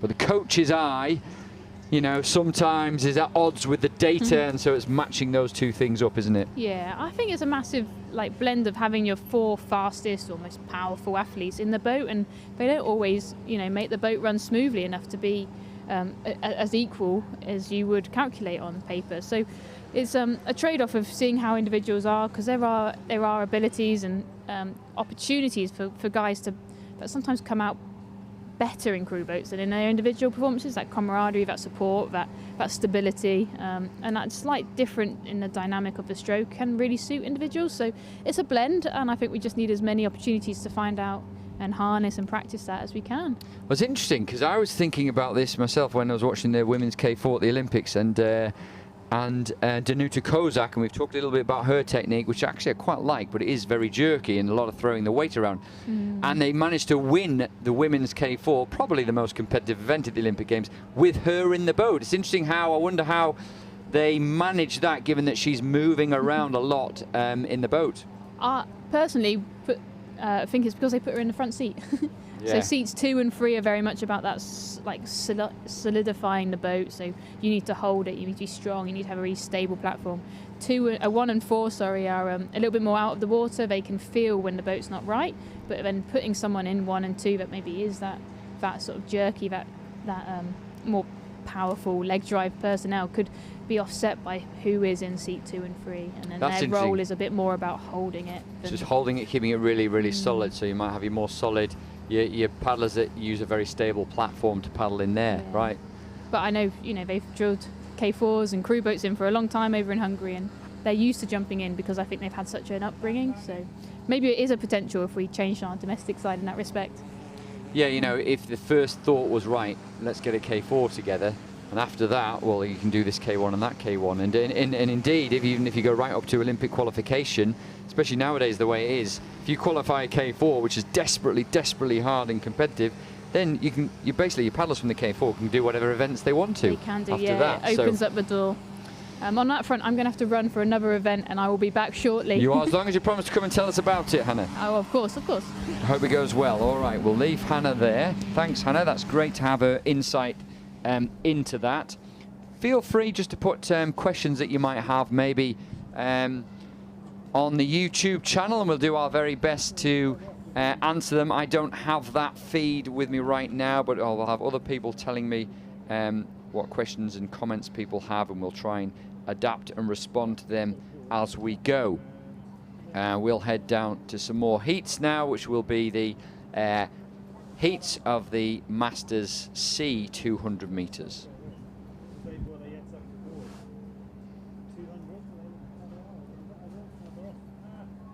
No, these are heats. There's 1, 2, 3, 4, 5, 6 heats. I think we just need to have a... So just interesting, got some times on the K4s that we saw just recently, the men's AB K4 500 meters. It was Herbert, Rigelli, Stormont and Stormont, and that was in 1:41.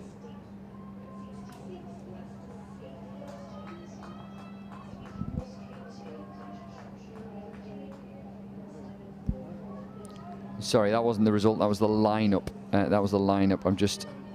We had a few changes in the lineup there. And thankfully we're almost back on schedule. We've got lots of racing to get through as we see that first heat go through there of the K1 Masters C 200 meters.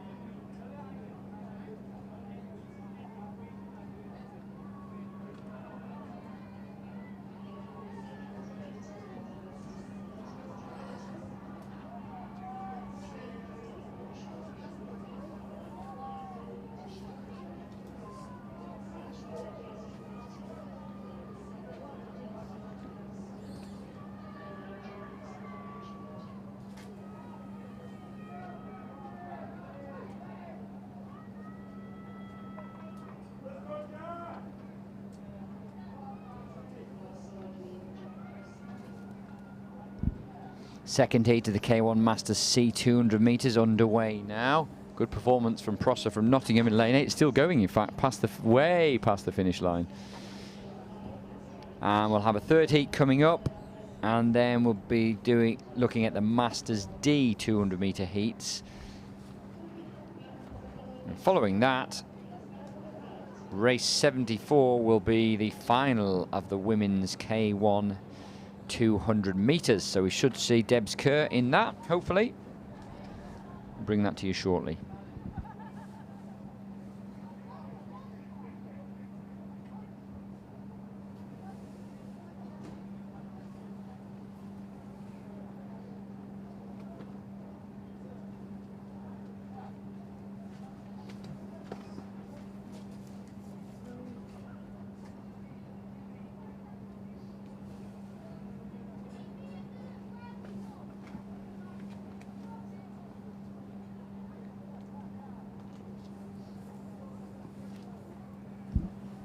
I can bring you the results, confirmed results of the men's AB K4 500 metre final. So it was 1:29 was the winning time from Chelmsford, 1:29.39 for Johnson, Johnson, McIntyre and Wilkes, and 1:29.66. It was that close, just 3/10 in it. Nottingham in second place, Armstrong, Shamil, Oakley and Russell, and then Way 1:32.33. Carson, Holland, Kovacs and Martin. So well done to them. Around the 90-second mark, and just shows 3/10 of a second between first and second. It's that close.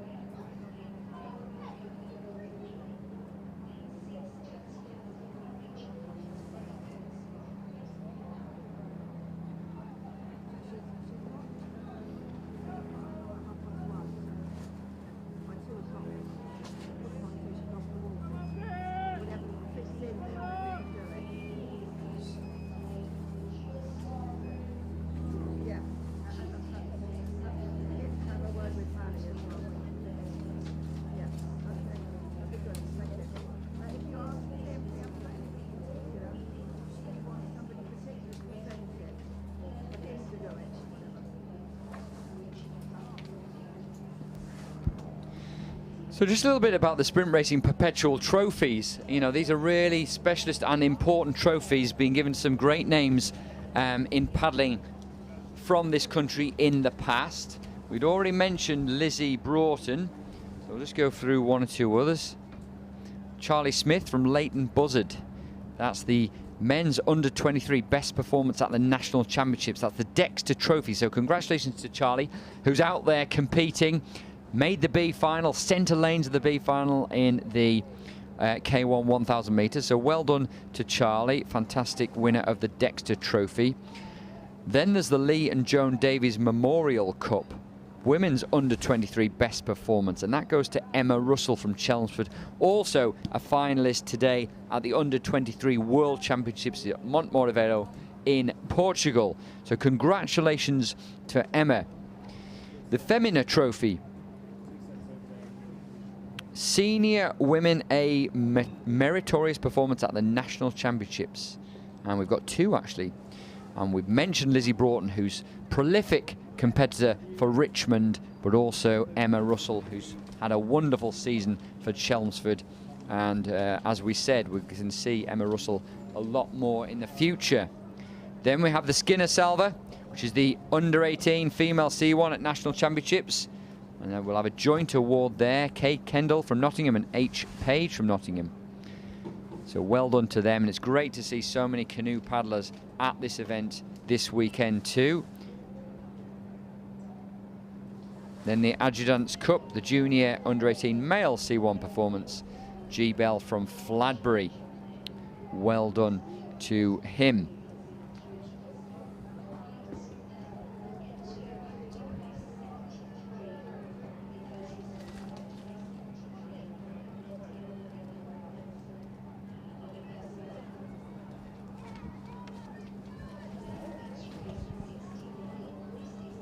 This, of course, is the Interclub National Competition, remember, the McGregor Paddle Challenge. John McGregor from Trinity College, Cambridge, lived in the 19th century, a barrister, captain of Royal Canoe Club, and extremely popular author, of course, on all things canoeing, on books and magazines. That's from about 1865 to 1892. Loved to design boats, developed his craft based on the Eskimo kayak, which he named, of course, Rob Roy. And he took the boat on long journeys along rivers and lakes all across Europe, lecturing, writing about his travels as he went. And lots of people keen to read his books. And there are many kayaks in Britain based on his design that are still referred to as a Rob Roy. With such a great history of kayaking in this country. Because that then developed towards the 1930s, and the introduction of kayaking for the Olympic Games. Kayaks used to be made yourself, of course. And then they were made in veneer, and then we have modern composite models from the 1970s onwards.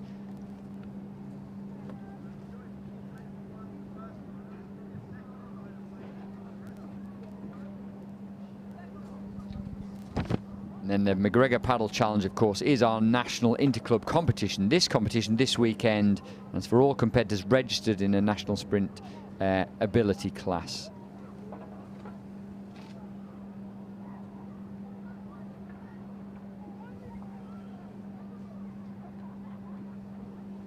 Just to run through a few of the rules for you for the McGregor Paddle Challenge. Scoring will be on the following basis. Each club will score its best results from juniors, masters or seniors.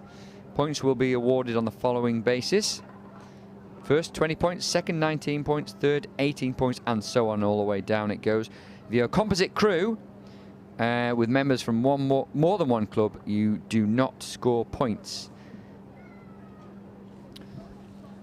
And what do points mean? Prizes, as we've had Tom Sharp up here from Richmond Canoe Club. We've had Scott Hines as well from Elmbridge. Hopefully we'll get another couple more club representatives talking about the importance of this event for their club, the importance of the club and the social side of it, as well as the racing side.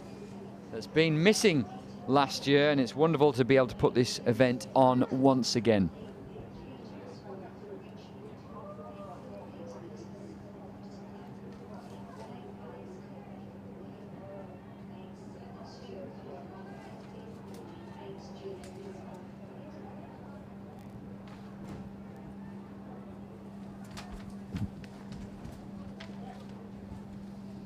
And you can see we're in the second heat of the men's Masters 200 metres.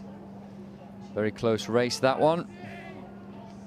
Looks like lane 2, Eddie Martin, just ahead of lane 5, Alex Clifford from Way. So Eddie Martin from Salmon Leap winning that one. We'll have a third heat coming up, and then we'll have the final of the Masters A 200 metres. That's in about 3 or 4 minutes' time.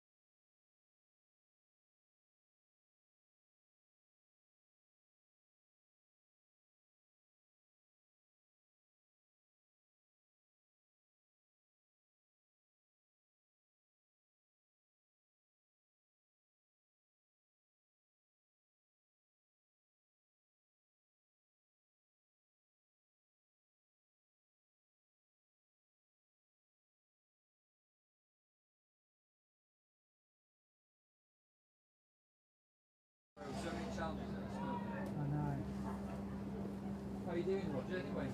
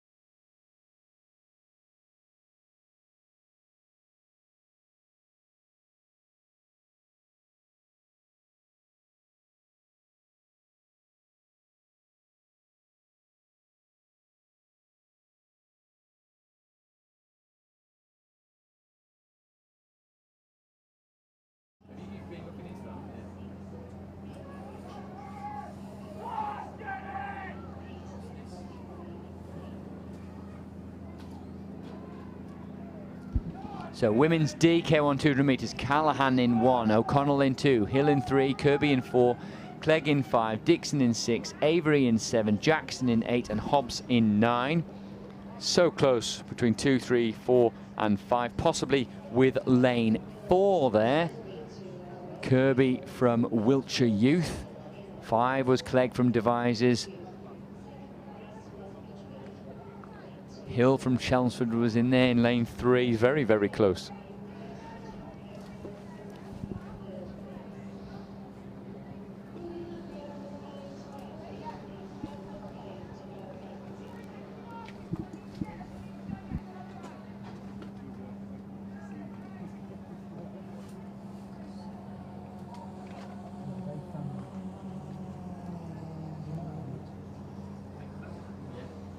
They've got the good guys will always play strictly by the rules because their license is on run. And if So the shots are it's getting good, 50 metres still- high and 50 metres, because they cut, and there's so many people, they can't Yeah, get he low. did say that to me, yeah. So the shots we get are as good as we can get with a drone. It's legal. And therefore, if it's legal, that means it's sustainable. So although someone might get closer, Someone gets closer. get in trouble for that. Well, we're streaming it. Yeah. The evidence is there. So, I don't want to do anything that shouldn't do. no, but that's where the bike comes in. Well, it's just the cost of the wireless unit. So all you need is a volunteer with a moped. It doesn't have to be a bike, just a moped. I'm looking at being able to rig mount something. Yeah. Trouble with that is then you have to have the cushioning to the vibration. The best insulation is a person. Yeah. So you have a person holding the camera who gets a little bit of training to zoom in and out. You have the wireless pack rigged on the bike. The thing is, if you had a drone as well, you don't need to buy the whole way. The bike is going to give you the guarantee. Every race, come rain or shine, come wind or no wind. And then you add the other bits in. Yeah. What we've seen, for example, Well, the thing is, it then has to step up to like these other events. You have to provide. So it only needs to go to 200. Yeah, and if it was a motorbike, Yeah. you wouldn't need the whole path either. So you need half the path for the motorbike and half the path for the coaches. But you would have to fence it for safety. But you see this place when the Outlaws are, the whole place is fenced. What? But when the Outlaw Triathlon's on, the whole place is fenced. Yeah. So there's no issues with fencing on. Right, here we go. Right, So that was just.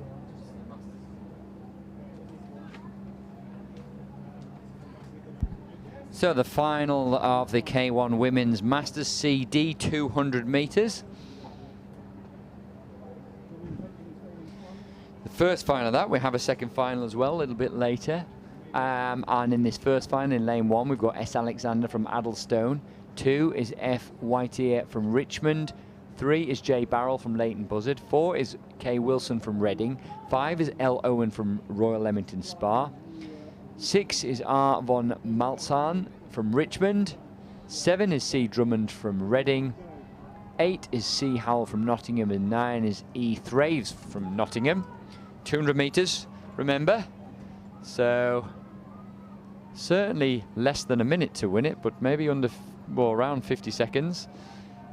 And right the way across the board, you can see there, paddlers racing very, very well. Quick stroke rate, as you can see, right over in lane 6, I think it is. No, it's lane 5. In fact, just over to the right-hand side of a lane in lane 5. That is L. Owen from Royal Leamington Spa. Royal Leamington Spa having a good regatta. She's now being put under pressure by lane 6, which is von Malzahn from Richmond. But holding on there. Holding on lane 5 now. Lane 4 coming good, so it's with 5 at the minute, but lane 4 coming for a sprint finish of 5, 6 and 4. Owens in 5.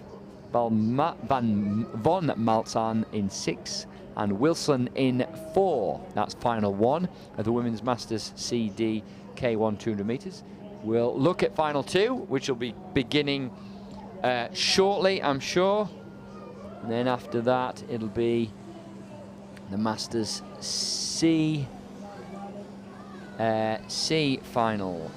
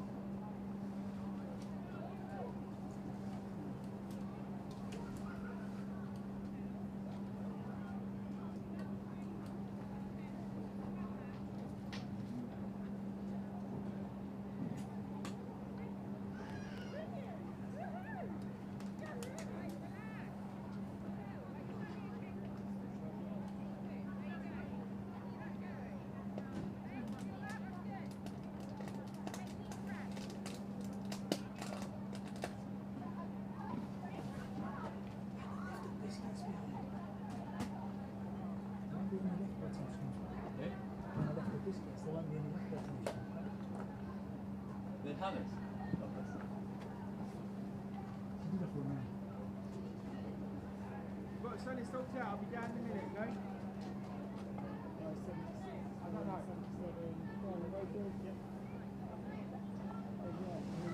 You shouldn't ride this bit. You can't ride this bit, okay? No, you can't do it.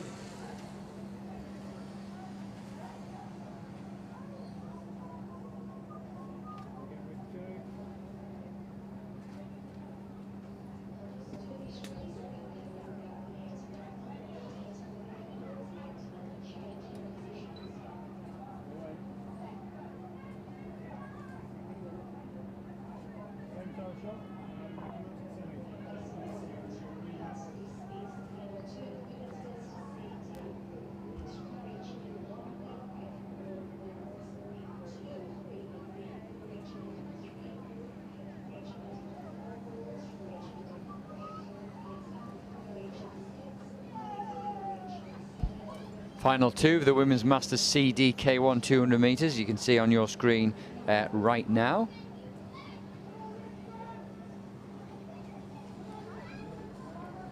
Jay Hicks from Norwich in 1, Kay Barkway in 2, V Impey from Richmond in 3, H Peck from Richmond in 4, L Hills also from Richmond in 5, J Alexander from Norwich in 6, T Morley from Norwich in 7, C Drain from Norwich in 8, and U Pickles from Richmond in 9.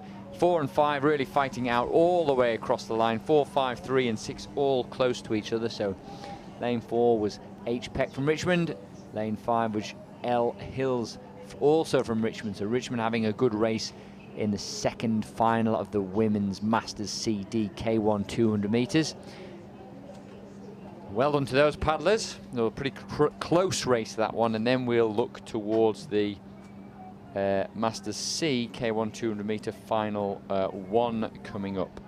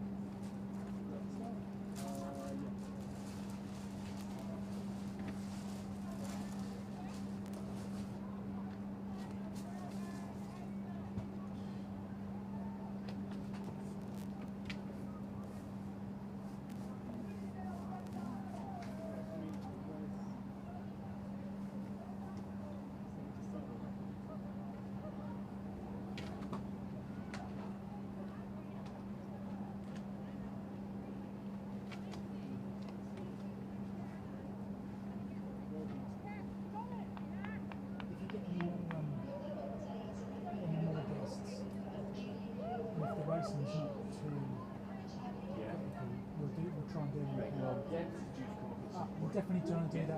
Let's try and just check the So, program. I just need you to sort of position Debs, and Pardon? I just need you to position Debs and get you guys close together and just check for yourself in the Yeah, on monitor. there. Right, yeah, we'll do. Yeah. You can get the two of you sort of quite well within screen if possible. Yeah.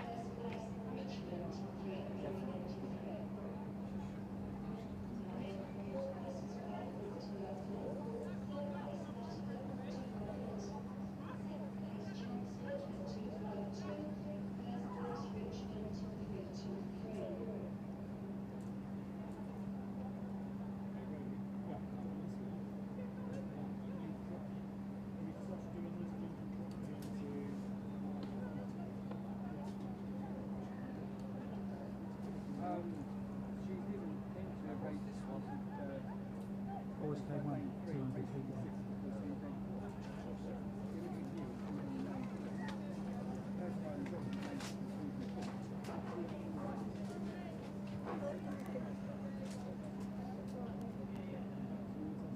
So if we get someone now, this is perfect because there's a lot of heats now. Yeah, and there's inter-services and capability, and there's a few.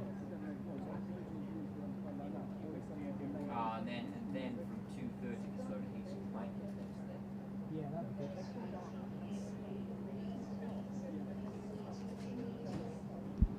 So we're getting underway with the first of 4 heats in the boys' C 200 metres. Now, in this, as we say, we've got 4 heats. It's the 9 best times in the heats that go through to the final. So really, this is a time trial. The paddlers will be paddling as hard as they can all the way down here. We've got Thomas Mosley from Solihull in 1, Sam Stevely from Esk in 3, Edinburgh Schools, that is. Harry Critchfield from Banbury in 3, David Heyman Joyce from Way in 4, Ben Stafford from Leighton Buzzard in 5, Erin Redjeb in 6, Herbert Hillier in 7, Philippe Ernruth in 8, and James Hills in 9. Pretty close at the moment, as we can see them coming down the course. That great picture from the drone there, and certainly lane 3 looks to be going well at the moment. As you can see, sort of fairly central to your picture, but 5, 6 and 7 also extremely close. Look at that, all battling it out, trying to get those quick times. You can see it's a bit wavy on there as well, trying to get through to the final. So lane 7, lane 3 looking really strong there. Lane 7, Erin Redjeb, the 16-year-old from Royal. So well done, lane 6, that was very impressive.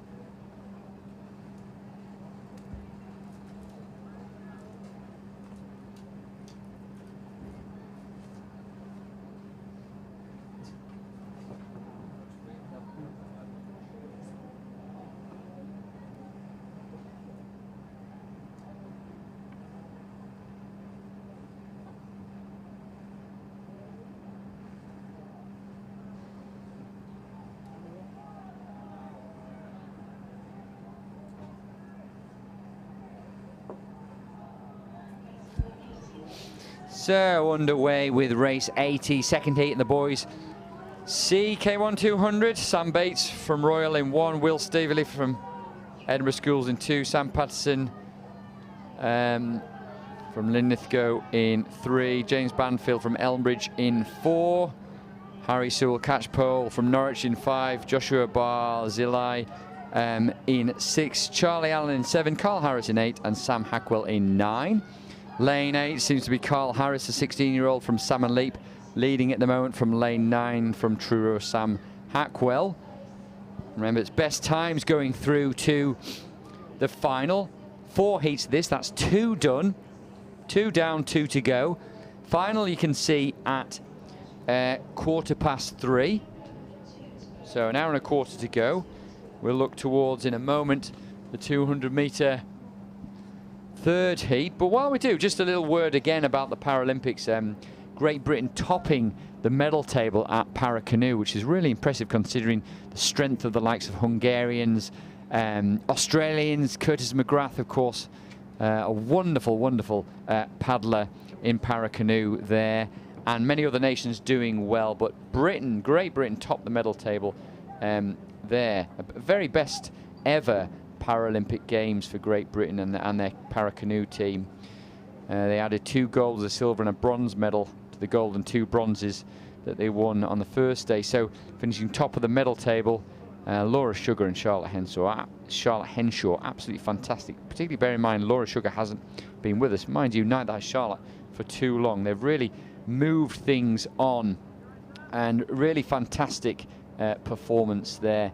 And what was great as well, of course, is Emma Wiggs, who's been responsible for driving things forward. Emma has pushed others onto higher levels, and Charlotte beating Emma, but Emma still taking the silver medal in the kayak in the KL2 race. So Charlotte followed by Emma. What a team there. And then just going around about the 50-second mark, so good for them out in Tokyo on the Sea Forest waterway there. Some great pictures if you look on the British Canoeing website of Charlotte Henshaw, Emma Wiggs and Laura Sugar.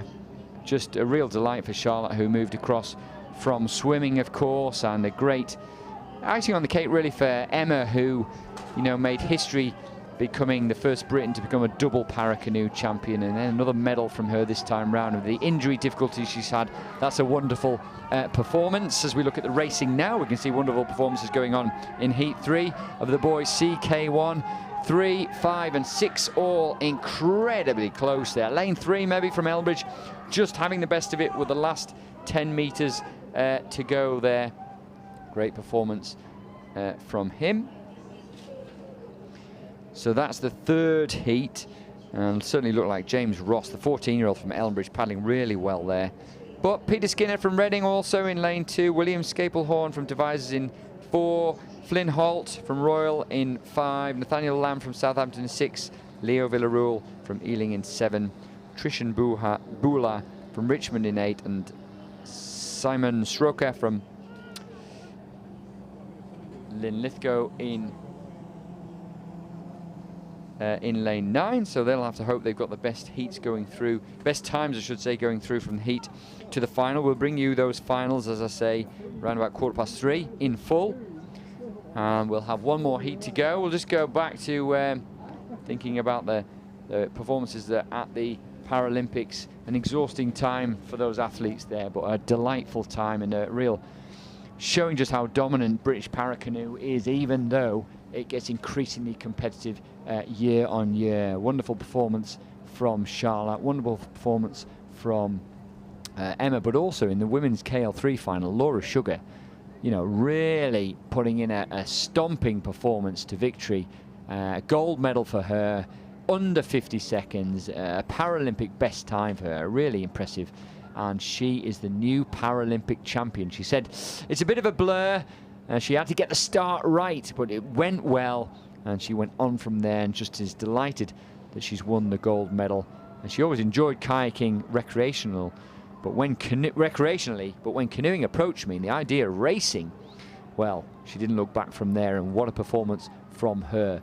So fantastic Then, of course, we had also Stuart Wood winning a fantastic bronze medal in the men's VL3 on his Paralympic debut as well. An incredibly tight finish just outside the 50-second mark in 52.76. So well done to Stuart as well. So we're coming down to the business end of the fourth and final heat here. K1 boys C 200 meters, looks like lane 6 there. Cormac Titima, the 14-year-old from Reading, just getting ahead, maybe lane 4 there, which was Regan Toop. We had Adam Baker from Leighton Buzzard in 2. We had Philip Levkovsky from Ealing in 3. I've mentioned Regan Toop from Wiltshire Youth. Fletcher Kramer from Southampton in 5. Cormac Titema from Reading in 6. Kit Griffin from Royal Leamington Spa in 7. Oliver Jackson from Lincoln in 8. And Mikolai Osmola from Scottish Performance Squad in 9. Then we'll have the Inter-Services K4. You can see there, just up the K4s go. We're following with the drone there. We can see to the right of your picture just how busy it is along the side of the course there. Lots of coaches, lots of family members, lots of paddlers checking out what's going on as we just switch to the start of the Inter-Services Women's K4.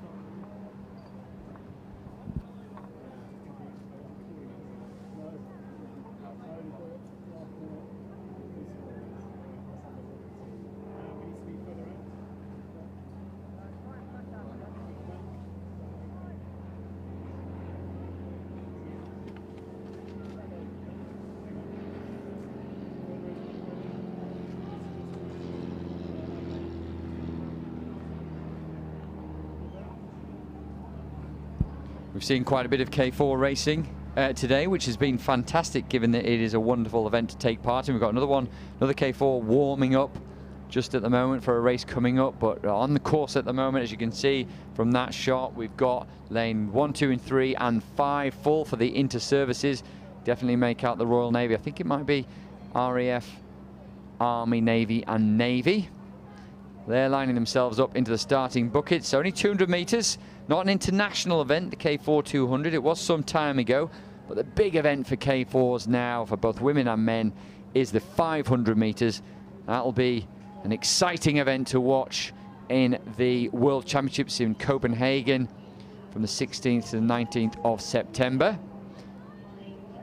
Now this race here is underway with the Inter-Services K4. Lane 2 really getting left behind there. Had a really difficult start, just trying to drill themselves there. And it's all about drilling and paddling together in unison, K4. We can see from the shot there that this is really between lane 1 and lane 3. And just, you can have a look there from the above shot to see the action and whether or not these paddlers are in time with each other. Not just what they do in the air, but what they're doing with the paddle in the water.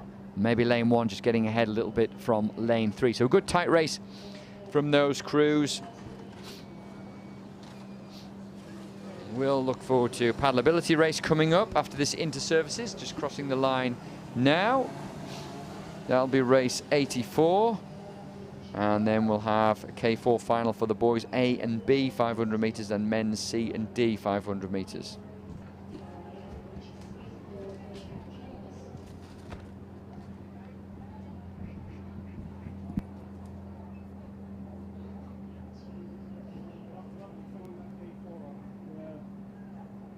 Little things like that are really good, actually. Sorry?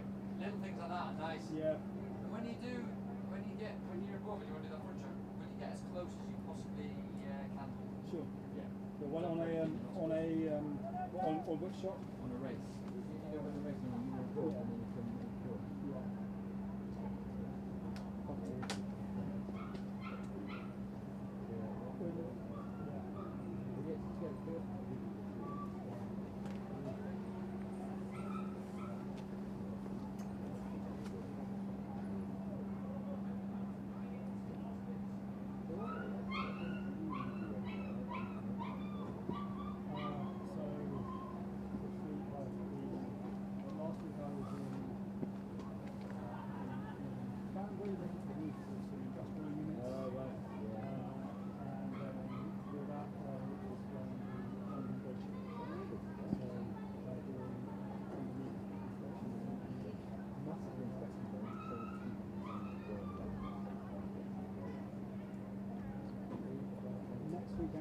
chasing Saunders coaches around the country. That was nice following that K4. Yeah, just saying that. And those pictures are nice because it's got reasonably close and you see how busy it is. And I was just saying in racing, you know, get close to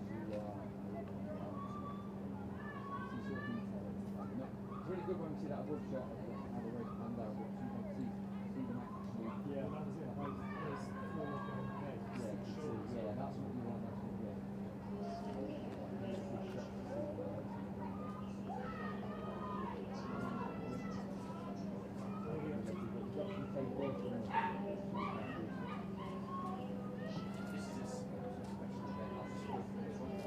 So paddleability race here coming down. See Glaves and Jay Haig in 4. E. Fisher and L. Thorpe over in should be 5, but in fact they're not there. So lane 6 is J. Mansfield and D. Warwick. So it's wonderful to see these paddlers doing such a fantastic job down here in the paddleability event. Well done to them. Really close racing. So it is with lane 4. That's Glaves and Haig. And then lane 6, Mansfield and Warwick. Congratulations to those paddlers. That's race 84 underway. Next race is the K4 Boys A and B 500 metre race. So this should be a good one. They will be lining up very, very shortly. We'll get some good pictures of those. Rapid K4 racing. In fact, let's just line them up now while we have time. So we've got Aries, Fisher, Griffin and Raymond. Real mixture from Linlithgow Racing and Royal Leamington Spa and Leighton Buzzard. E. Butler, H. Cook Bailey, J. Enoch and H. Singleton from Nottingham in 3. Mother, Stanley, Tonkin and Topham from Richmond, Falcon, Reading and Reading in 4. Mavra, Medepally, O'Connor and Rushby from Richmond in 5.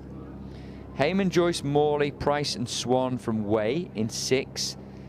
The Norwich crew in 7. That's Booth, Hillier, Sklina and Want. And then Hinvers, Kabir, Nelson and Titima from Southampton, Woking and Reading in 8.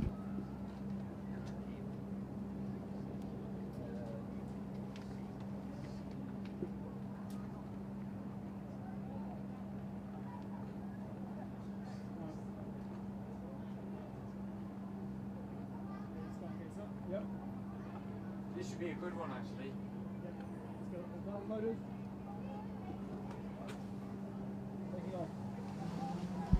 So we'll be able to bring you this boys A and B 500 metre final coming up very shortly. Just to bring you a bit more information from the Junior and Under 23 World Championships. The K1 Junior Men 1000 metre final. A magnificent achievement from Zach Tarver, in fact, to make that final. So congratulations to him. 9th place in the final, but to make that final in the Junior Worlds, in a really competitive event, is a fantastic result. So well done to him, Zach Tarver, in a time of 3:48 there in 9th place. Excellent job, Zach. Well done making that final, giving a really good go and a full effort and a really valuable experience for him in the K1 1000 metres. We'll be looking at half that distance. We can see from above there, we've got a little bit of a wait before the paddlers are fully in, but they're just making their way into the starting buckets now. Remember, we've got a mixture of Royal Leamington Spa, Leighton Buzzard and Linlithgow in 2. We've got Nottingham crew in 3. We've got Richmond, Falcon and Reading crew in 4.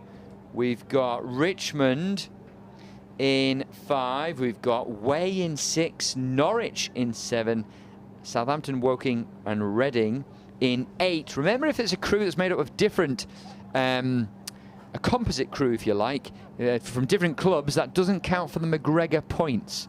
So the crews here, like Nottingham and Richmond and Way and Norwich, they're full crews of K4s. They'll be looking for those 20 points for the win, 19 for second, 18 for third, and so on and so on.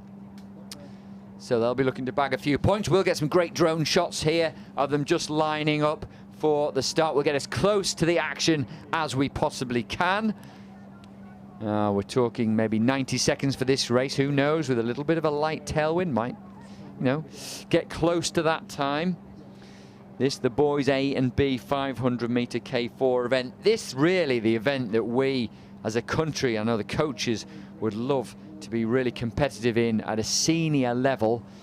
Of course, you have to make really the final of the World Championships to get into the Olympic Games in this event, in this the most competitive event of all. But this is where it starts in the juniors. The paddles are up, the paddles are underway, they're whirring round, they're underway already. So we can see lane 3 already beginning to pull away from the start there. The drone will get a little bit closer. We'll just be able to see the action unfold. And we can see lane 3, or certainly third from the bottom of your picture, going really well at the moment. And that's in fact lane 4, so that's the Richmond, Falcon, Reading and Reading crew. So the third from the bottom of your picture, really picking up pace and stretching it out in this middle central part of the course. They know now that they are over halfway. It's head down, it's arms burning, but maintain that form, maintain that rhythm. Watch out over the far side of the course, because coming really well at the moment we have a Norwich crew. That's Booth, Hillier, Sklenar and Want over in lane 7. Really well drilled from them, but already with 200 metres to go, staring down to those red boys and holding it together is that crew that have been leading right from the very beginning. And that is Mother, Stanley, Tonkin and Topham, Richmond, Falcon, Reading and Reading in lane 4, going really, really well. Beginning to pull away just that little bit from lane 7, which is the Norwich crew. Now, lane 4, a mixture of paddlers. Paddler in the back, they're doing such a great job just to keep in time with the spray going all over the place. Well done to them. Lane 7 followed by lane 5. So in the club competition, we're looking at Norwich just getting the better of Nottingham, Richmond in the red vest, who were in lane 5. Oh, goodness me.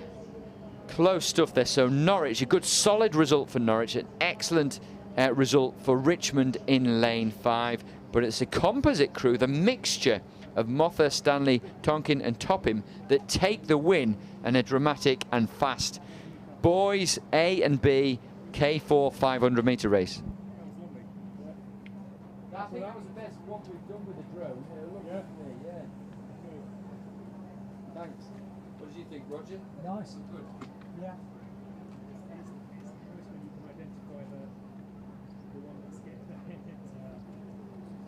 But that's why with that race, you left it for a bit, you could see them stretch out, and then you know. And in K4, once they've done that, it's hard to come back from that. So. Yeah.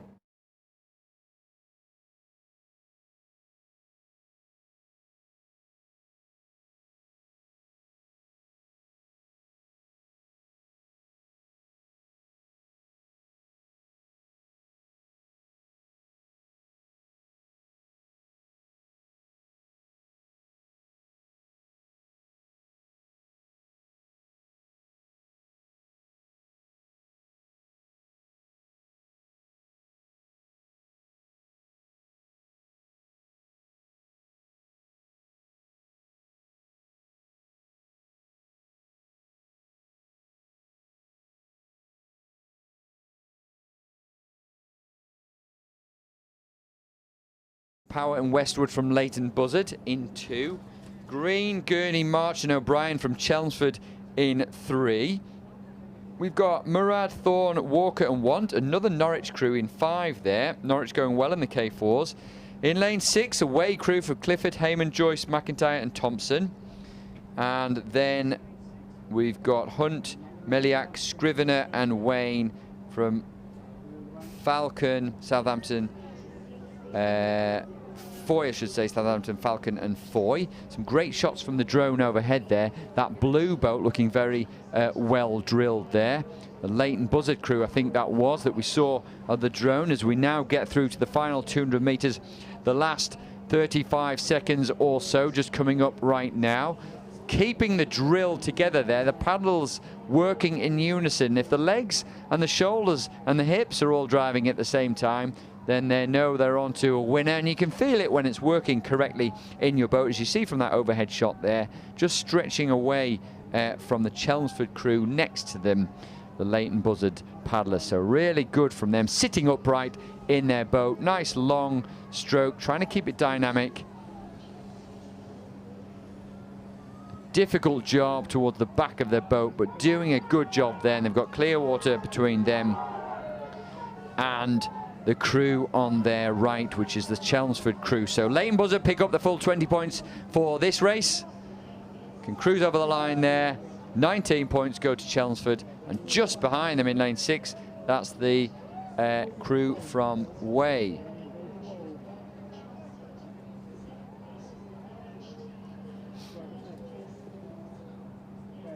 So Chelmsford, Norwich and Way there, top 3. And then we'll look for the canoe. We'll be changing to canoe. We'll be changing to high kneelers for 200 meters before we move to the girls' D kayak.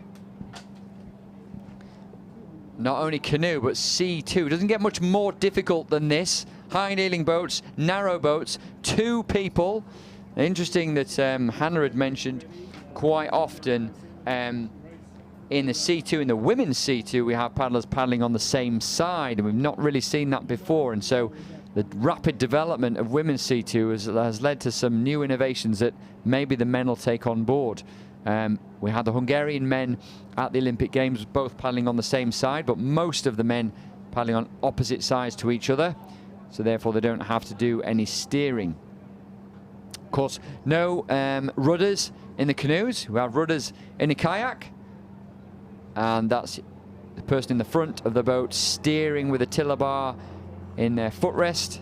But in the canoes, as we're going to see now, of course, the steering is done by their paddle stroke or by leaning the boat.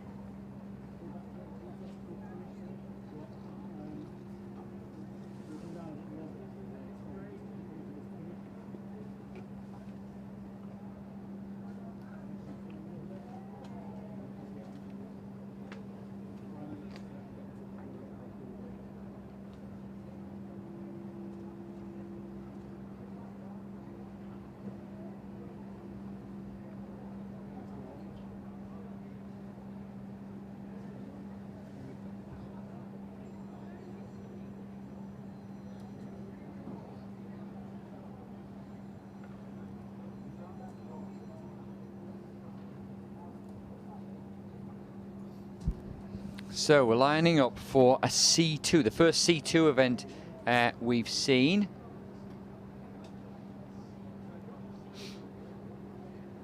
So C2, canoe A to D, men's 200 meters. Chisholm and Sarkisian from Richmond in 2. Zalontai and Zalontai from Richmond also in 3. Michael Briggs and Weir from Richmond and Banbury in 4. Phillips and Zeltner from Richmond in 5. Gohar and Leach from Richmond in 6. And Elliott and Gohar from Richmond in 7. I have a feeling Richmond might just pick up some points from this event. It's wonderful to see the strength and depth that the Richmond chairman, Tom, came to talk to us about, and particularly in a canoe event. It's wonderful, really, really wonderful to see that. So they're lining up for the start. Just a little bit of preparation. We're all set and ready, just waiting for them to take their position.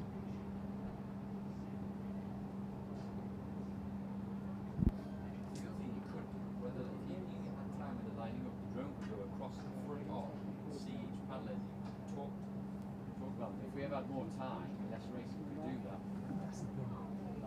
We have that problem internationally as well, all willy-nilly all over the place before the start.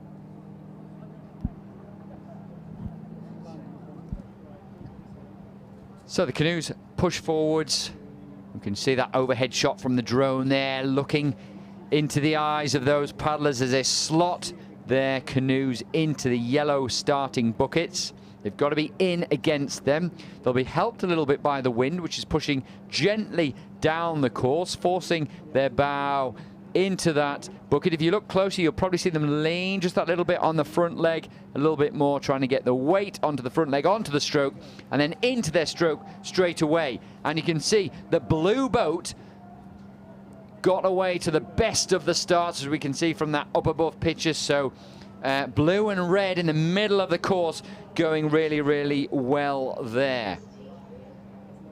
So Michael Briggs and Weir from Richmond and Banbury, a combination going very well. Just tracking them to their right. You can see on our left of the screen in the red boat there, that's Phillips and Zeltner both from Richmond, and them just maybe have the better strength in the stroke, although they haven't quite got the high rate. It's going to be really close for this one. It's Richmond and Banbury against Richmond, and Richmond in 5. Look like they're going to take it, so full points go to Richmond there. Congratulations to Phillips and Zletner from Richmond, just ahead of Michael Briggs and Weir in lane 4.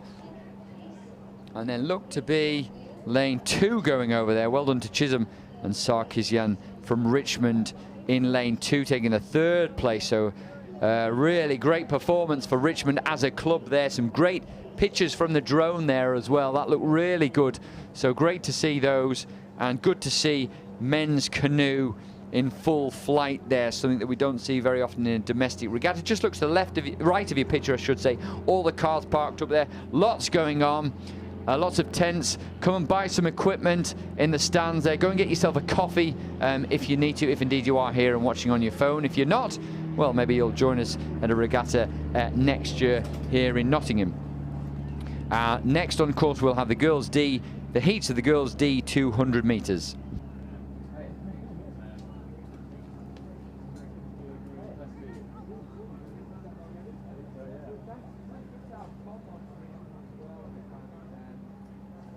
Scott Hines.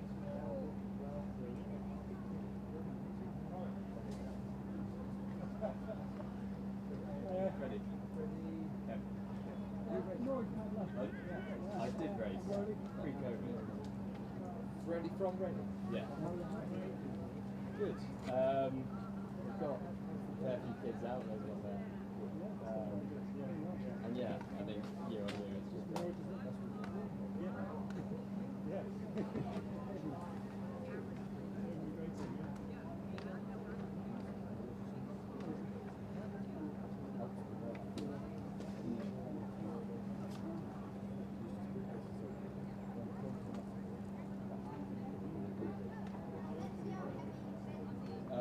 We used to. Right. There used to be a whole paddle, I think it was a paddle sport series, and it was lots of different types of kayaking and canoeing.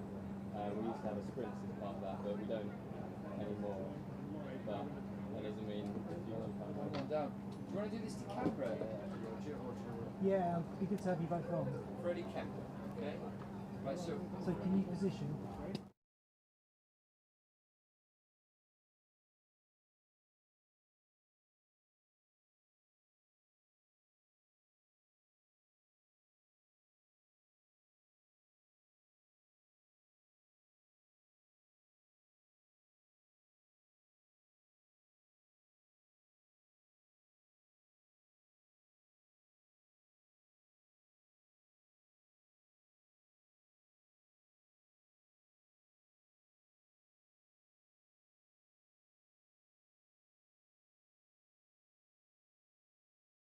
well, we're all underway with some of the heats, and we'll give you more information with the girls' heats in a little while. But we've got Freddie Kemp here from Reading, and it's good to see you, Freddie. Thanks for coming and joining us, and just tell us a little bit about the club situation in Reading and what it means to come and compete at this club regatta. It was really good, and especially over COVID, where the kids haven't had a race to do for a year and a half or so. It's great for them to be able to kind of see what that training that they've put in through that year and a half has amounted to on the water. So they've all been training really hard. They took ergos home during the lockdown, and it's been really positive, this year, in fact, to see these regattas taking place, so that they can see how they have done with that training and how they now fare against the guys they're racing against. Yeah, because it's all, there has to be a sort of end product, doesn't there, to to the training, and unfortunately we've just not been able to have races, have we? And so it's lovely for them to be able to compete. We would, just to let people know, we will bring them the finals of these, so don't worry, you won't miss out. There's some heats going through at the moment, the 200s. We will bring those finals. So these people have been training at Reading, but they want to do some racing, and something we've just talked about, isn't it, of trying to get some smaller races perhaps going, and regional races, so they can then come here to Nottingham and compete, because children want to race. Well, everyone wants to race, don't they? Not just train. Yeah, I agree. Yeah, and often though, training does turn into a bit of a race sometimes, doesn't it? Yeah. So what have you got across the club? Are you concentrating on kayaks, on crew boats, on individuals, or just a bit of everything? It varies. I think the slightly older kids, because the selection is often for them in crew boats, they really will focus on their crew boats as well as their K1s. I think for some of the younger ones, we just want them to paddle well and nicely in their K1s. At that point, most of their sessions will be in K1, but they often do go crew boats for maybe longer sessions, or if the speed is a little bit too high for them and they need a bit of help. But yeah, it really varies, and it does depend on the session and the race, whether we do crew boats or K1s. Right, but it's great that you're doing both, and it's important, isn't it? And sometimes paddlers paddle their K1 all the time and only ever jump in a crew boat when they're here at the regatta, so nice to be able to encourage them to paddle the crew boats. And of course, it's something you can do with perhaps some of the younger paddlers, put them with some of the older ones and mix it up a little bit for the crew boats. Yeah, it's great. We have some of the more experienced paddlers always volunteering to take the really young ones out for the races like the Waterside and Thameside races, as well as marathons, and it just gives them that experience that they wouldn't get racing with someone their age in a crew boat or in a K1. Yeah, so you encourage them to race a marathon, sprint, whatever, Everything. Get them racing. Yeah. And it's really important for their boat skills, I'm guessing, as well. Yeah. And so if someone wants to come and paddle at Reading, they live in the Reading area, what do they need to do? If you go to our website, readingcanoeclub.org, you'll see a contact form and an email for the club. Otherwise, just approach me or any of the coaches or someone in a Reading vest, and we'll point you the right way. That's great, thank you. So those of you who are around in Nottingham, you can come and see Freddie. Those of you at home in Reading, will get down to the club and try some kayaking. We normally get some good weather, don't we, over the sort of September, October period. So get out on the river while the weather's good before it gets a little bit too wintry. Yeah. Good stuff. Well, thanks for joining us, and good luck for the club. Thanks. Thanks, Freddie. Cheers. That's great, thank you.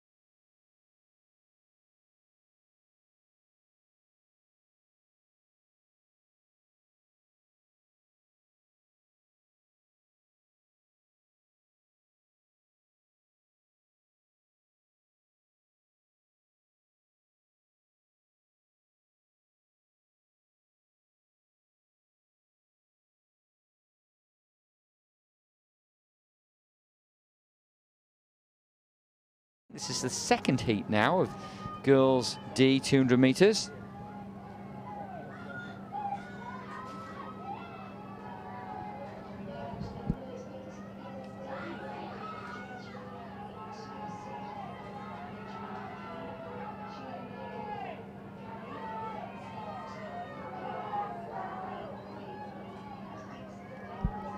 Going really well there, you can see lane 4. I think that's Sheila Wanira Karabik from Southampton.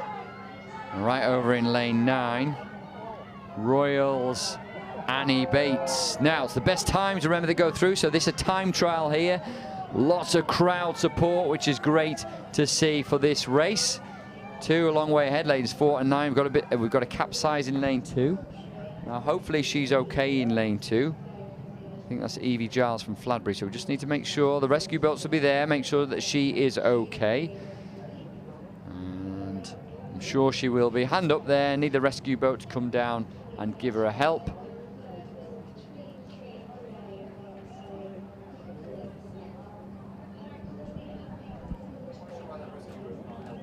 No, I think they're asleep.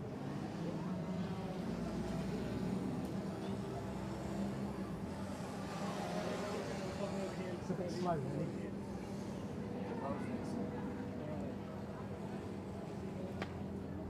Right, I'm going to go for a loop. I'll just set up.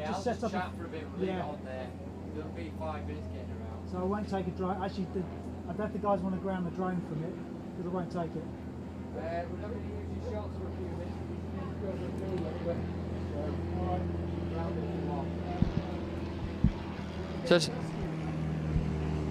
So it's not unusual that this happens. It happens right at the very beginnings of people's career, right across through to the Olympic Games and World Championships. Falling in as you get close to the line, it means you're giving everything, and I'm sure that Evie will be okay. Yeah, just checking on her there now. We've got a few technical issues we're just sorting out, so we're leaving it with the still camera just in position at the moment. Hopefully the rescue boat will get that kayak. It's kind of half sunken in the lake. Get that up and running, and unfortunately the heat 1 of the girls C 200 meters will have to wait. As I said, we won't necessarily do all the lineups for all the heats, but we will do our very best to bring you all the detail that we can for the finals. We've had club representatives. It was great to see Freddie come up from Reading. We've spoken, of course, to representatives from Richmond and Elmbridge here as well, which is great. It'd be nice to get someone from Nottingham up. We hope that Deborah Kerr will come up and chat to us about her Olympic experiences as well. We've talked about our athletes who've made finals in the Junior Under-23 World Championships. We've also had a good chat about our topping of the medal table in the Paracanoe at the Paralympic Games in Tokyo. Wonderful success across the board for the British Paralympic team, and wonderful performances from other sports, and the likes of Sarah Story winning her 17th gold medal across swimming and cycling in the Paralympics. So brilliant performance from her, super performances from our Paracanoe guys, and great job done by coaches, whether we're talking about the likes of Matt Lawrence or Colin Radmore, Scott Simon driving that team, leading that team, and just really needs a mention about the logistics. I mean, it's been such a challenge to get across to international events, to get the boats and the equipment there without it being damaged, to jump through so many hoops, whether that's COVID tests or getting equipment into countries and out through into other countries, getting the paddlers racing there, whether that be in Hungary or Bernal in Russia or other parts of Europe, getting out to Portugal for the Junior Under-23 World Champs, and of course very shortly going out to Copenhagen in Denmark for the World Championship. So a huge amount of logistics that have had to take place, and all credit to this staff at British Canoeing who've managed to do that. Well done to them. And we'll have another heat, the first heat we should have very shortly of the K1 Girls C 200 meter race coming up very shortly. That'll be followed by the K1 Girls A and B 200 metres. So lots of 200 metre racing coming up, including some Masters finals as well after that. And then some more para racing, where we'll see the finals of the men's para kayak, of course, and women's. So we're underway with the first heat of the girls' C 200 metres. And we've got Tabitha Yule from Norwich in 2, Emily Bowles-Trow from Addlestone. No, sorry, we haven't. My apologies. We've got Kizmina Silika from Scottish Performance in 1, Poppy Gilbert-Johns from Southampton in 2, Hannah Pemble from Addlestone in 3, Georgia Fennick from Reading in 4, Tilla Kubish-Wiles from Reading in 5, Catherine Long from Falcon in 6, Sienna Payne from Chelmsford in 7. Really close race, this one. Charlotte Lee May from Norwich in 8, and Molly Gwynn from Wiltshire Youth in 9. Lane 4, good performance from her there, just picking out Georgia Fennick from Reading. But of course, this is about best times. So 9 best times will go through to the final. We'll see the final at 4:20 this afternoon. And Heat 2 will be lining up very shortly. And that will be Heat 2 of the girls' C 200 metres. Then we'll be looking at the girls' A and B heats of the 200 metres. What race we on? We are on 92. 92.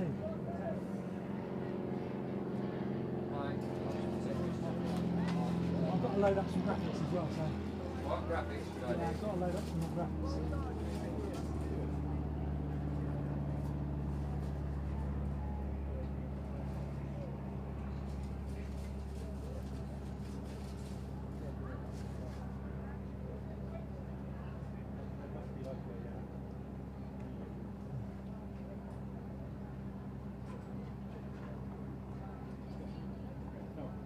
Is there anywhere we can leave kit on site tonight? Like a lock-up room, or do you take all this in the car and sit behind you? Well, Probably down at race control, I think. and there's a room down just under here. Go down.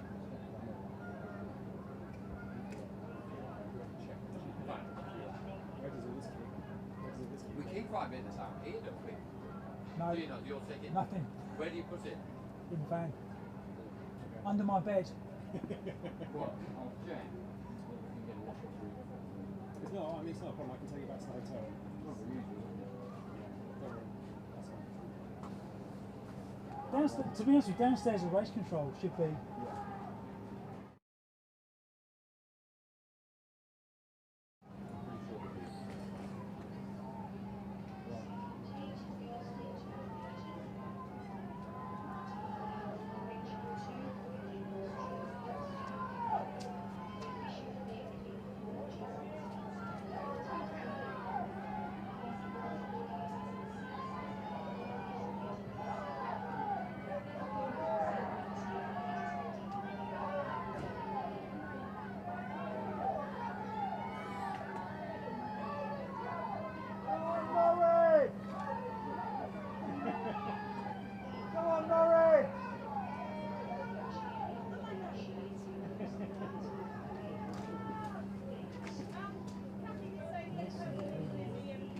Yeah, I have mentioned them already, but thank you. So you said 92, didn't you? That was 92. So race 92 was underway there. Just Good race, that one. So race 92 is the heat 2 of the girls' C 200 metres. And then we will look to the girls' A and B 200 metres.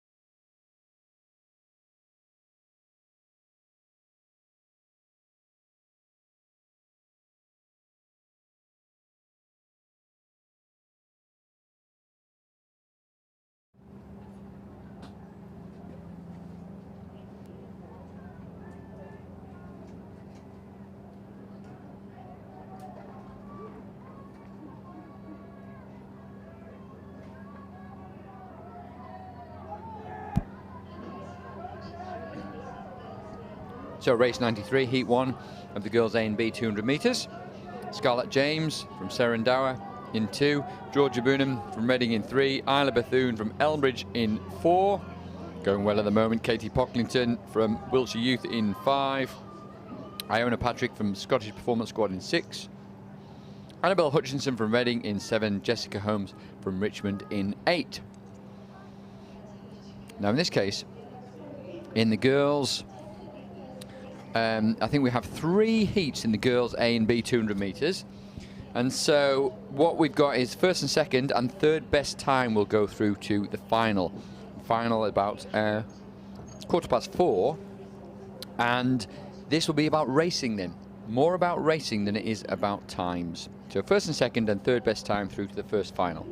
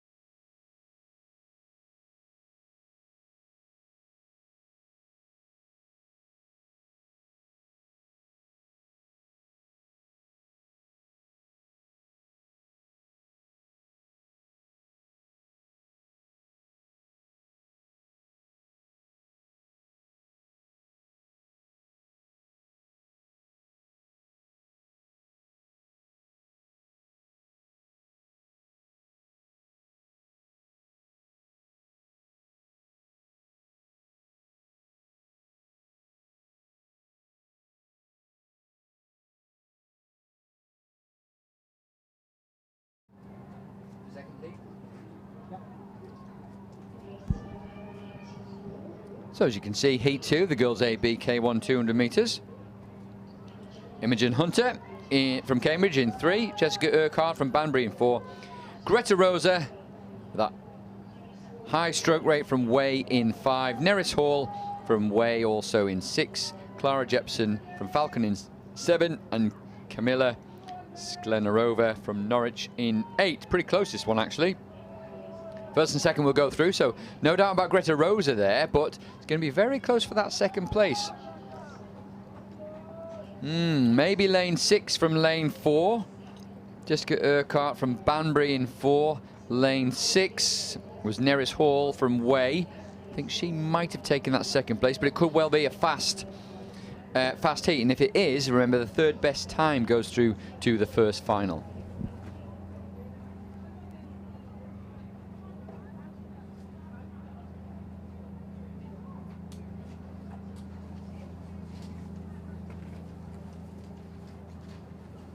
Yeah, I thought the same about it.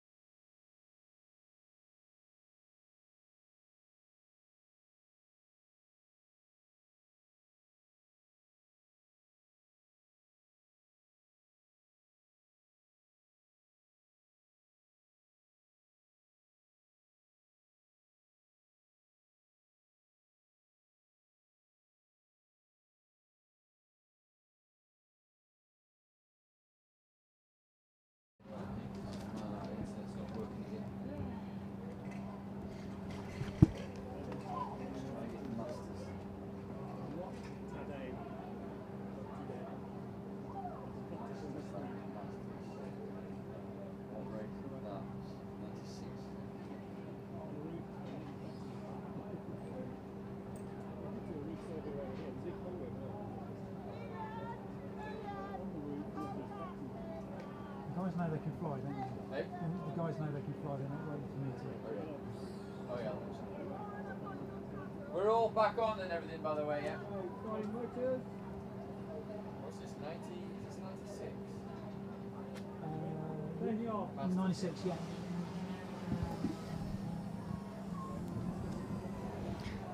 So we have already underway race 96, the Masters C K1 200 metre final 1. Deep Emble from Addlestone in 1, Emble from Nottingham in 2. You can see Nottingham in picture there. In 3, Kay Smith from Reading. In 4, P Brooks from Gailey. In 5, M Pierce from Longridge. In 6, J Prosser from Richmond. In 7, M Villarreal from Ealing. In 8, D Battisol from Way. And in 9, N Garner from Richmond. Really close race, this one. Lane 6. But pulling away from lane 6 just.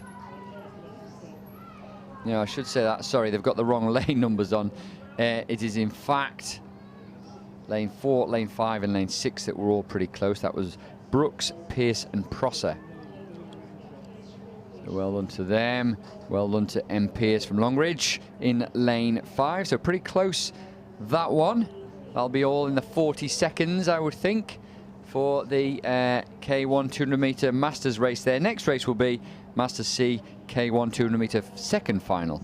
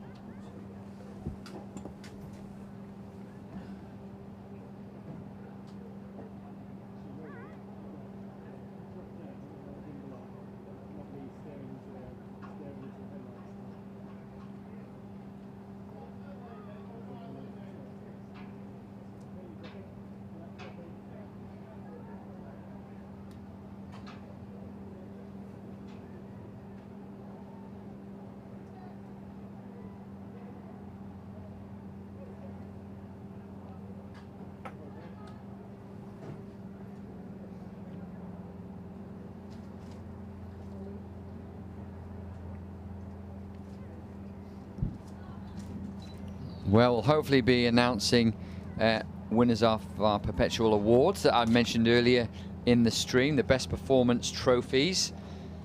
And we do have one of our winners here today, and she's done a great deal of racing for Richmond. That's Lizzie Broughton, and hopefully they'll be delivering her trophy to her very shortly. We can see the sailing going on the River Trent there. We've got a sailing club, we've got cricket club just across the way from the course here. We've got our racing going on. We've had a running race going on between the lake here and the slalom course. Plenty going on. We've got some great racing still to look forward to. We're about to get underway with the second final, race 97 of the Masters 200 metres. You can see them just lining up there. We can see that drone. It's been working hard today. We're doing a lot of changing batteries in the drones. They have been working hard, but thanks to Hexcam, we've got some great pictures, and we should see some great pictures of this. We may even see some great racing in this, the second final of the men's K1 200 metres, the Masters C K1 200 metres. Our guest in 1 from Nottingham, G Partridge in 2 from Truro, A Dodson from Addlestone in 3, P Gadd also from Addlestone in 4, D Smith from Worcester in 5, G Carter from Richmond in 6, J Sklenar from Norwich in 7, P Gorman from Way in 8, and D Marshall from Linlithgow Racing in 9. Already underway, pretty close at the moment. You can see the overhead shot of the drone there. Looks to be like lanes further over the far side of the course, perhaps going that little bit quicker. Lane 5, 6, 7 all going very well at the moment. We're just closing close up on lane 6, but close. 4's in there as well, really, really close. 4 across the 7. 4 maybe having the edge from commentary at the moment, but 6 pushing it in. A big burn for the line of the distinctive green bow. Could be 7. 7, 6 and 4. Very close. Sklenar from Norwich is in 7. Carter from Richmond in 6. And Gadd from Addlestone in 4. Those really close. A blanket finish for those paddlers.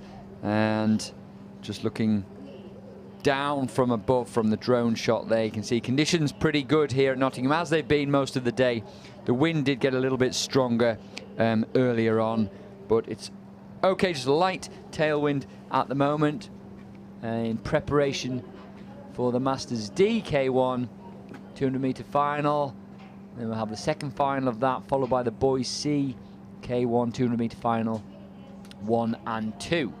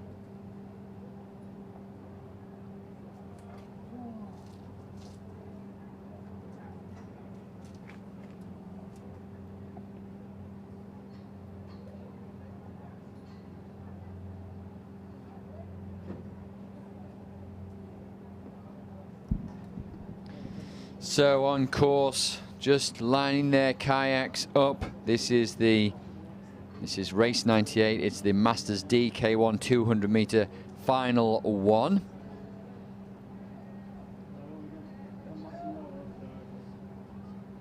Just take you through the lineup.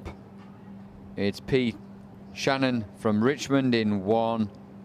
It's R. Lovell from Devizes in 2. It's J. Avery from Chelmsford in 3.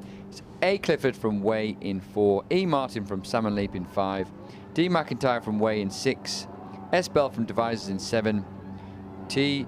Vaskevich from Richmond in 8. And T. Walker from Richmond in 9. Looks like lane 6 going well at the moment. Yeah, and lane 5, you can see from that drone shot there, getting pretty close in. You can see the paddles working hard. Very close between these two paddlers here. Quickest qualifier was E. Martin from Salmon Leap in 5, and he is the quickest here, just making those strokes count. A little bit more length than perhaps the others, and strength and power in the stroke. Really counting now as it begins to pull away from the rest of the field. Well done to him. Lane 5, Martin, E. Martin. From lane 6, and then I think lane 7, although it was close between lane 7 and 4. So second place for lane 6, D. McIntyre, and maybe lane 4 in third. That was A. Clifford from Way.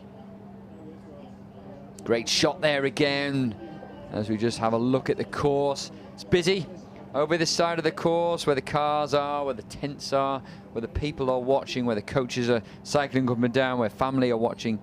Other members of the family racing, thinking, oh, maybe I'll have a try at this next time at the club's regatta. We're going to also award Lizzie Broughton. So everyone that's down at the course, or a lot of people that are down at the course currently, will be going to see that presentation take place.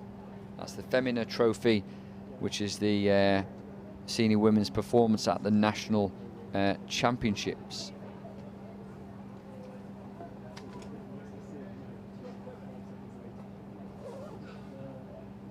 So Lizzie Broughton from Richmond Canoe Club, sharing that trophy with Emma Russell from Chelmsford. So well done to Lizzie, who is here. That's a great effort from her, such a stalwart of Richmond and of the British team as well, racing on all sorts of different distances here, which has been really encouraging to see. And we'll hopefully see her doing some marathon this season, and at the World Championships, Sprint World Championships as well, in the longer distance event in Copenhagen in just a couple of weeks' time. Suppers are getting ready as well. There's a little bit of supping going on here, stand-up paddleboarding. I'm sure a large percentage of our viewers have had a go at that. It's a very popular sport these days.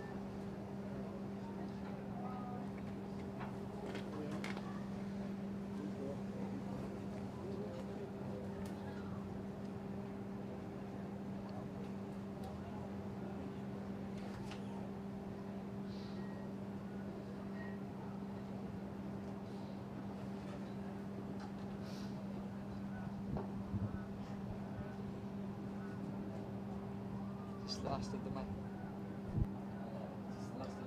Masters. Sorry? Final two. Yeah.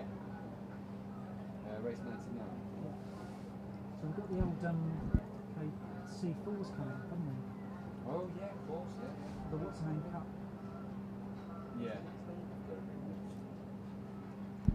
Race 99 now is the Masters D K1 200 metre final 2. A Flockhart will be in 2 from Richmond, A1 from Norwich in 3, D Jack from Nottingham in 4, B Nagy from Reading in 5, L Chislaho from Richmond in 6, P Metus from Nottingham in 7, and J Glasspole from Reading in 8. They're underway. Lane 6 doesn't look to be there, so no lane 6 it looks from here. We should have Richmond's Flockhart in 2, though. We do. See from that drone shot, it looks to be, yeah, over on the far side of the course there. Distinctive pink top. And running the boat very, very nicely in lane 6 there. Cizalho, long way ahead from the rest of the field. Cizalho from Richmond. And then followed by lane 4 from Nottingham, D Jack. And then lane 7 will be third place, Metus, all from Nottingham as well. Good points from Nottingham and Richmond there. Well done to those paddlers. Masters D, K1 second final, K1 200 metre second final. That's race 99. So race 100 coming up shortly. 100 and 101 are the para races, remember, that Hannah was talking to us about. She taking a particular keen interest in those. Now then, we should have Johnny Young, we should have John Tarrant, Nick Baton and Jonathan White in this race. I can only see 3 boats at the moment. John Tarrant making really good progress, as we said earlier on.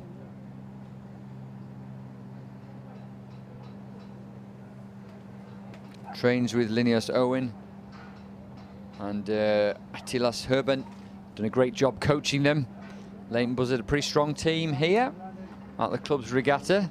So we've definitely got the big figure of Johnny Young in lane 3 and John Tarrant.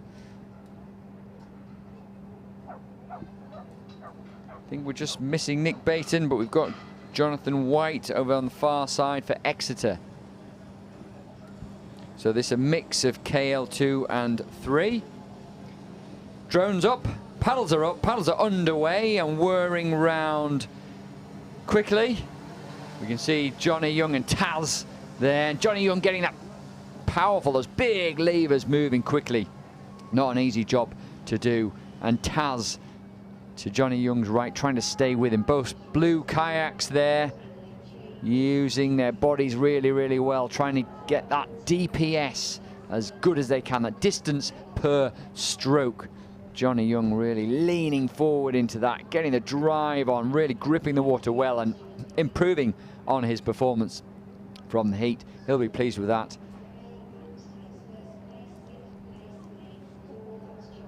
And John Tarrant, or Taz, from Leighton Buzzard, well, a great effort from him. As we see coming across the line will be Jonathan White from Exeter over in lane 7. Remember, 2 categories there, the KL2 and the KL3 category.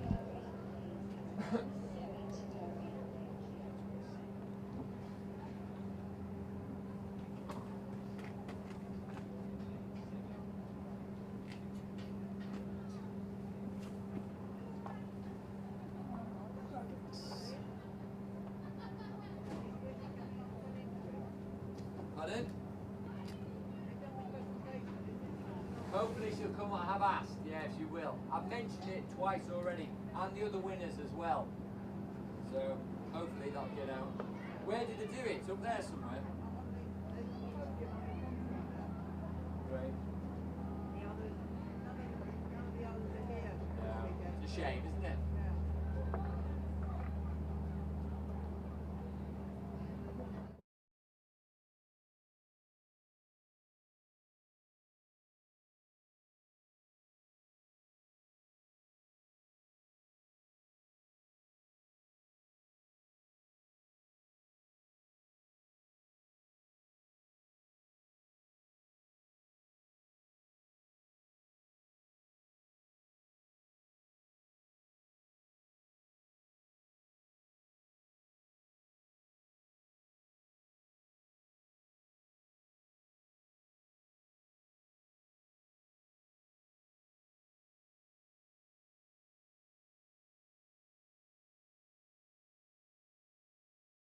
Kayaks for the Paracanoe women underway as well, which is great to see. 2 athletes taking part in this, a great development opportunity for them, given that with such a strong Paracanoe team leading the medal table at the Paralympic canoeing event.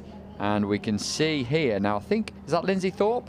I think it's Lindsay Thorpe in lane 4, and then I think we've got Linos Owen from Royal Leamington Spa, who trains with Taz, John Tarrant, who we saw in the previous race. So she's going to win this one, but not far ahead of Lindsay Thorpe, the 28-year-old. So great racing from these two. Coaches will be pleased with that. Hannah Brown will be keeping a beady coach's eye out on these paddlers. Great performance from them. Well done in the kayaks. That's the KL3 event for them. Men's, we saw KL2, KL3. Remember, we have 3 different categories in the kayak, and the VAR as well. We haven't seen VARs here, just the kayaks today in the Paracanoe events.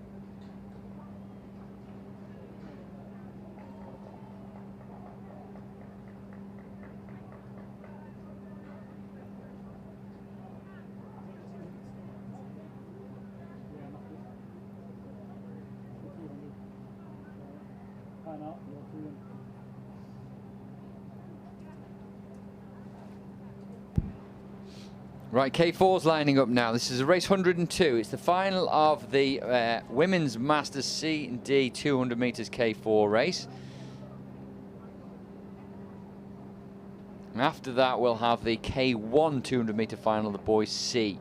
So, in these K4s, we'll start to see them line up very, very shortly. We've got Alexander Hicks, Hinkova and Walker from Norwich in lane 2.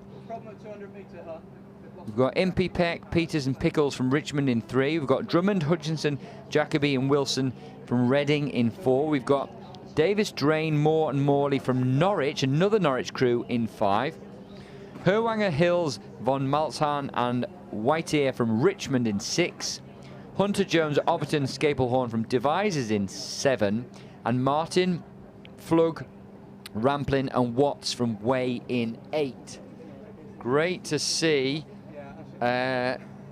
these clubs taking part, full clubs points counting here, because they're not composite crews, they are crews all from the same club. We're going to watch this race, and hopefully in a little while we might even get to chat to one of our trophy winners, Lizzie Broughton from Richmond, in just a little while after this race.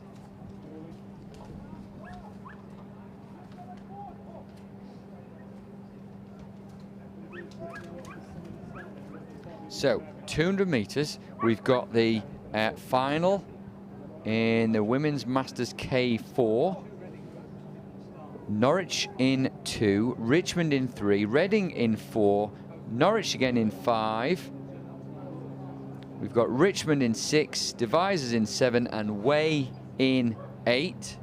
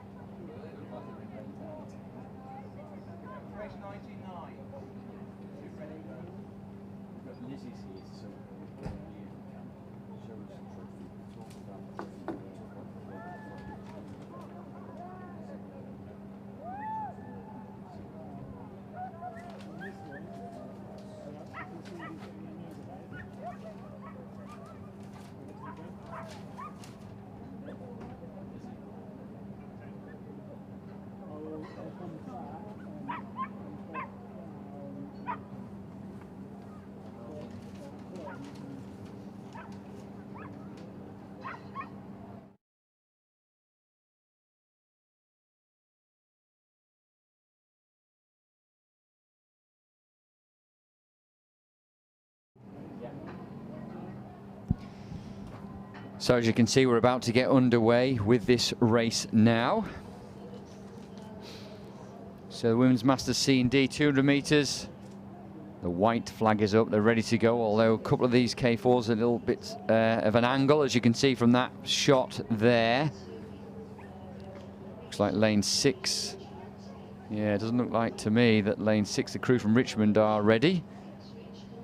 See what we think of that lineup. They're underway, so paddles going. And the K4 Women's Masters 500 metres well underway there. Some little different approaches. They are supposed to be going straight in the middle of their lane. Not necessarily doing that, but it's not an easy thing to get lined up off the start. So Norwich in 2, Richmond in 3. In fact, we've got Norwich crew, I think, in lane 1 as well. Reading in 4. And they're going well at the minute. No question about who they are. Very distinctive. We've got Norwich in 5, and then going well, the Richmond crew in lane 6, putting the power down now. That's very close. They're duking it out with lane 4's Reading crew. Looks like Richmond ahead of Reading, and then ahead of lane 9, which is another Richmond crew by the looks of it. So well done to them, and we're really delighted that just in just a minute we should have Lizzie Broughton come and chat to us a little bit about her trophy.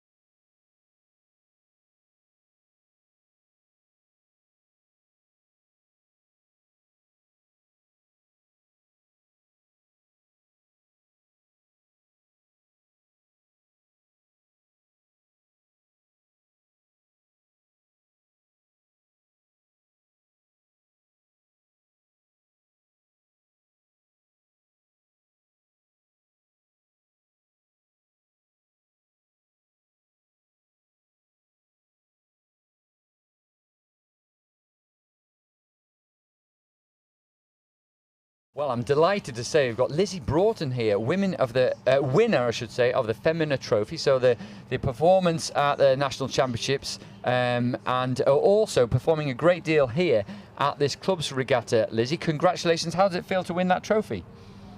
Yeah, thank you. It was a nice surprise this weekend. I wasn't aware I was going to win that before I got here. So yeah, it was good to kind of think back to the Nationals a few weeks ago. Yeah. A few months ago. Yeah. It probably seems like a long time ago for you, does it? Definitely does. Yeah. When was it? July? Like 2 months. Yeah.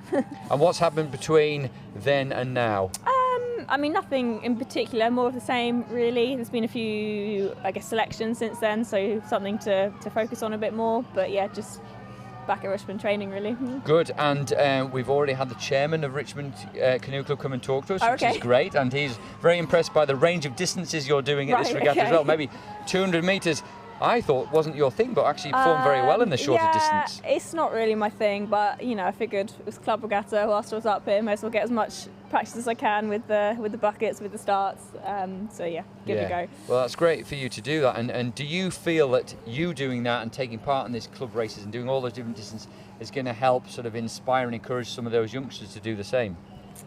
Yeah, I hope so. I mean, this kind of regatta is perfect for really just getting out on the water and doing everything you can. So a bit of K1, K2, K4, you know, it's not there's no selection riding on it, you know, it doesn't really matter how you do, it's kind of just about getting points for the club, so it's a good opportunity to try everything. Yeah, and enjoying it as well. And Richmond, it seems to me from watching the racing here that you've got a really good thing going with the club and a big community and lots of people taking part across the age groups and across the disciplines here.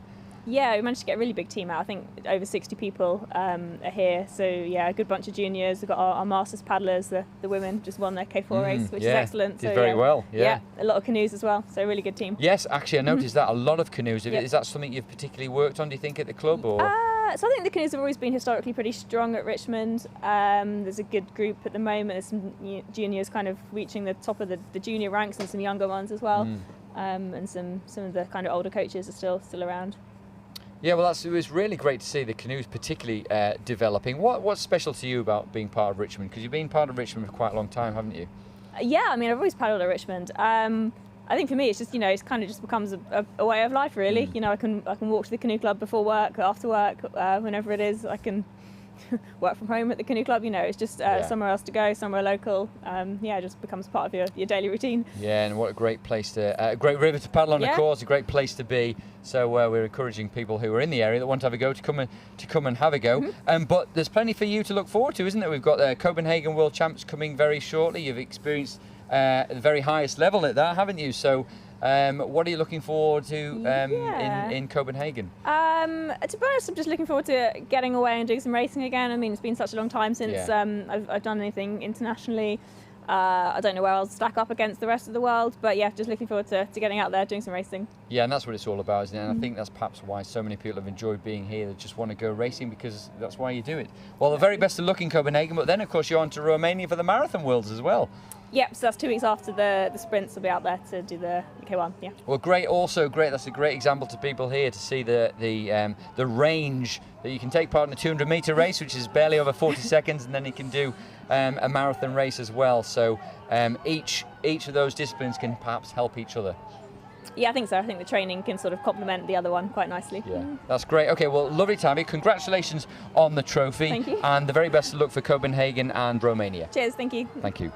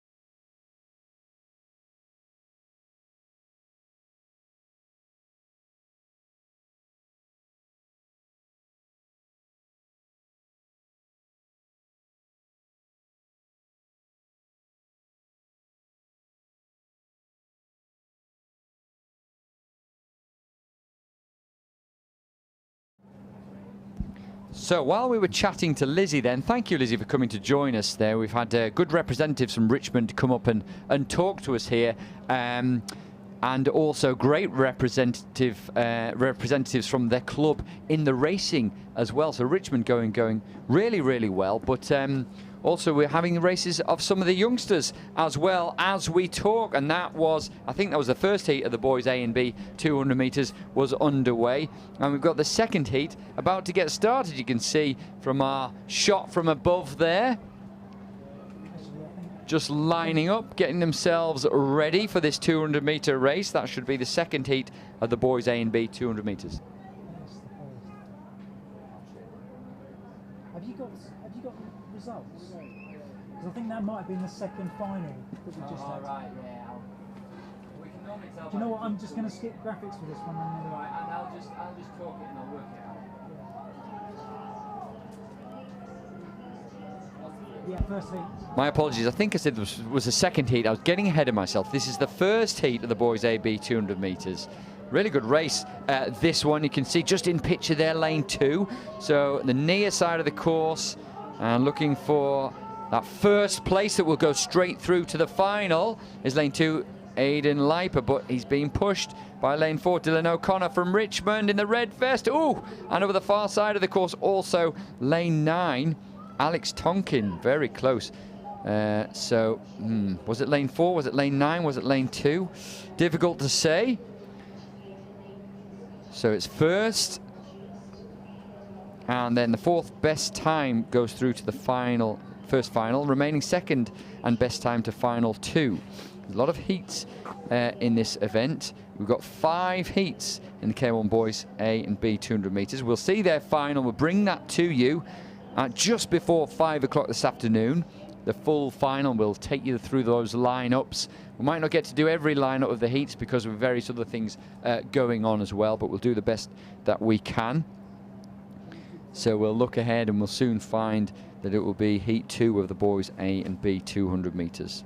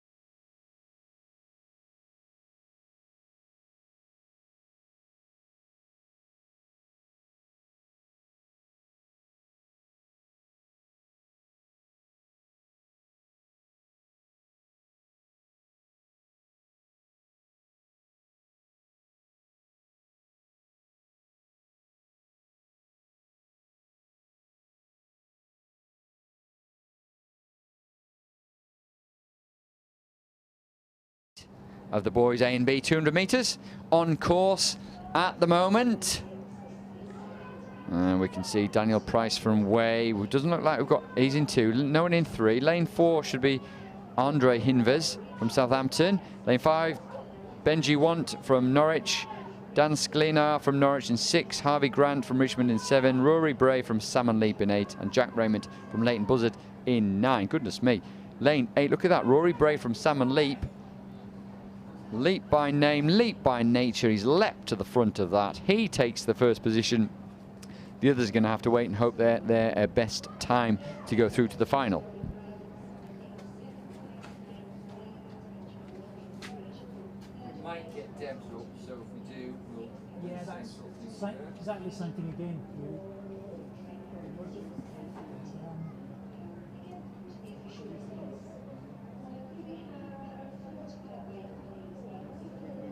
Do you know what, mate?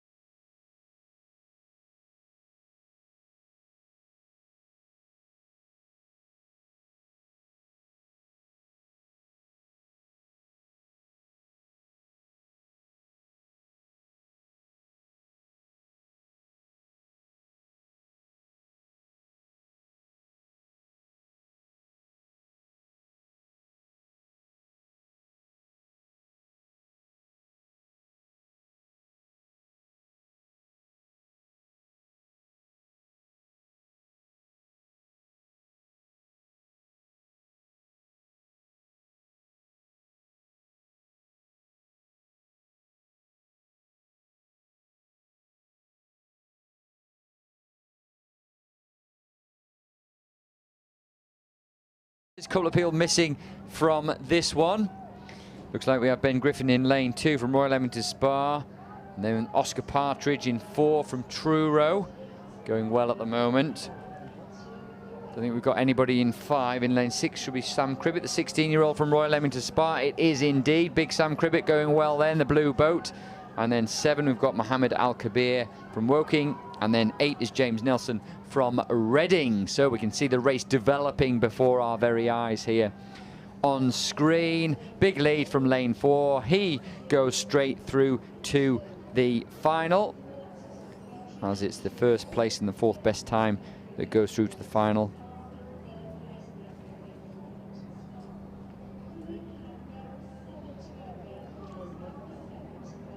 And we'll have one more heat of the boys A and B 200 metres, and then it'll be the final of the girls D 200 metres K1 event.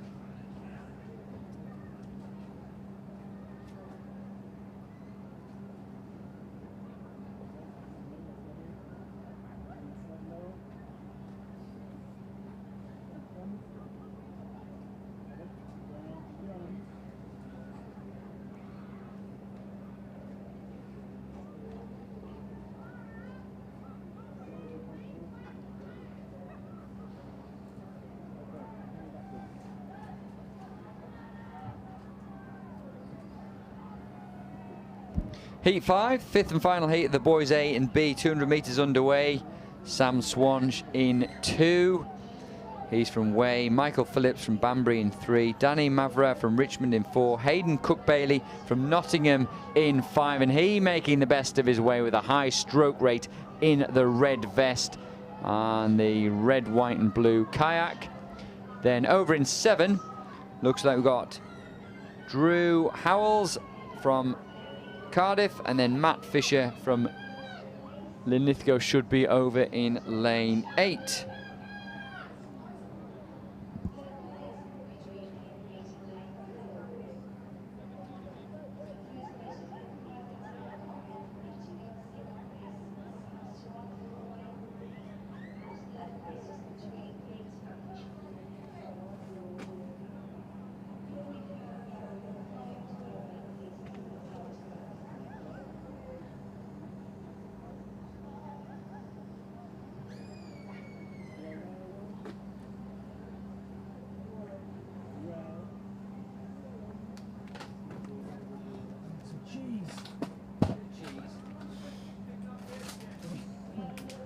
You haven't got any other options and you'd starve. You know what? You know those cheese slices? I actually quite like them.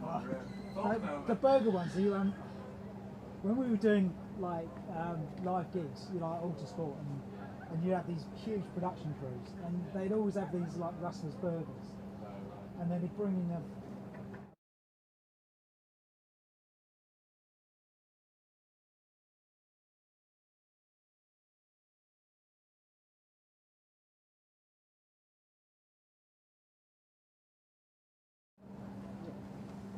The mic's on. Did you hear that? Yeah, I can hear you Talking about burgers. Yeah, That's all right. Good. So I think you picked up just a little bit of burger chat there, and feel free to comment on your particular choice of burger or burger cheese, because the cheese that you put on a burger is important, remember, unless of course you choose to go without cheese, which I wouldn't necessarily agree with, but will be your decision. And it's very difficult to do a link to do with burgers and cheese to the next race. I'm not going to try it, so I'm just going to say that we're looking forward to seeing the first final of the girls DK1 200 metres coming up. Look at that. Isn't it great to see that it's a full final, this race 110. It's going to be a close race, I'm sure about that. And it's great to see so many young people involved here from their clubs, which is fantastic. So we've got F. Scrivener from Falcon in 1, C. Ritchie from Way in 2, A. Bates from Royal in 3, S. Cabarik from Southampton in 4, M. Pepper from Lincoln in 5, J. Jones from Royal Leamington Spa in 6, C. Fulford from Reading in 7, E. Widows from Norwich in 8, and S. Parkinson from Richmond in 9. So we just look across the racing there. We can see that from that drone shot, perhaps 4th from the right of your picture there in the white kayak, lane 4. But also we've got lane 5 going well as well. So S. Cabarik from Southampton in lane 4 being pushed all the way. They're sort of swapping first place at the moment. Incredibly close, centimetres if that, between them. Maybe just over the last 10 or 12 strokes or so, lane 4 just getting the better of lane 5 and looked like lane 6 in 3rd place. So well done, S. Cabarik and M. Pepper. Just got a capsizer from lane 6, just popped out of the boat. J. Jones there from Royal Leamington Spa. So we'll have to check that she is okay.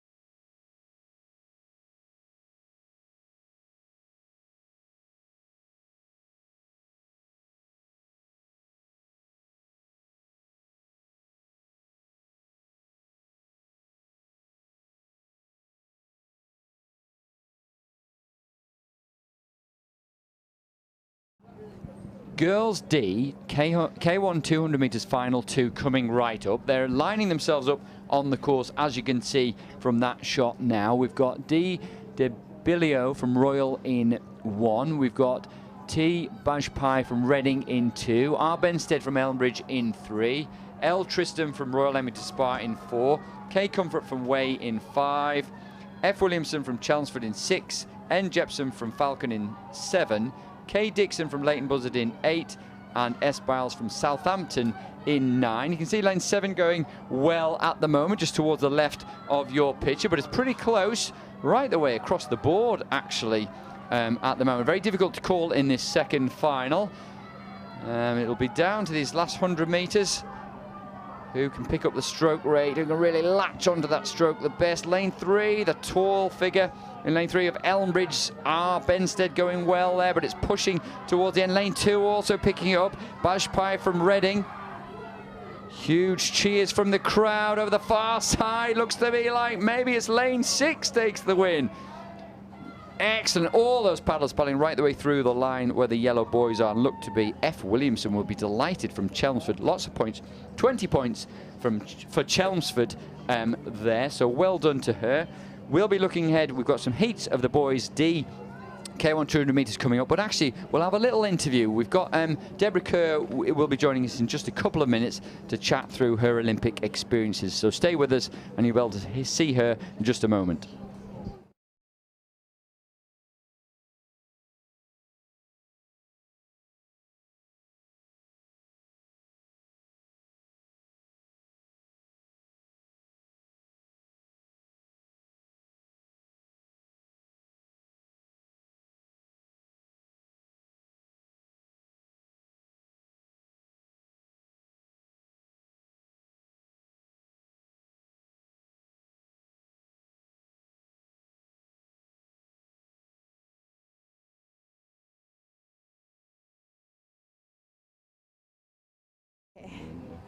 Am I talking to you? Talking to me, yeah, just chat to me. Okay. Okay, great. Well, I'm delighted to say that Deborah Kerr is here with us. Welcome, Debs. It's lovely to see you, and it's great to see you actually representing Scottish Performance Squad here at the regatta and inspiring all these young athletes maybe to do what you've done. Yeah, I hope so. It's really nice to be back. It's nice to be at a normal regatta. I was just saying earlier, there's more people here than there were at the Olympics. So. Wow. Yeah. And tell us a bit about your experience. I mean, your first Olympics, you're only 23, aren't you? So hopefully there's many more Olympics to come after that. But really unusual, given that there wasn't any crowds and a very difficult process to go through to get there and then to race in front of nobody, but you know that so many people are watching via the television. Yeah, it was really odd. I think the lead into it was far harder in the UK, just kind of trying to avoid everyone in crowded spaces and making sure we'd done all our tests, and we're really lucky to be double vaccinated way earlier than people of our age as well, which was really, really helpful, kind of took a little bit of the pressure off. But then, to be honest, when we were out in Japan, everyone was following the same really tight protocols as well. Right. So it felt okay, just a lot of mask wearing and social distancing and, you know, the normal stuff that we've become accustomed to over the last couple of years. But yeah, no, it was quite sad seeing how many seats they got. It was both sides of the lake and into the last 200 metres, so it would have been an absolutely incredible competition. But I hope, especially for Liam's race on the last day of competition, that everyone heard us at home, because we were trying to make enough noise for all of the family and friends that couldn't to make there. Up for it. Well, I think people did at home, and you know, they were delighted to see your performances as well. And just from your own performance point of view, how do you reflect on your achievement of making that final, missing out in the 500, making the 200 final, and what have you taken from it? Taken loads and loads from it.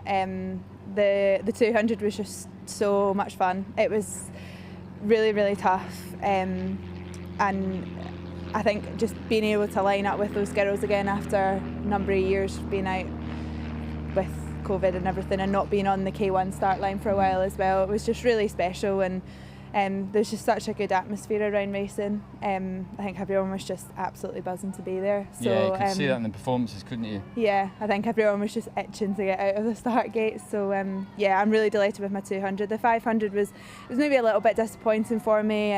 I would have loved to have at least got into the C final, but it is what it is, and I can see all the gaps that I need to make up now that I've actually raced it. I would never have known kind of the improvements that I would have needed to make until I'd raced it myself. And you know, you experienced a period of time in women's kayaking that's maybe never heard of, with the likes of Lisa Carrington and so on. So what did you take from competing against those very top paddlers at the biggest event in the world? You know, is there anything you think, right, next time I'm just going to get this, I'm going to nail this, I'm going to get this right?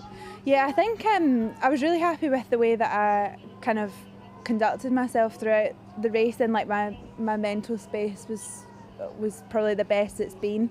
So I think kind of my race day protocols were all pretty good, but it's just like the real hard graft that I'm seeing that I'm kind of missing a little bit. Not that I've not been working hard, but there's just so much more that you need to give. These girls are just incredible, and for Lisa to have only not won the gold in one event out of all 4 women's kayak events is just, it's insane. So yeah, it was a real privilege to be lining up next to her. And I think you also made a lot of people proud for it. They were really delighted to see the way you performed and the way, as you say, you conducted yourself as well, and hopefully it'll give you that motivation through the winter when it gets tough, you know, to stick in there in the gym, stick in there with all those hard sessions, and because it'll be worth it, you know, come the next season. Yeah, definitely. Yeah, and you've got a season still to go, haven't you? So you've still got Copenhagen. Looking forward to the World Championships. Yeah, I'm really looking forward to it. Actually, it's been quite funny coming back and kind of going from all this hype and excitement to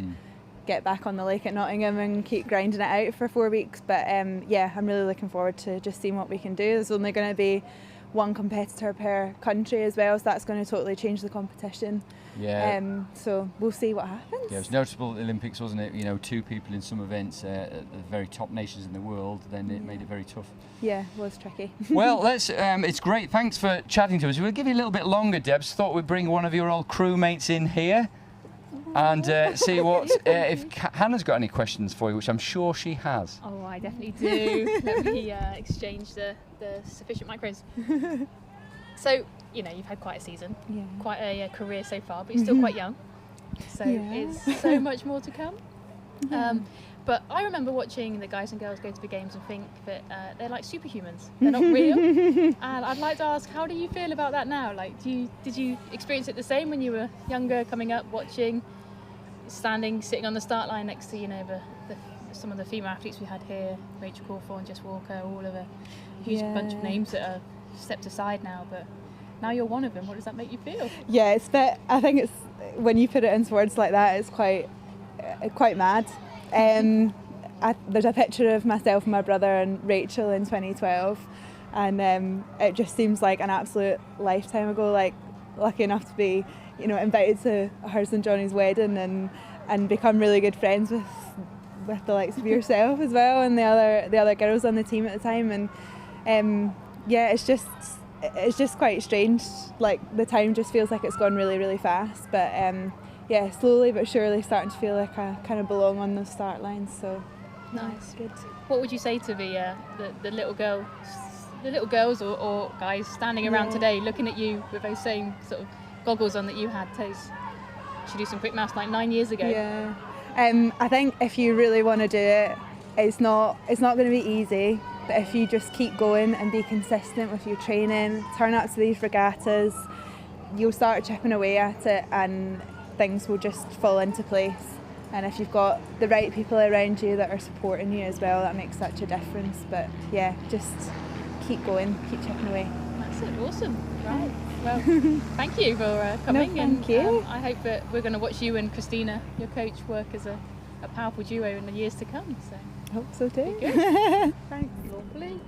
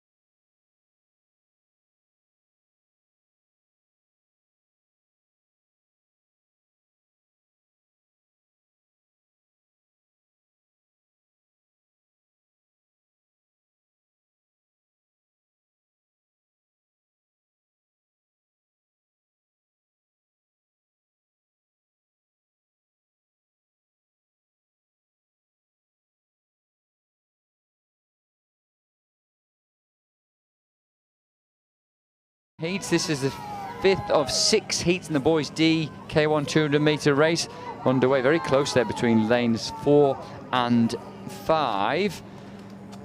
James Bourne, the 15-year-old, and Magnus Gravel, also 15, fighting out there for the best times in the heats, which will 9 best times go through to the finals, and then we'll have the 6th heat coming up with the boys.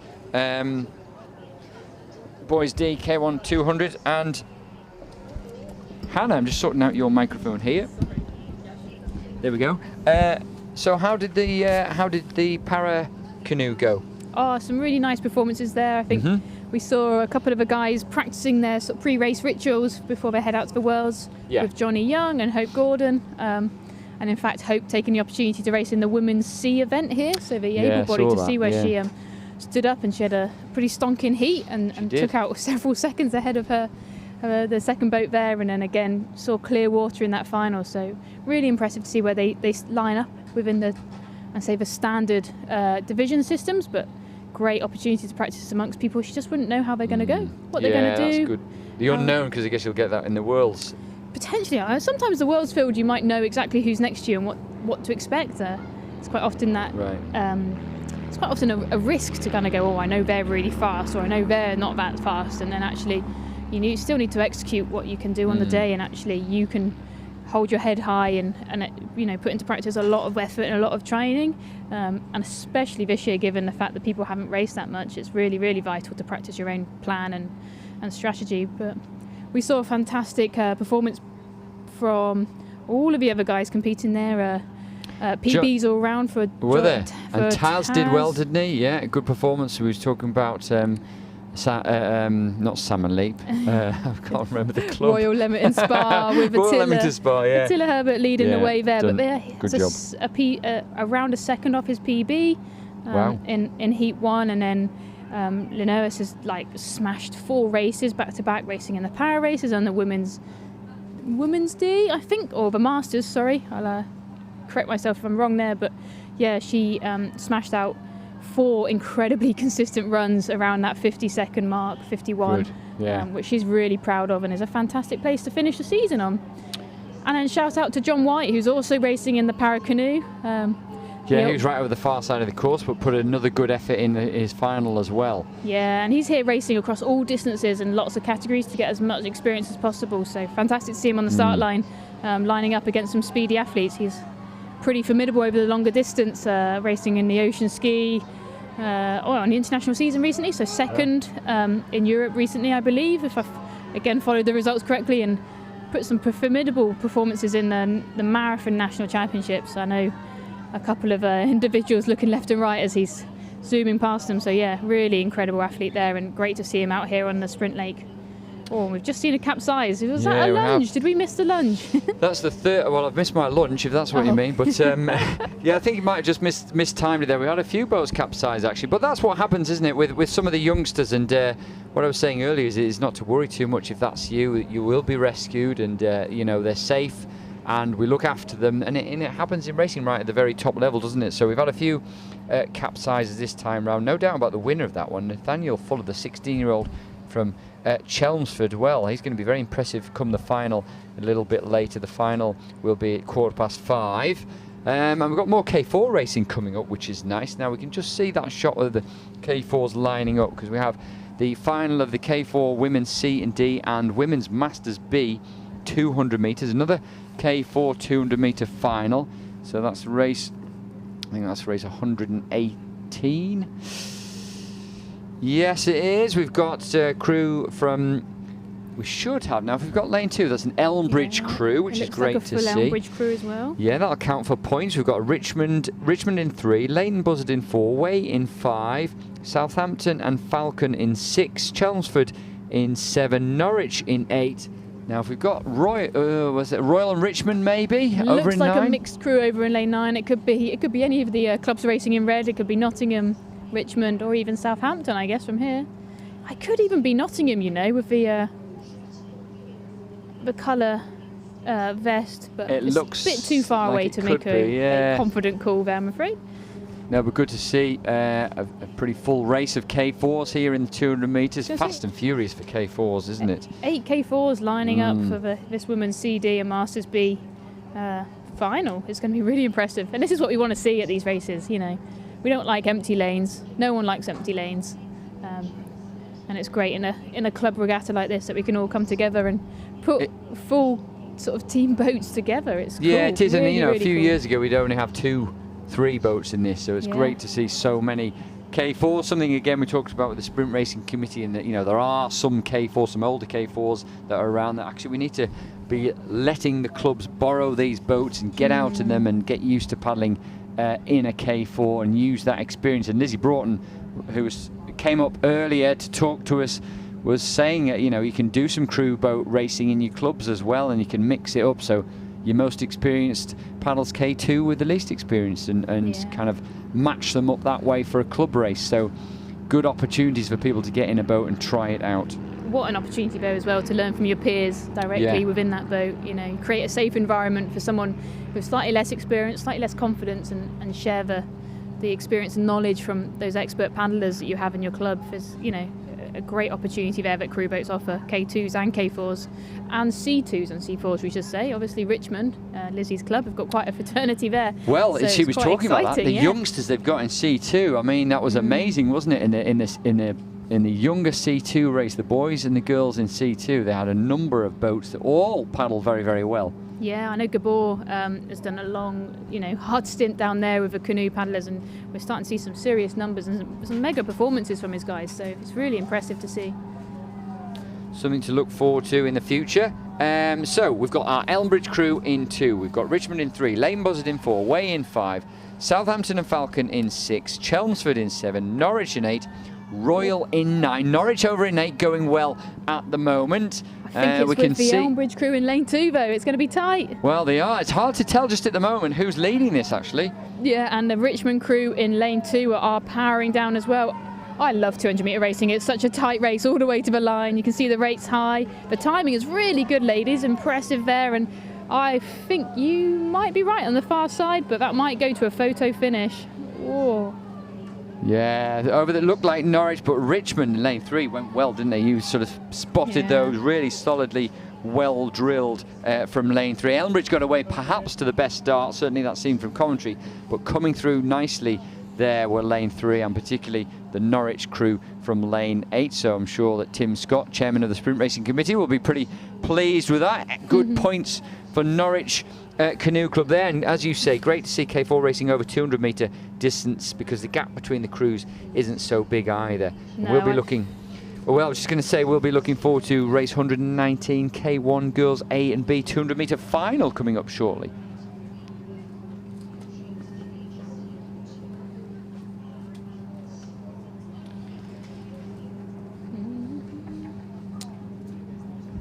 Is some biscuits in here? Homemade. Are you gluten intolerant? You won't need mine. You won't like them. Yeah, next time I'll try.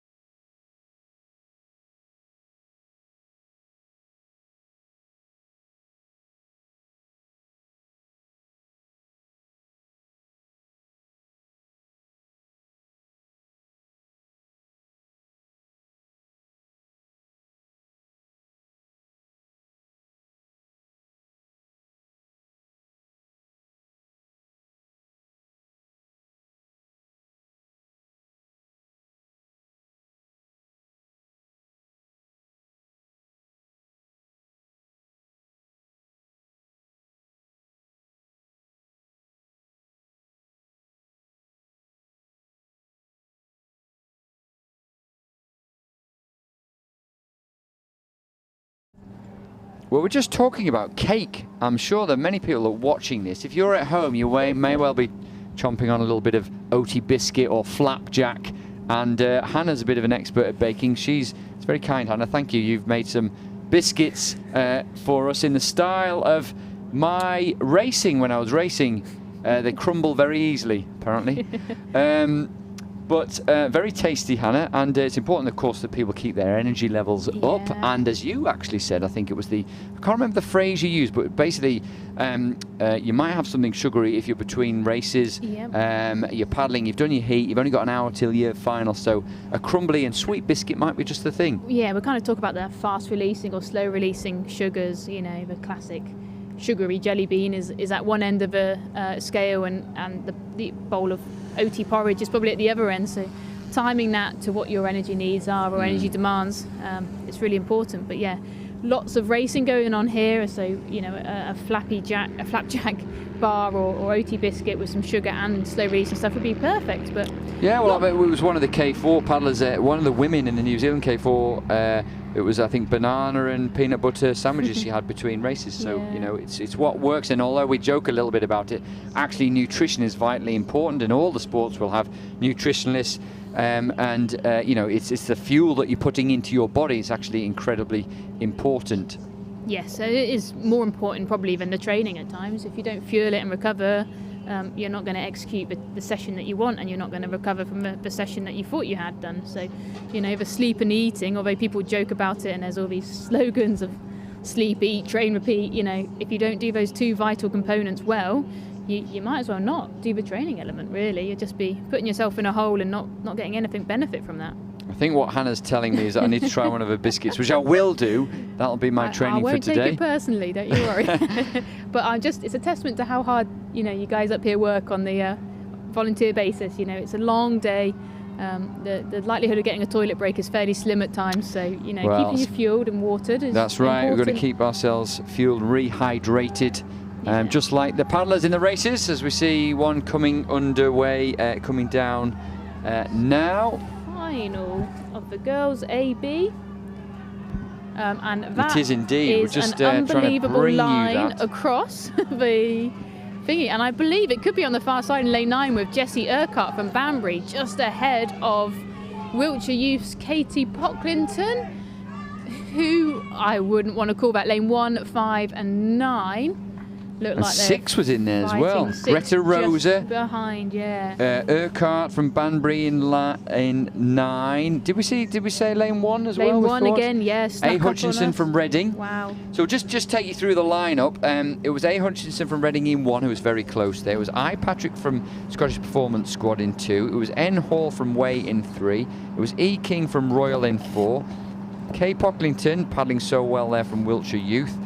Greta Rosa from Way in 6, Jay Holmes from Richmond in 7, C Troy from Elbridge in 8, and Jay Urquhart from Banbury in 9, in what was a really, really close race. It'll be interesting to see the results there. We'll try and get those through to you when we can.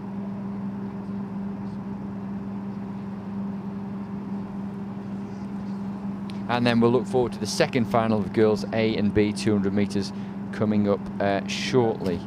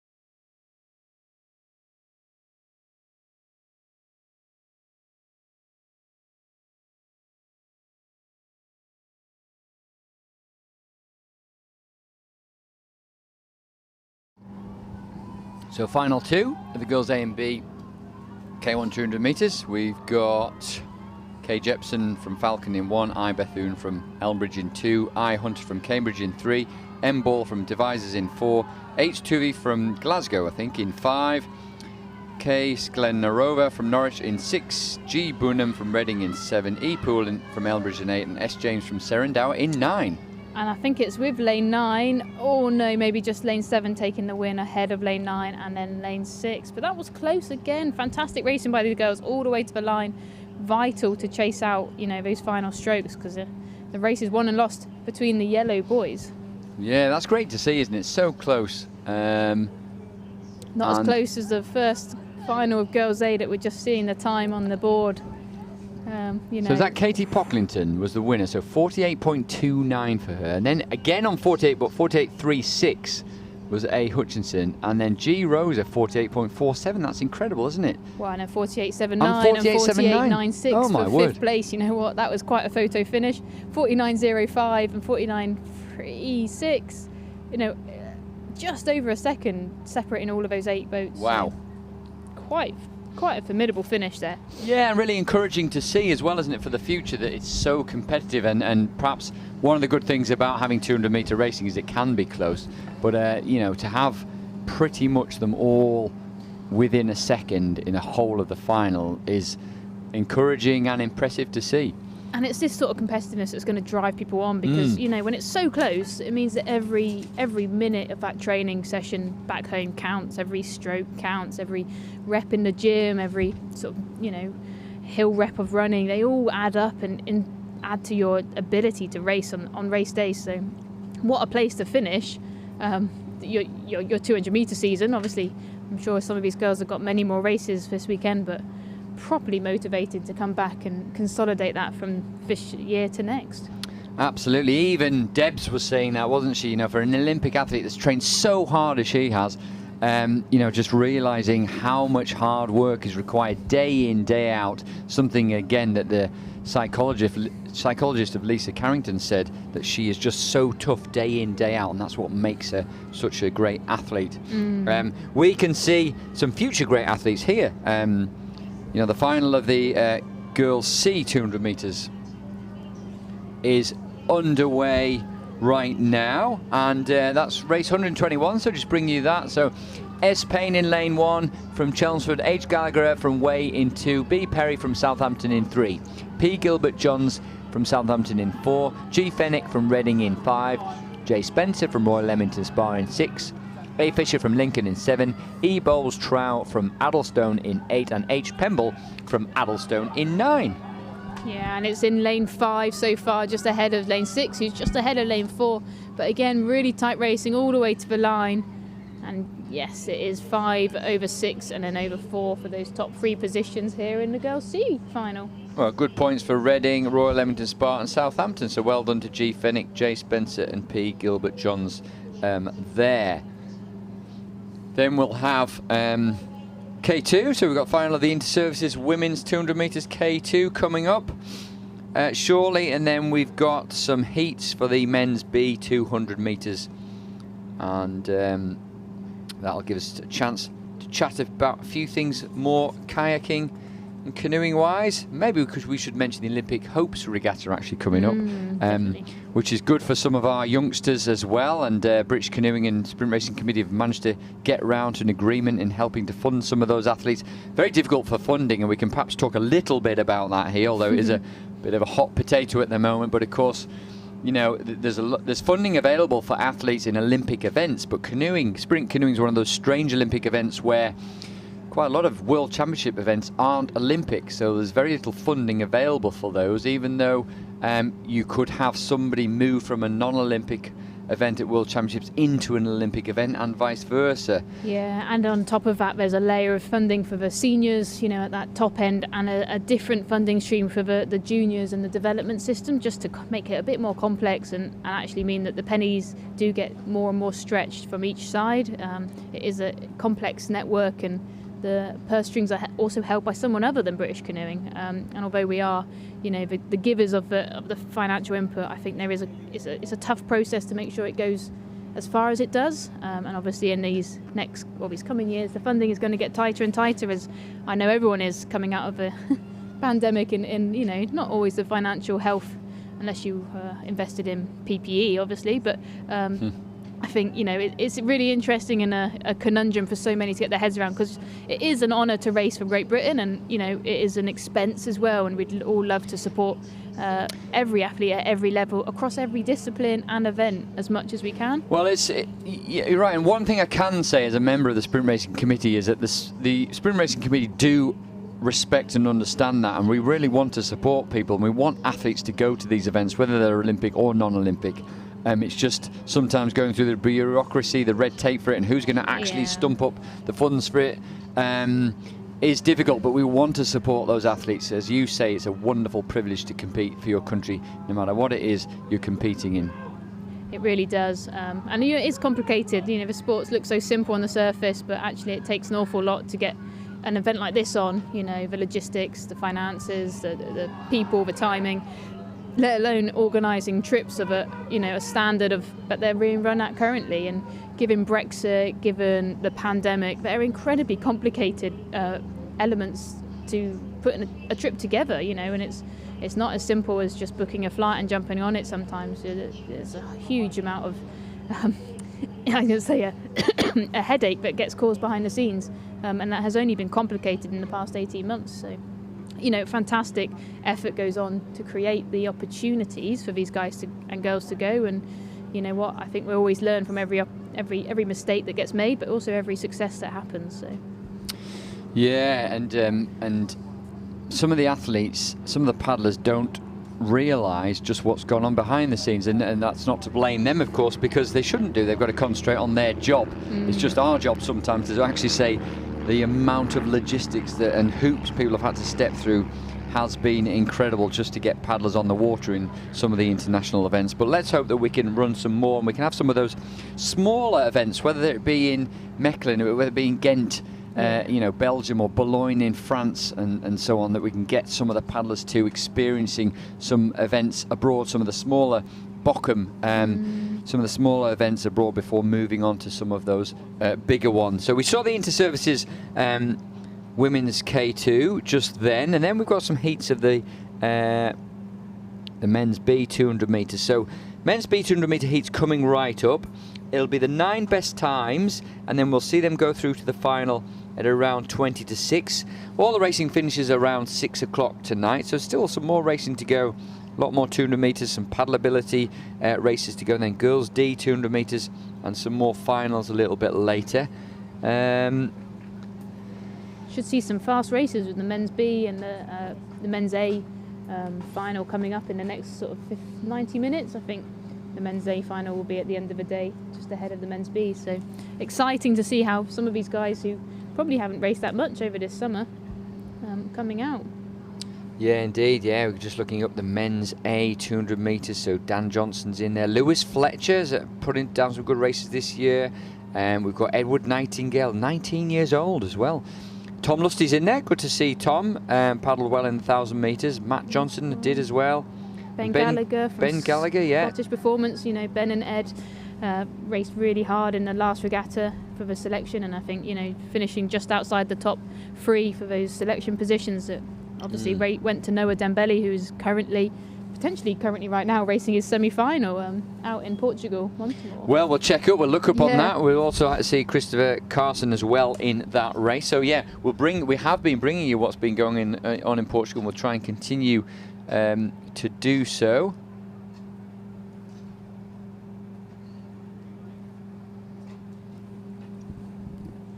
Also, as we said, we might think about Olympic hopes, Hannah. So we've got a number of athletes going out to Czech Republic, and that's next week, isn't it? So great to be able to support them in developing for the future.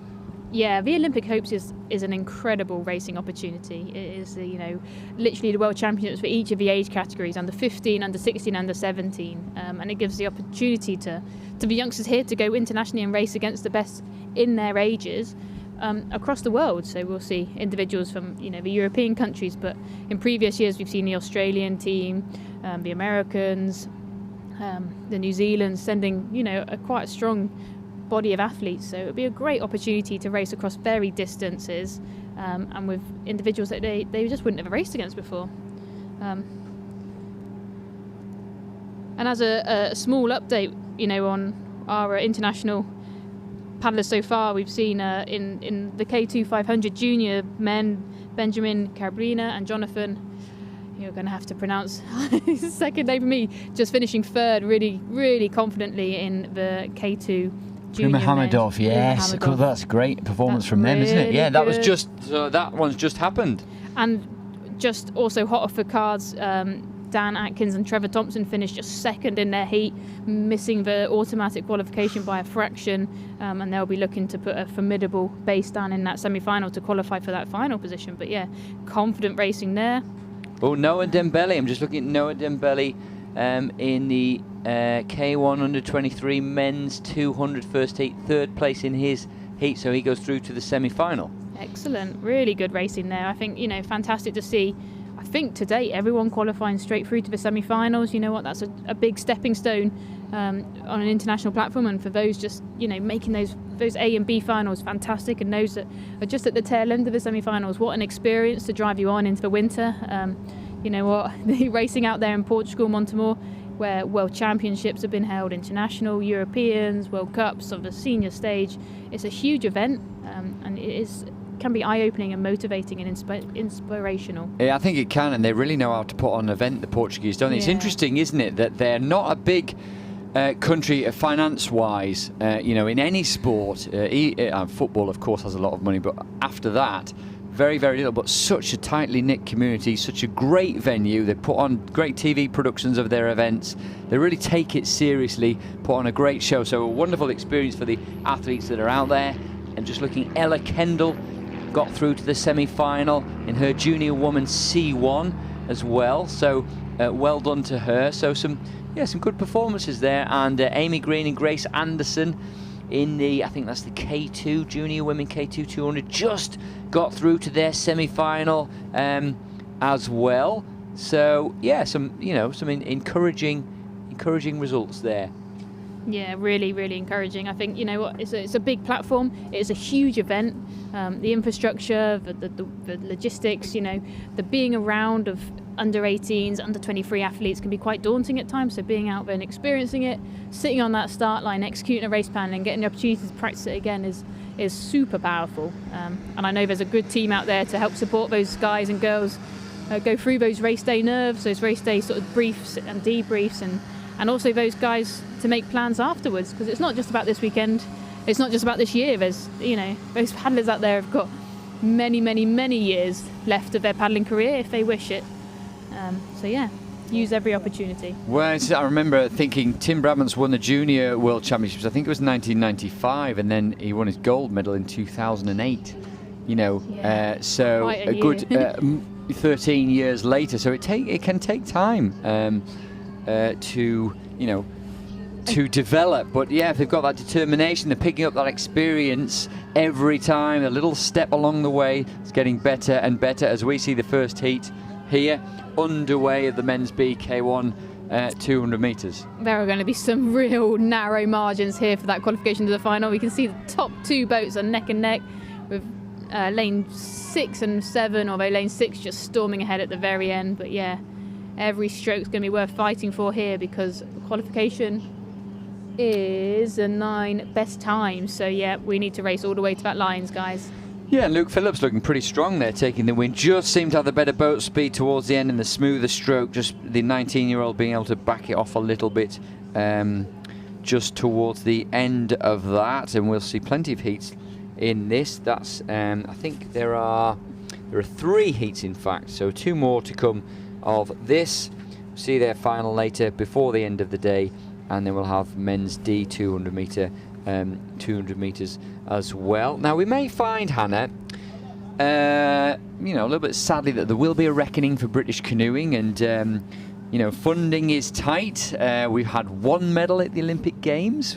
Yeah. We were hoping for... we had 2 medals, 1 medal in sprint, 1 medal in slalom. That's what the aim was. Yeah. But I think there is going to be a review, and things will be tightened financially. So could be could be some ups and downs along the way towards Paris. Yeah, and I guess to put that into perspective, you know, our funding review still went ahead as planned at the end of 2020.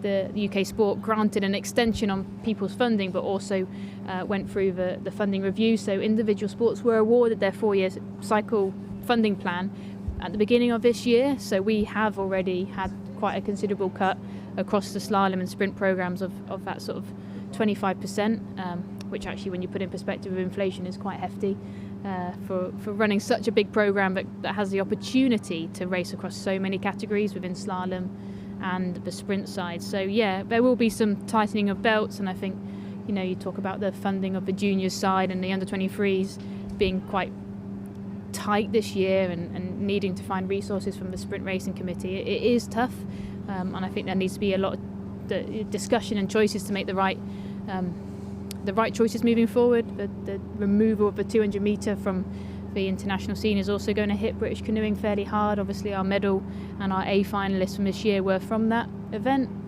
in the men and women, so we've got to reset our focus, and I know we talked a lot about the crew boat opportunities, but it is such an opportunity in the men's and in the women's. K2 500 and K4 500 are just such a target for guys and girls that have that element of power, that element of endurance, and you can come together with a mixture of abilities in that boat, some coming from maybe a 200 metre bias and others from 1,000, and with the right combination we could be really competitive.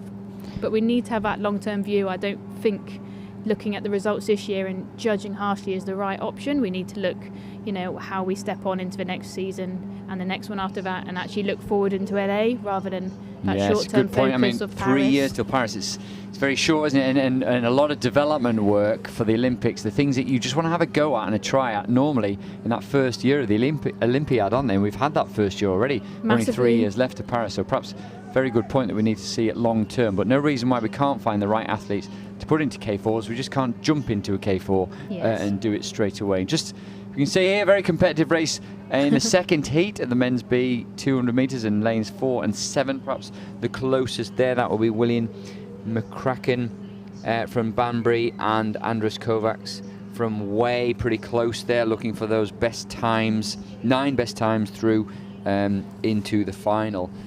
So perhaps it's the right decision. The juniors doing their crew boat process, but that's something that needs to be consistent over the next 2, 3, 4, 5 years. I think, we often talk about a crew boat process, and you know, some people are going to love it because they sit on one side of it, and some people are going to sit outside of that boat and think it's not the right decision and not the right process. But we need to have the ability to understand what the process is about and what each element is being, what every element is looking for. And if we keep chopping and changing as a nation, we'd never build any trust in the process. And we are all humans at the end of the day. There will be mistakes, there will be subjective decisions, but there can be more objective decisions once we understand the whats and the whys, and then the how everything comes together at the end of the day. So the more people that buy into it, the more people that will allow that system to learn and develop, that means there's more opportunity for everyone to learn from it.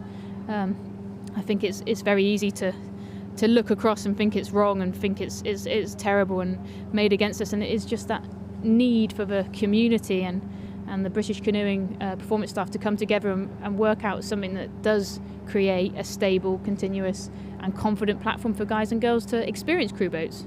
Not just select one, but to kind of filter down, let individuals explore the options that crew boats offer at national regattas, at international regattas, across the levels. I suppose I always think one of the challenges must be to have a squad of people that contribute to crew boats. So we spoke briefly, didn't we, off camera with Debs about her performance in the K1, and she fully recognises that along that journey lots of people have been involved, including yourself in a K4, and so we want people to feel part of that process. But it's very difficult when someone is a part of a group of 6 and doesn't end up in the K4 that goes and competes at the games or the Worlds or whatever it is. And it's quite hard to manage that group of people all working towards the same goal. Yeah, and it's probably testament, you could look to the other side at the Paracanoe team. They set out with that target of qualifying 9 boats at the games, which actually they did qualify 9 in the end, although one was unable to travel out there through a last-minute handback situation. So, you know what, they achieved that goal, and it wasn't just 9 athletes that went out on the water and competed, but a team of individuals that pushed each and every one to their maximum. And it's easy for people to be, you know, despondent or to just see the success at the front, but actually it's an incredible achievement by a huge number of people, and not everyone gets to stand on the rostrum, but there's a lot of people that support it at the back, and that's what's really vital to remember and carry on growing and developing. But that's tight at the end here, isn't it? Yeah, it was looking a bit like Liam Heath, lane 2. Freddie Kemp from Reading. Yeah, good performance from him there. Yeah, it's such a strange thing that you see these guys here now fighting it out individually, but what we want is a group and a unit of paddlers that are all contributing to the same goal. And even if you contributed to K4 and you don't race it in the big event, you've contributed to that, and trying to build a group of people that trust each other and trust their coach contributing to that, that's what's going to work, isn't it? Yeah, and it is about teamwork, and although it looks like an individual sport, as we often train and race in K1s, there's so much more to it. And there will be individuals that just want to do an individual route, and that's also absolutely fine. But as a nation, we can do so much better when we come together, and I'm fairly sure it's one of the mottos, isn't it? Stronger together.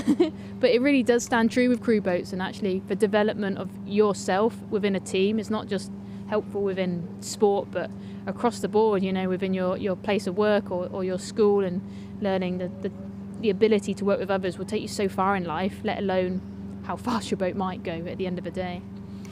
Absolutely right. So we are a community, aren't we? We're a very closely knit community that wants to help make canoeing better and enjoy it together, which is what so many of the paddlers are doing this regatta. It's wonderful to see it being so busy as well, and lots of people milling around, lots of coaches, a lot of blasts from the past, some more mature paddlers here, and people who've been involved in the sport for generations, as well as the youngsters coming through. So a really good combination, a blend of boats, of disciplines, of crew boats, of individuals and of ages.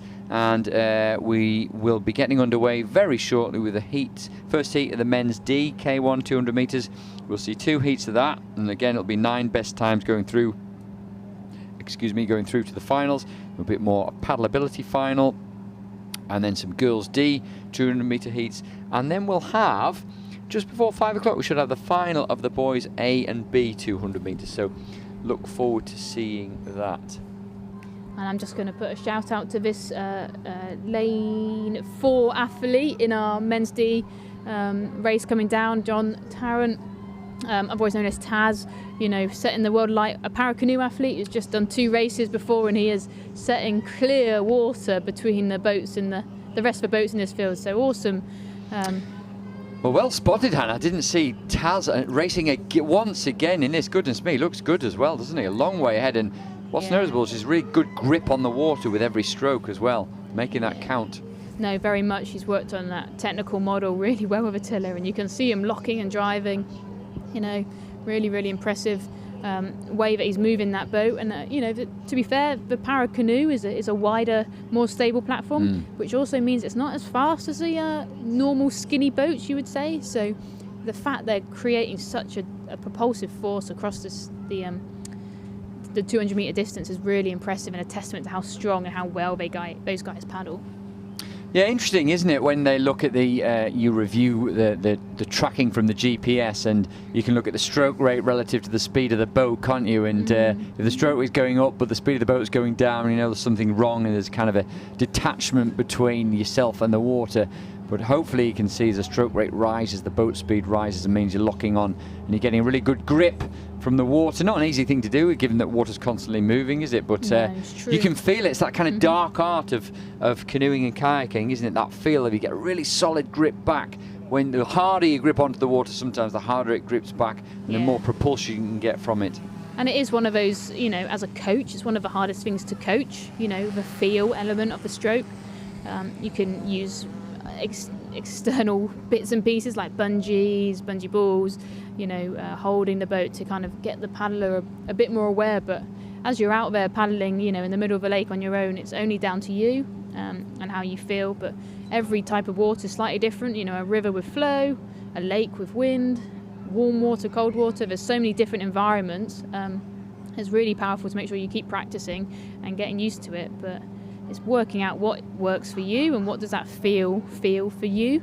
And that's where coaching, you call it a dark art at times, but that coaching relationship is the most important thing there, because if you keep saying something and it's not resonating with your athlete, it probably won't help if you keep saying it again and again and again. So work yourself around that sort of technical model, work around the terminology, and maybe explore the different ways you can explain something. You've got a kinesthetic, ability, and you can explain things, you can do visual representations, you can help them feel through external bits and pieces, but give the athlete or the paddler as many options as possible to learn, and it will only facilitate their growth as a paddler. Yeah, we all learn in different ways, don't we? And sometimes it feels good and the sun comes out, and as it did just very momentarily while you were chatting there, tiny bit. Hannah, we can see so we've got some good pictures of the drone taking some different shots of this racing here, the second heat of the men's DK1 200 metres. Don't know if we might get some of those in a little bit, where the drone's right in front of the paddler there, and we can see the paddler coming towards them. Yeah, it is. It's obviously, as you say, Hannah, that relationship so important. The good relationship between the coach and athlete, important across each and every single sport.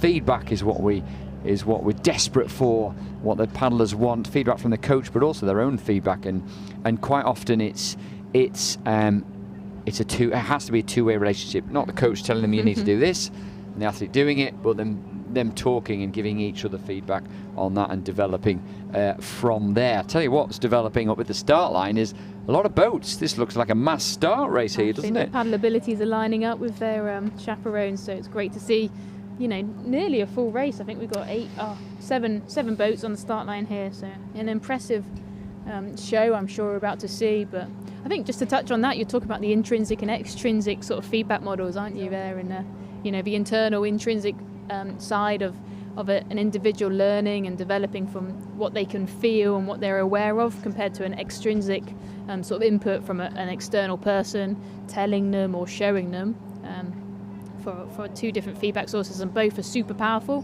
and you can't just do one and not the other. So it's for coaches' skill to interchangeably go between the two. Yeah, interesting. It's also a little bit like the competition between perhaps mastery against ego, and why people compete. Do you compete so you can beat the other people? Do you compete because you're interested in self-improvement? Sometimes people do both, a bit of both.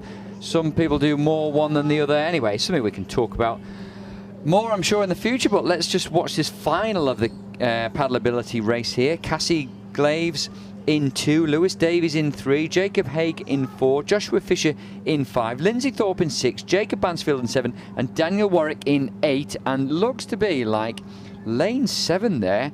Jacob Bansfield, the 19-year-old, running away with it in the yellow kayak. Yeah, very much.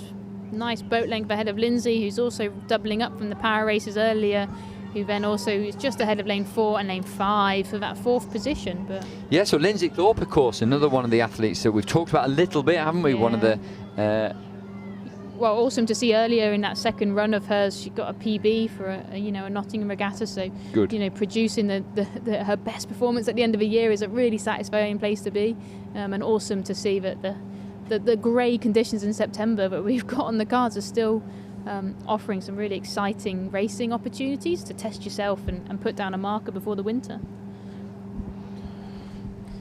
Right. So we'll have the girls' D 200 metre heats coming up, and then the final of the boys' A and B 200. That's just before 5 o'clock. 2 finals in that. In fact, 3 finals in that. It was so competitive. So yeah, a bit more to look forward to this afternoon as we run into this evening, and we've got K2 women 200 metres a little bit later on as well. That'll be interesting as well, won't it? Some really good paddlers in those races. And then men's A, as we mentioned, we'll see the men's A 200 metres at 17:36, so just after 5:30. So that's something to really look forward to as well. Yeah, some fast and furious racing to finish the day. Looks like we've also got the C2 200 metre final coming up, by a couple of boats passing us in front of the finish tower, so that's always an exciting battle between, you know, guys, well, girls by the looks of it, you know, paddling on single sides and opposite sides, so we'll see how the boats propel through Well, it's the an interesting water. one, that, isn't it? We talked a little bit about paddling on the same side, and I noticed that Hungarian men were doing that at the Olympic Games, but what you often find, a bit like switching in a slalom canoe, is that the women are actually leading the way, and given that it's a relatively new discipline for them, they're looking at things that they can try and do differently, and maybe they're just a bit more flexible in their thinking, whereas the men who've been doing it for a long time, perhaps slightly less so. So maybe in ways of innovation, the women are leading the way on that. Potentially. I did ask James Train this very question, you know, our senior podium canoe coach, and he said actually that you are going to be a faster crew if you're on opposite sides, because you just cancel out each other and you no longer need to use a J. Just one person will be in charge of steering, but obviously with a symmetrical side of paddling you'll need to steer very little, so you potentially lose, and this was a figure he threw out, about 5-10% of speed by having a single-sided C2. But what if you're both left-handers? But, well, it's just uncompatible, unless you paddle on the same side. If you ask these guys to swap after they spent how many years on learning their skills on one side, it's a no-go. You know, But I don't think their hip flexors work on the opposite side. I wonder if that is something for the young canoeists to do, that actually they're able to paddle on the left or the right. So although they prefer one side, by the time they get to older teens, they're actually able, if necessary, to change sides. Yeah, I mean, this is a canoe question. You'd have to ask one of those more well, you know, I think of but yeah, it could be a real Jess skill. Ennis, who had to change her takeoff foot in the long jump after the Beijing Olympics because she'd had an injury, and she had to change that, and she did so, and then she went on to win Olympic gold medal. So maybe, you know, being a little bit adaptable and flexible would work, allow yeah. the opportunity for paddlers to do that. Anyway, these guys are paddling on both sides, aren't they? Which is good. So it's K2, and it's great to see the K2, the girls D in the 200 metres, and lane 6. Well, they're doing well there, really aren't they? Really good. Slightly out of time in these final metres, but a formidable lead. So, you know, testament to them. They held together enough to hold on to the lead. They obviously got on. They did. Royal Leamington Spa. That is a good result for them. We keep seeing them pop up. So, and that will be the 9 best times in heats. So, as a time trial list, there'll be quite a few from that one we'll go through. There's only 2 heats in this event. So, 9 will make it through to the final, which we'll see just before 6 o'clock.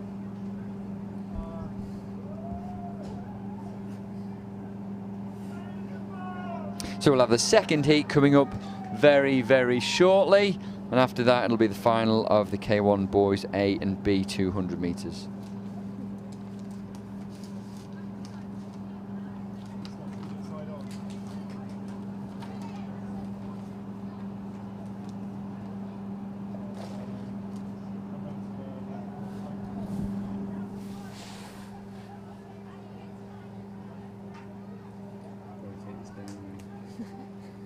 I mean, you haven't lost your lunch yet. You haven't eaten it yet.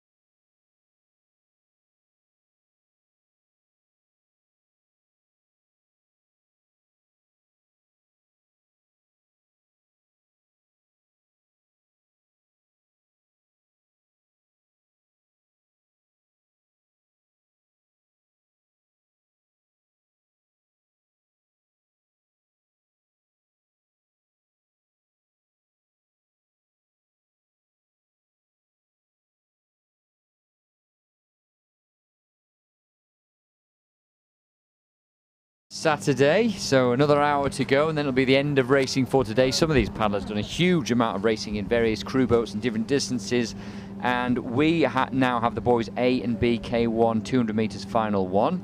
So S. Cribbett from Royal Leamington Spa in 1, D. O'Connor from Richmond in 2, H. Cook Bailey from Nottingham in 3, B. Smith from Salmonleap in 4, A. Liper from Salmonleap in 5, R. Bray from Salmonleap in 6, O. Partridge from Truro in 7, A. Tonkin from Reading in 8, and D. Stanley from Falcon in 9. And certainly Salmonleap paddlers, Hannah, have had some very good heats to get into this final, so expect them to go well in this final. Yeah, and I think this is going to be a really hotly contested all the way to the line final. Well, you could see from the drone shot there, lane 3 looked like they got away very well there. And that, of course, is Nottingham paddler. Yeah, Cook Bailey from Nottingham has progressed. You know, he's a really young paddler, 16 years of age, I believe. And he does look like he's got an early lead as they're coming into that sort of 130 metres into the race. Lane 2 from Richmond is powering down. You can see a lovely long stroke from him, but it does look like Hayden's got half a boat length on the rest of the field at the moment, but it's going to be tight. Lane 9 having a stonking finish, and lane 6, and ooh, I think he just got it from commentary in lane 3, followed by lane 9, followed by lane 6, but we will have to wait for the official times. Yeah, it was really close, wasn't it? Cook Bailey in 3, R. Bray was in 6 from Salmonleap, and then 9 was D. Stanley from Falcon. So certainly looked like the early lead and a good start from Cook Bailey, but I know it's only 200 metres, but it's not just about the start, is it? That's a mistake many people make, is think it's the first few strokes, but actually it's how you build and move through the gears and how you manage to maintain your speed through the red buoys the last 100 metres that really counts. Yeah, I think I always learnt the hard way. It was actually what you did in the last 20 metres of the race was determined your finishing position rather than the first 20. But you know, we all have our strengths and we all have our weaknesses, and it's about understanding that, racing, observing, learning, and taking that into training back at home during. Well, we're going to head into the winter training season now, aren't we, soon? A couple of races, you know, the Olympic Hopes, the Marathon Worlds, the Senior Worlds, for sprint. There's a River Racing World Championship, so I'm just going to put a small plug out there, combined with the Slalom Worlds at Bratislava. But come October, we're going to see the nights creep in and the efforts probably get a bit longer, as we would do in that winter training block. Yeah, they will, won't they? But if you have a good season, I think you're sort of quite motivated in October, November, aren't you, to train? It's when it gets to January and February and the nights are still dark and cold that it can be difficult and challenging. And what's your thoughts, Hannah, on so if you are good at the start, if you are good at sprints and you respond well to short efforts, should you be working on your weaknesses and doing loads of long efforts, or should you think, well, I respond well to the shorter stuff, I'm going to do lots of that? I guess it's a trade-off. You should always make your strengths, you know, strong. You should never back away and just use them as a, you know, that backup plan. I think there's an element that you need to make them a super strength, but if you know, your weakness is losing you at positions or times, then yes, the winter is the time to spend a long time there.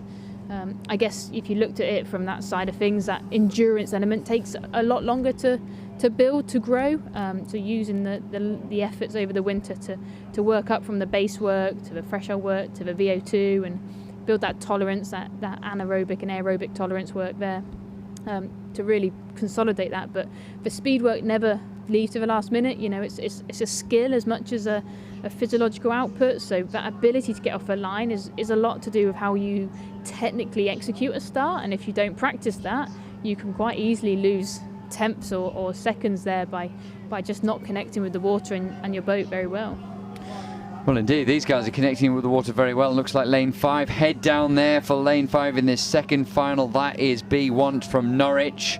And just being followed fairly closely in lane 4 by M. Mother from Richmond. And also over in lane 1, T. Booth going well. So just to complete that line up, as 5 seemed to go over the line ahead of 1, we had Booth from Norwich in 1, Skelnar from Norwich in 2, Iron from Falcon in 3, Mother from Richmond in 4, Want from Norwich in 5, Swan from Way in 6, Rushby from Richmond in 7, Hinvers from Southampton in 8, and Price from Way in 9, before we go to the final 3, which will be in a little short while. And just, yeah, interesting to talk about. And that, again, probably comes down to the relationship with you and the coach, doesn't it? About what you're going to respond to, but what weaknesses you would need to work on, how you can put together the whole package through the winter. Yeah, and I think the winter is an important time to come together with a training group.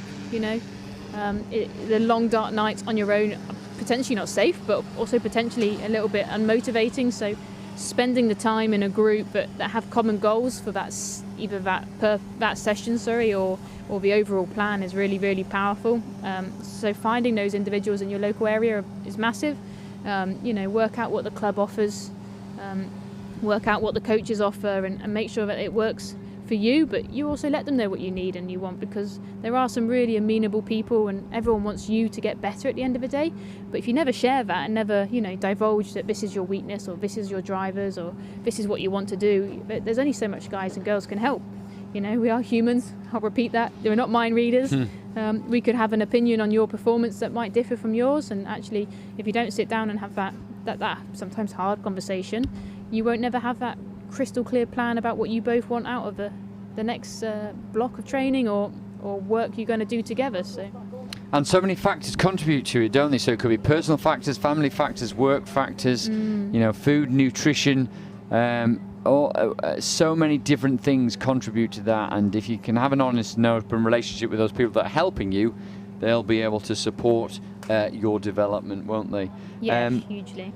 Well, we'll just have a look at, I think we've got a third final coming up. So there's so many people in this event, the boys D K1, which is great to see. So it'll be Davis from Norwich in 1, Matt Zer from Reading in 2, Shipway from Southampton in 3, Bicknell from Way in 4, O'Halloran from Chelmsford in 5, Allen from Way in 6, Hunter Hopkins from Devizes in 7, Worgan from Royal in 8, and Barzillai from Richmond in 9.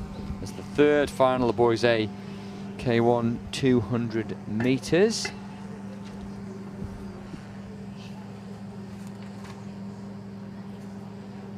And then we'll have the inter-services, then we'll have the canoes, won't we, the C2s.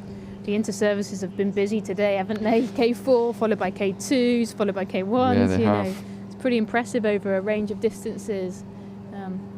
I'm sure they'll be tired after this. Just looking out there, yeah, that's a great shot there. You can see from above there, just looking at some of the paddlers that are warming up. Conditions have been fairly good, haven't they, Hannah? The wind got a bit stronger earlier this afternoon. It's just died down a little bit now, but it's been fair for the paddlers. We've not really seen any rain.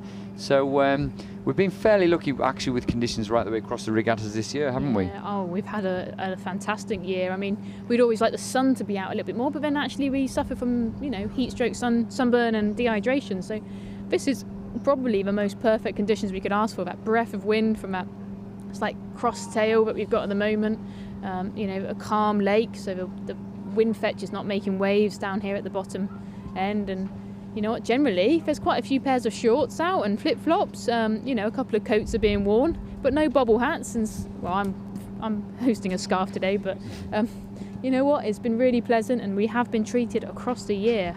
You know, the course records have fallen because the conditions have been great, and we've also allowed everyone to have some really fair racing, no cancelled regattas, and some fantastic opportunities to see where you were in April compared to September, and in May and going to make sure I get that right, May and July. You know, a lot of opportunities to really practice what you want in fair and honest conditions.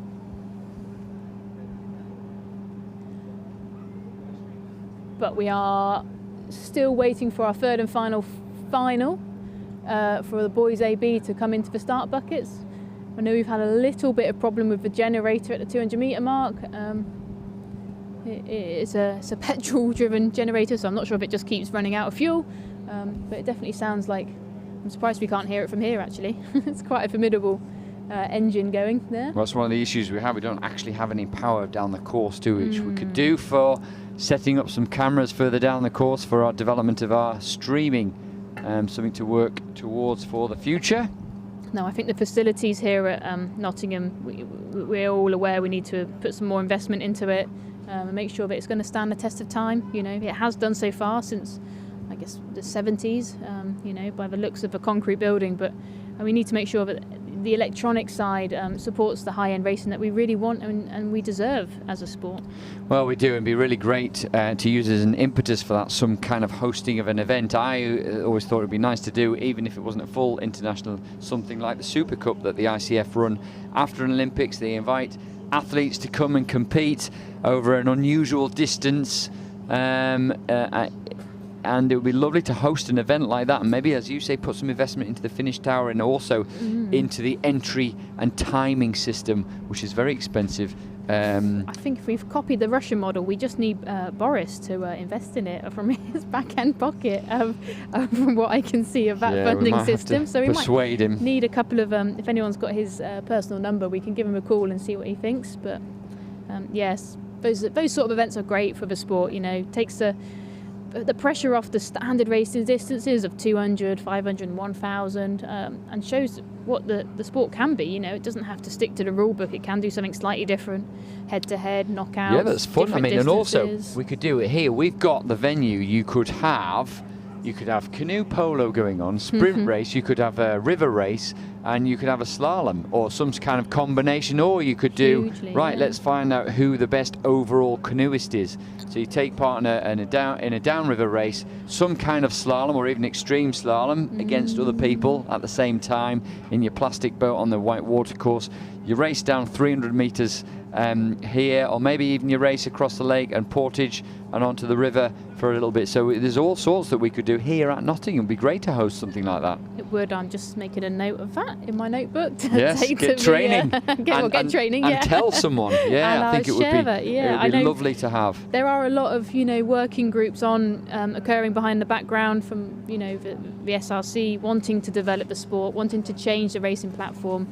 And there's a lot of individuals that are really keen to see positive change, but we're also really keen to make sure it's the right change for the domestic side of a sport. The Olympics is a huge driver for sprint canoeing. You can't ever shy away from that, but it doesn't have to be that format at every level within Britain, and we can really experiment it and take it into a shape or a structure that we want, and that works for us and works for our facilities, works for our clubs, works for our bodies of water. So no, and you're right, and bodies of water particularly, you could do racing on narrower rivers or on shorter docklands, and it doesn't have to be that set distance. And in fact, the 350 metres they use of the Super Cup is almost perfect, because it's if you're racing that in a K1, it's very similar to racing a K4 over 500 metres, which is an Olympic distance. So actually it counts quite well. And just as we said earlier, like with the regional races, just an opportunity to race head-to-head against people over something a little bit different, on different water maybe, over a different distance, would be really great to watch, and people would enjoy taking part.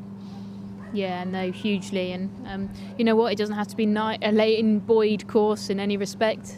It can look and feel really quite different, but it's still sprint racing. It's still a head-to-head A to B race from a short distance. And actually, you know what, let's be brave and let's experiment over the coming years and build something away from Nottingham, but come back here for the big events like this and see everyone come together and practice what they've learnt in their own little regions. It'd be really, really powerful. Well, that's the plan, really, so we can gradually there can be a gradual process, so that the paddlers, when they come to Nottingham for a national event, it really is the pinnacle of what they've been doing. They've been racing head-to-head, they've been racing over different distances, they've been racing in short regattas on rivers and on docklands, or on canals, and then they come to Nottingham for the national event, which is the pinnacle of what they've been doing. So let's hope we can do that, and let's hope also we can run something a bit fun, a bit interesting, and a bit different internationally.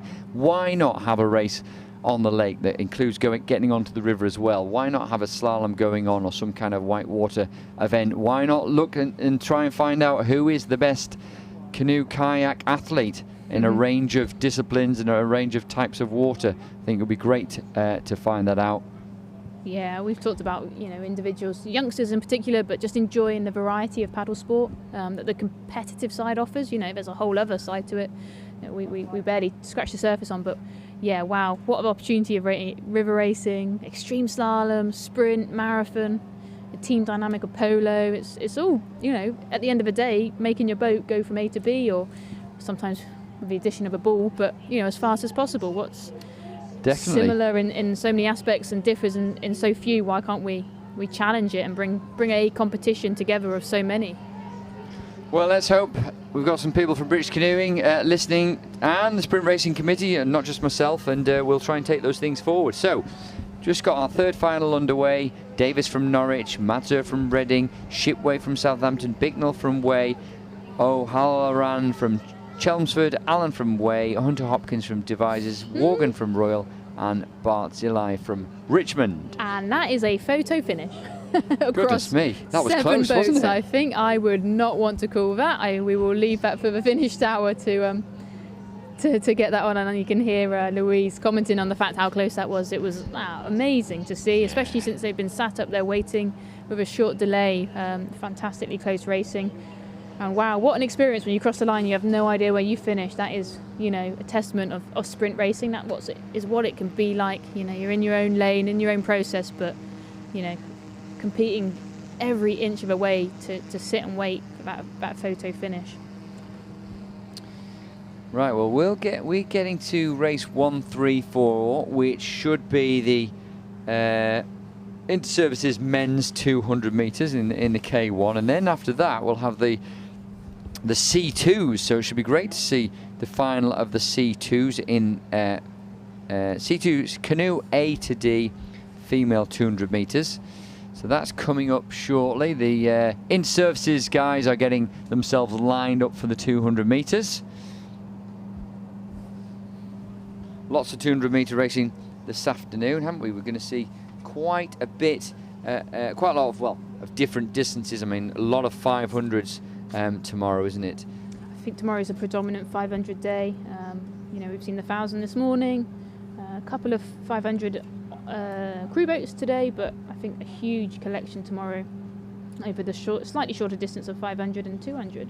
Yeah, and we've got some stand-up paddleboarding over 200 tomorrow as well, so good to welcome the stand-up paddleboarders to our event. Very excited to see how they've come on. They've also gone through the lockdown period, and it's a sport that has grown in popularity given its accessibility, its enjoyment, its relaxation, but it's also got a competitive side, and I know there's quite a group that would love to support it here at the regattas a bit more as we move forward.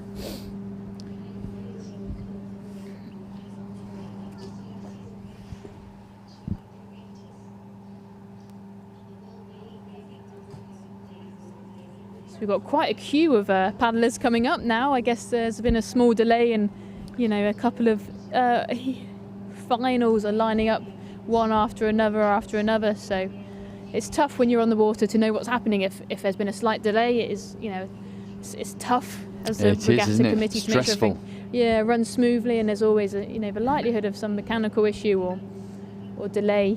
But it's being aware of where your race is on the race program. Who are you following, who's behind you, so you can sort of gauge how far or how on time the program is running. And the worst thing you could do now is do a great warm-up and then sit there for 5-10 minutes and let the ambient temperature of the wind cool you down, and by the time you actually get to your start line, get to your bucket, you're no longer in that prime position or prime situation physiologically. So yeah, and a lot of technology's gone into that with some of the athletes at the Olympics in different sports are wearing the heated garments to keep themselves really warm just immediately before their race. So often in so many sports you get to warm, then you have to wait in a green room or wherever it is before your race, cooling down, which isn't ideal, is it?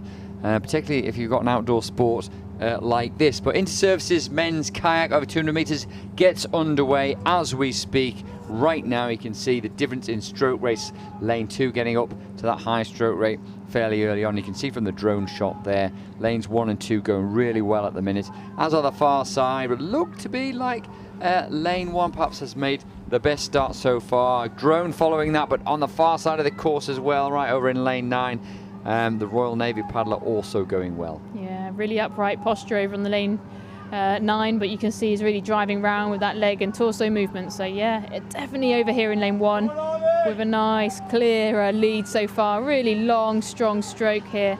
Good demonstration of that nice technical model separation. You see the drive of the hips and quite a considerable lead, but it's lane 3 that takes second, just ahead of potentially lane 8 and then 9 on the far side. Yeah, and unfortunately we've just got another swimmer in there, so hopefully he'll get picked up. I think that was lane 5. From the Inter-Services there. We've seen a few swimmers today, haven't we? Slightly more than we perhaps would normally see, but thankfully it's not too windy, it's not too wavy, and hopefully he's from the Royal Navy, so he'll be used to being in the water. We'll expect a mid deep water rescue then, but it looks like the safety boat is going to beat him to it. But yeah, I think we're seeing a bit more, potentially we're seeing some more swimmers. There's some guys racing their hearts out, and we're right here at the pointy end of the race, but it's also where the physical fatigue is its highest. the technical model was being really put to its test. I spoke to someone who said he's seeing stars in the last Red Boys. He couldn't have done any more, and he wasn't even sure what he was doing at this point. His body was telling him to stop and shut down, and he wanted to carry on all the way to the finish line. And actually, it's part of that training, racing, that you get to test yourself to the maximal limits, and maybe that ends up with a swim, maybe that ends up with a win. We just wait and see, and we have to push our bodies all the way to give it everything. I mean, it happened at the Olympics, in fact, in the women's K2 500, I think it was. It did, with some of the I would have said potential medalists from the Serbians or Slovenians. Yeah, highly experienced paddler there with Splenner, who they'd won, I think, the bronze medal in the 2019 Worlds with Anna Ostrium. Fantastic pairing. I know they've worked really well. Splenner coming back from having 2 children, put this all on her family life on hold to make sure she was there racing, and actually it was literally in the last 20 metres that the K2 just capsized and didn't make it across the line to get a time recorded. So heartfelt to them, because I know how hard they've worked as a pairing, and just to be caught out by a crab or something slightly unusual, sets their 5-year training plan, in a different perspective, really. So it's tough. It's really tough. But it's that close, isn't it? And they're putting themselves on the line. They're giving absolutely everything, and that's why that happened. And so it's good to know for some of these youngsters that it happens at every single level when you're giving everything. Massively, yeah. And I think you can just have to, watch the aftermath of the K1000 men after that final, with the extreme heat and the fact they've literally pushed themselves to physical extreme over 3.5 minutes or 3 minutes 20, something insane. We saw some people really struggling to catch their breath, to stay upright, to hold sentences together, because their body is in such a hole, such a physical, exertion to maximise the speed, maximise the output of power, technical model, and do an insanely fast time over 1,000 metres on their own.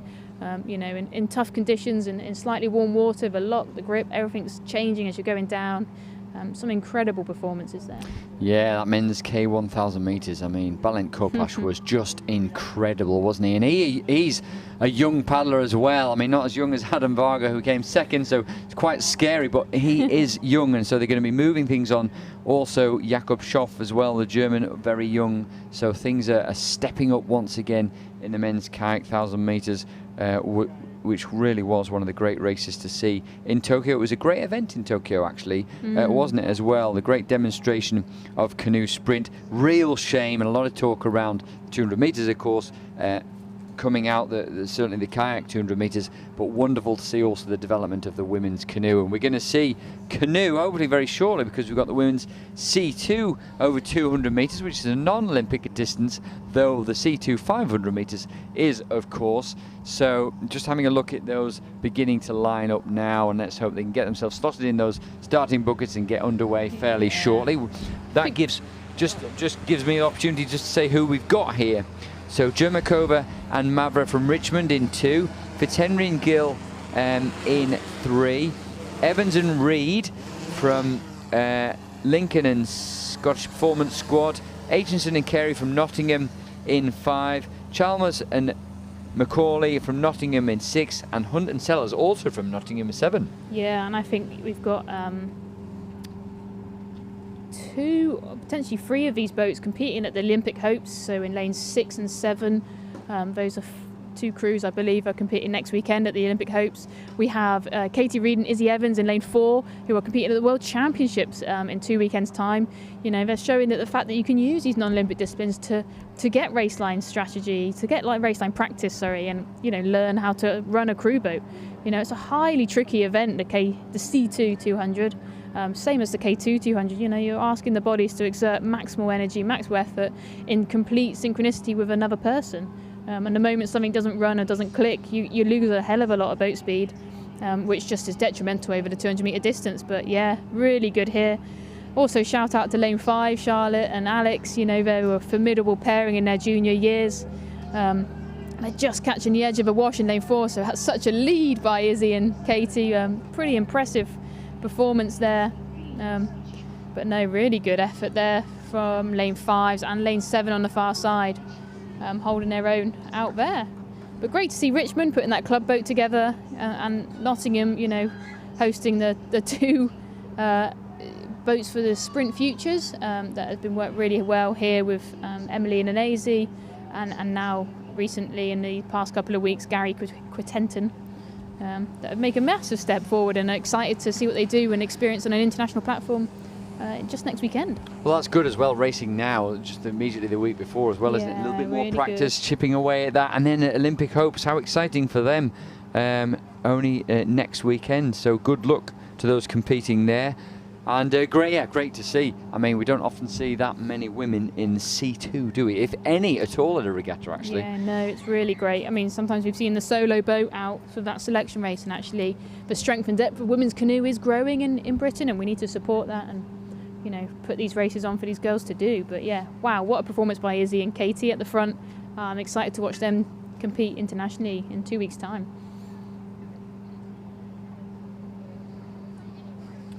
Yeah, good luck to them at the World Championships in Copenhagen, coming up fairly shortly.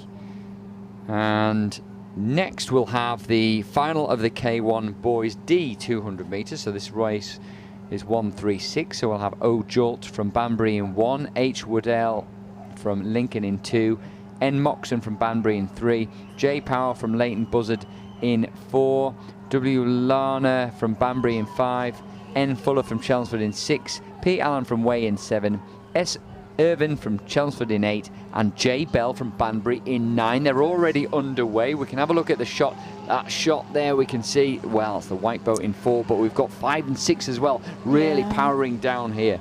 I wouldn't want to call it in a moment. It looks like lane 5 just getting a bit more length on that stroke, really driving around.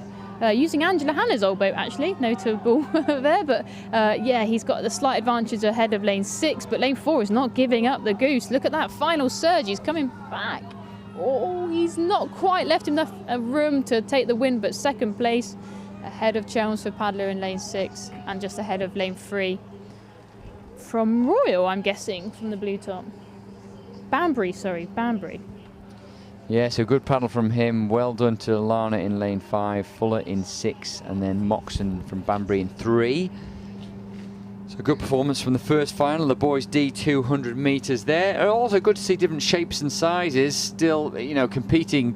It's not just about pure size or strength. Different shapes and sizes, as you've mentioned a couple of times with technique.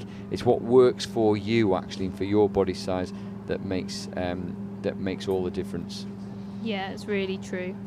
It's working out the right technical model and the right race plan for your physical output, so really important. Well, final 2 will be coming up shortly with 3 finals in this boys D 200 metres event. Final 2, the guys in final 2 just getting themselves ready. We've got K2 women to look forward to very shortly as well. That's race 139. So 137 will be next with final 2 of the boys D 200 metres. Then we'll have final 3 of the boys D 200 metres. Then we'll see the women's K2. Nice. And as a small update for our youngsters in Portugal, we've got another series of final Bs. We've got good. Christina Armstrong, K1 200, you know, a fantastic time by her to qualify through to final B. And Sammy Sullivan, we talk about women's canoe there, the under 23 C1 200 metre athlete, also qualifying through that final B, I assume tomorrow morning. So watch out, put the date in your diary to clock on and check out the live stream there. We'll be following it obviously from commentary here tomorrow morning, intermingling with the Nottingham races. Yeah, so second best live stream of a canoeing event you'll be able to see, of a sprint canoeing event, because some people might be watching the live stream of the slalom, I suppose, of the World Cup in Laseo tomorrow as well. But yeah, that won't be as much fun. And also Rory Clark, another final B athlete, K1 200 junior men. Fantastic series of events there by the guys. Good, well, congratulations to them, and you know, good, all the very best. And we've just got a few moments. I think we're perhaps now. Let's just see what the time was supposed to be for this event.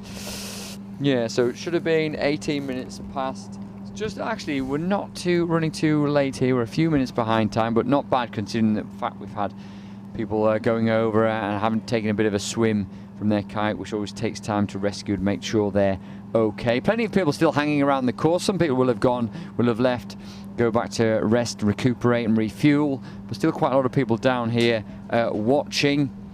We're looking forward to this second final of the boys D 200 meters. That's race 137. So we'll have Jay Bourne from Southampton, H. Collins from Richmond in 2, Jay Gallier from Leighton Buzzard in 3, L. Andrews from Lincoln in 4, A. Tuan from Longridge in 5, E. Hunt from Foy in 6, M. Gravel from Leighton Buzzard in 7, T. Mabelson from Norwich in 8, and J. Lovell from Devizes in 9. So pretty close race, you can see just from this one, right from the right of the picture all the way across to the left from lanes 1 to 9. It's all pretty close. Yeah, and that drone shot gives you that perspective. You know, it looks like there's a line across the lake there of the noses of the boats. It's going to be a hard one to call. From commentary, potentially lanes 6 or 7 have just edged ahead, but there is still 60 metres to go at this point. And lane 5 is not giving it up. See, even that on the far side here with lane 2, the red boat from Richmond is holding strong all the way to the end, and this is going to be tight. And we will let the tower decide on that one. We'll have to, won't we? 2, 5 and 7, I would say, certainly right up there. So 2, 5 and 7 is Collins from Richmond's in 2. 5 is Tuan from Longridge, and 7 Gravel from Leighton Buzzard, but very difficult to pick one, which is just what we want, isn't it, really? Yeah, I mean, absolutely perfect. you know, really, really close racing for these youngsters, and that's going to drive them on. And so often, when there's a good performance, it comes due to the fact there's several people pushing each other on to better and greater things.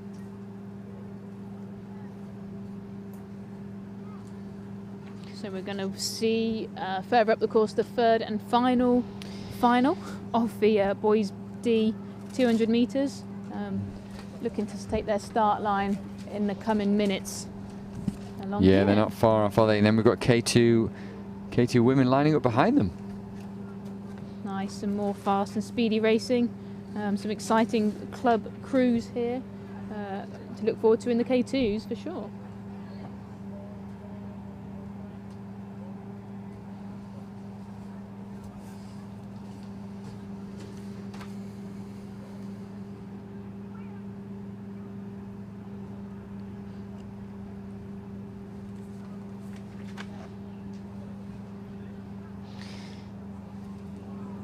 So, boys D K1 200 metre final 3. We have A. Davis from Norwich in 1, O. Matsur from Reading in 2, B. Shipway from Southampton in 3, S. Bicknell from Way in 4, D. O'Halloran from Chelmsford in 5, C. Allen from Way in 6, A. Hunter Hopkins from Devizes in 7, A. Morgan from Royal in 8, and L. Bartzilli from Richmond in 9. They're underway. We can see that drone shot as well. It's all pretty close at the moment. Difficult to separate. The middle of the course going well at the minute, and also on the far side of the left of your picture, lane 6, perhaps lane 7, also going well. Yeah, do you know what? I'm really impressed by the standard of the boys and the women's or girls D paddlers. You know what? These guys are fighting. They are properly racing. And this is the third final of Boys D. You know, there's a lot of work that's gone into these athletes back at the home clubs to come here and sprint their hearts out. You know, it's a technically hard sport and physically hard, but look at this. You know, lane 5 is just sneaking ahead, but lanes 4, 6, 7 right on his tail, and that's going to be hard to call for that second, third, fourth position.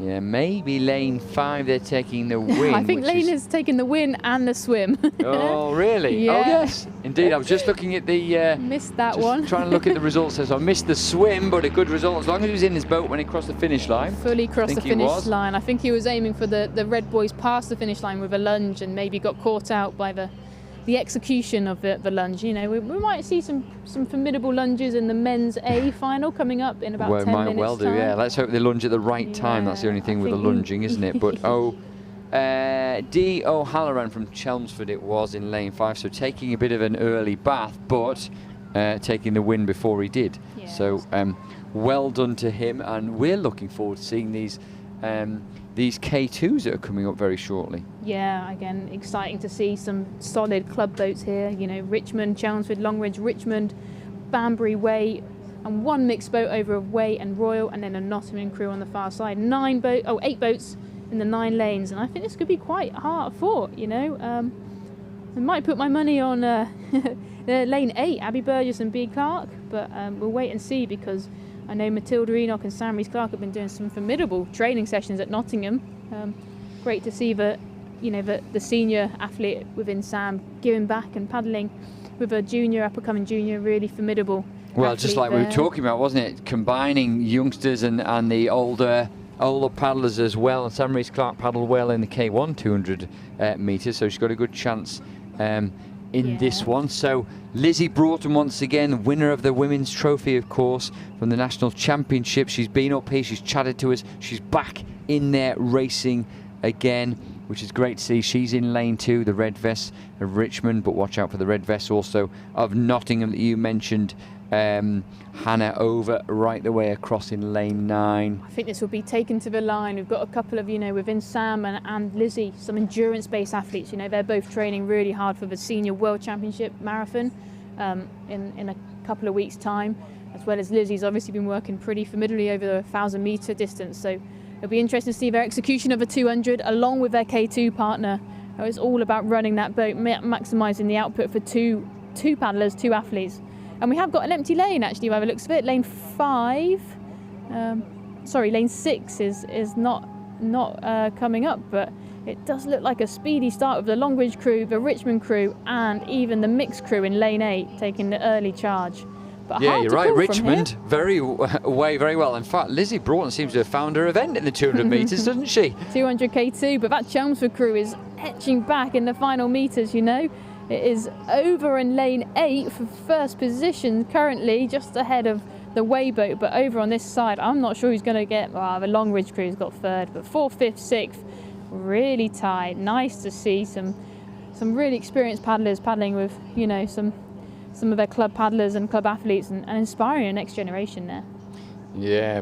And I'm a big fan of a 200 metre. It's a facilitating distance to get individuals on that start line, not ask them to race for minutes and minutes on end, but to give a really pokey race and a really tight finish is such an exciting and such a buzz that you can get from 200 metre racing. So. Well, they clearly did that and looked like they were enjoying themselves, and a little bit of change in positions as well as the race developed. Yeah. Sort of moving from the near side of the course over to the far side of the course later on in the race, and positions do change, as you've said already, Hannah, in 200 metres. They certainly did in that K2 200 metres, but a good race that one. We've got K2 girls A and B 200 metres coming up very shortly. We should have Poole and Troy from Elbridge in 3, Hunter and Pocklington, Cambridge and Wiltshire Youth in 4, Hall and Rosa from Way in 5, Glenarova and Tuvey from Norwich and Glasgow in 6, Ball and Patrick from Devices and Scottish Performance in 7, and we should have another Elmbridge crew, I think, in lane 8. Just still see busy. It's busy down at the course today. Super still, busy, isn't it? You can see that from the drone shot, which is good to see. And I think we're seeing a couple of crews in these next races, Olympic Hope crews learning to race together. I think the selection policy was done off a mixture of K1 and crew boat performances. So for some, they're racing with new paddlers. So it's great to see them getting out here and practicing that ahead of next week's race. It's good. That's why these regattas are so useful, aren't they, for some of the athletes that are competing internationally as well. So yeah, great that we've got Portugal going on this weekend. We've got Olympic hopes next weekend. We've got the World Championships in Copenhagen the weekend after that. So still plenty at the end of this season to look forward to and to enjoy, either competing in or watching on the various streams that you can see them on. Good start, fairly close race at the moment. Look at that drone shot. It's difficult to tell who is leading this one. Yeah, that's tight. Actually moving through, looks like the girls from Way, certainly that high stroke rate that we've begun to see familiar with them. That's right, it is indeed. Recognise that, yes. Yeah. And Hall and Greta Rose are leading the way. Oh, we see a capsize actually midway through lane 7. little bit of a new combination there with Molly Ball, I believe. Yeah. So that's it's tough learning to race together over this distance. But wow, what a win! What a victory over there in lane 5, and then lane 8 ahead of lane 6, and then lane 4.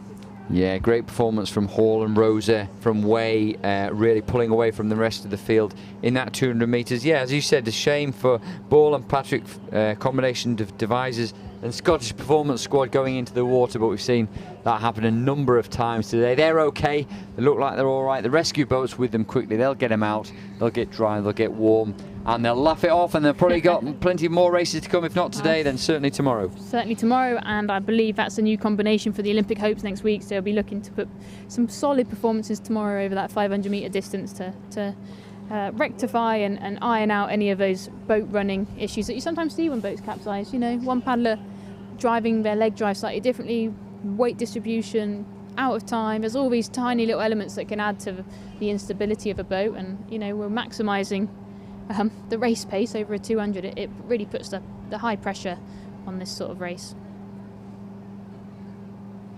So that was the final. That was the final of the K2 Girls A and B 200 metres. We've got the final of the Girls C 200 metres coming up shortly, and nice to see. You're just looking across the range there. We should have 9 boats in that. We do indeed. So we've got Fenwick and Cubish Wiles from Reading in 1, Fulford and Harbridge Hui from Reading in 2, Ball and Lamb from Devizes and Southampton in 3, Jepson and Long from Falcon in 4, Bowles, Trow and Pemble from Addlestone in 5, Gallagher and Payne from Way and Chelmsford in 6, Lee, May and Yule from Norwich in 7, Alexander and Gwynn from Addlestone and Wiltshire Youth in 8, and Gilbert, Johns and Perry from Southampton over in 9, just preparing themselves for the races.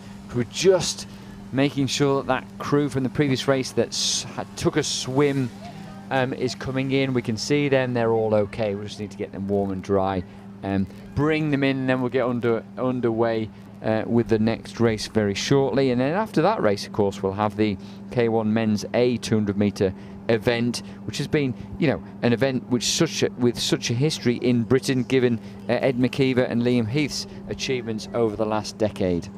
Yeah, and we're going to see, you know, Lewis Fletcher race. He was the Olympic reserve this year. I know he put in quite a stint over the winter to take it to Liam on that April regatta, and you know, he did beat the course record. Unfortunately, Liam also beat the course record in a slightly faster time than Lewis, but wow, what a performance in that respect, and it's great to see where he will be over in this event, given the fact that he's trained a little bit for the 500 metre distance, especially notably with K2 with Tom Lusty over this year. So it'll be interesting to see how his 200 metre performance is affected by some more endurance-based training. Yeah, could indeed do him good. Strength for the latter part of the race, as we see this K2 right in the latter part of the race of the 200 metres, and actually really close to lane 1, putting lane 5 under a lot of pressure. Looks to be like maybe lane 5 just holding up through that there in the Girls C. Final of the Girls C K2 200 metres. Lane 5 was Bowles, Trow and Pemble from Addlestone, looking like they took the win there, but lane 1 were really charging. Fenwick and Cubish Wiles from Reading, a good result from them. Yeah, that was a really closely fought race there, pretty impressive in that respect.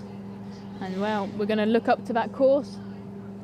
Right, let's just run through the lineup of the men's A K1 200 metre final. So Chris Carson, 23 years old from Way in 2. Ben Gallagher, only 21, from Scottish Performance Squad in 3. Matt Johnson, 25 years old from Chelmsford in 4. Tom Lusty, 26 years old from Solihull in 5. Dan Johnson, 26 years old from Chelmsford in 6. Lewis Fletcher, who we're just talking about, the 27-year-old from Scottish Performance Squad in 7. Ed Nightingale, 19 years old from Wiltshire Youth. Yeah, do you know what? I think this is going to be tight. You've got a couple of athletes that have come from a slightly longer distance, you know, with Dan, Tom and Matt. And even Chris Carson's, dabbled across the 200, 500 and 1,000 in the under-23 discipline. But Ben Gallagher, Lewis and Ed are probably the 200-metre animals on this start line. So it'd be really interesting to see how their summer training's gone, I guess, like we've mentioned before. But they've probably all been focusing a little bit more over the 500, given the loss of the 200-metre event for international seasons moving forward. And I know these guys have got their hearts set on that Olympic goal. But we've got pretty nice conditions today. We've said they're maybe not the fastest that we've seen, but it's pretty healthy. There's not much chop. There's a cheeky tailwind. I think we'll see some speedy times, and it'd be really interesting to follow it throughout. It will, want it, just to see what the times are, and also maybe from a wider perspective, what we're looking for here is a close final. So all these guys fighting it out, and hopefully we'll be contributing to a good crew boat, a good K4 over the 500-metre distance in the future. Yes, hugely. I think these are the powerhouses that will be getting that boat off the line and up to top speed within that first 100 and 150 metres. And they are off, and that's quite an explosive start from Lewis Fletcher on the far side. But Ed Nightingale looks like he's holding him. That rate is incredibly high, and they have definitely taken that short lead over Dan in lane 6. But Tom Lusty's had a really nice start there as well, and same in lane 3, with Ben Gallagher. Yeah, Ben Gallagher got away well, but if we look over the far side, we're zooming in on Lewis Fletcher at the moment. He was really dramatic at April in the selection event. He's been equally dramatic he's actually blown away the rest of the field. Desperately trying to stay with him is Edward Nightingale, the 19-year-old in lane 8. But wow, what a performance from Lewis Fletcher there. A notable performance from Ed as well. I think he's someone that's definitely struggled since the pandemic, losing an ability to train in his environment when he's moved up at uni. So to be in that boat length, that's a huge step up over this summer, and I think him and Ben Gallagher are normally head-to-head fighting, so looks like he's taking a nice step forward in that performance. But wow, lovely race, but a formidable win by Lewis there. So really sure impressive. He'll be glad with that. Actually, Tom Lusty also going through in 3rd place, which for someone who's normally a 1,000-metre paddler, that'll be encouraging for him. But really dominant performance from Lewis Fletcher, the 27-year-old from the Scottish Performance Squad, leading from Ed Nightingale, who wasn't a million miles away, as you said, only 19 years old, the Wiltshire youth paddler. So huge potential there. Throw into the mix somebody like Dan Atkins maybe as well in the future, and perhaps there are 1 or 2 others. And surely we have the potential for a K4. And what about Yayan James? Yayan James, I know Ed and Yayan are doing K2 500 tomorrow, so like an exciting combination there. We should talk about Noah, just literally qualified for the B final in the under-23s, K1 200 out in Portugal. So we've got a formidable number of really quite fast under-23 and junior K1 200 guys, which have, they looked at the plan, they looked at the programme, they looked at Liam, they looked at Johnny, they looked at Ed McKeever, and they set their hearts on this. And it is brutal to see that event stripped from the Olympic rostrum. I know it's still going to be a formidable race abroad, and we can never take that away from, a World Championship event is a World Championship event. But it is a shame to see such growth and development that's happened over these past 2 cycles since since London 2012 when the Games was introduced, the 200-metre event. But wow, we can use that, and I think we can springboard off the fact that there are a really strong cohort of guys racing powerfully, strong, driving with great technique over a really short distance that does lend itself to that K4 500 if we really put our minds to it and we etch out those extra sort of 40-odd seconds that we need in that event. Well, I'm sure we can do it. Underway now, final one of the men's B 200 metres is equally competitive, not being dominated by anyone. Maybe lanes 4 and 5 there, which is Holland from Way and Kemp from Reading in lane 5. Probably Kemp from Reading in lane 5. Short stroke there, but making it work, and a big lunge from him. He lunged to secure that wind ahead of Tom over lane 4. Another fantastic athlete that's coming up through the ranks. We kind of forget that a lot of these guys that are in this race and the race before, missed their final year as junior. They missed that consolidatory, this is where I am, under 18, and now I'm going to springboard into the under 23s. But they actually lost that and have taken that big leap into that sometimes quite ominous and quite formidable senior platform. But it's great to see them racing with courage and gaining experience, because this is where we need to draw the line, between their season 2021 performance, put it down on paper, mark out where they want to go in 2022, 2023, and work forwards together with their coaches, their support team, and it's probably still their parents. You know, they may have flown the nest as such, but you know, we all have close ties with the parents that have often, or the support crew and family networks that bring us to these races and have, you know, helped us fall in love with this sport.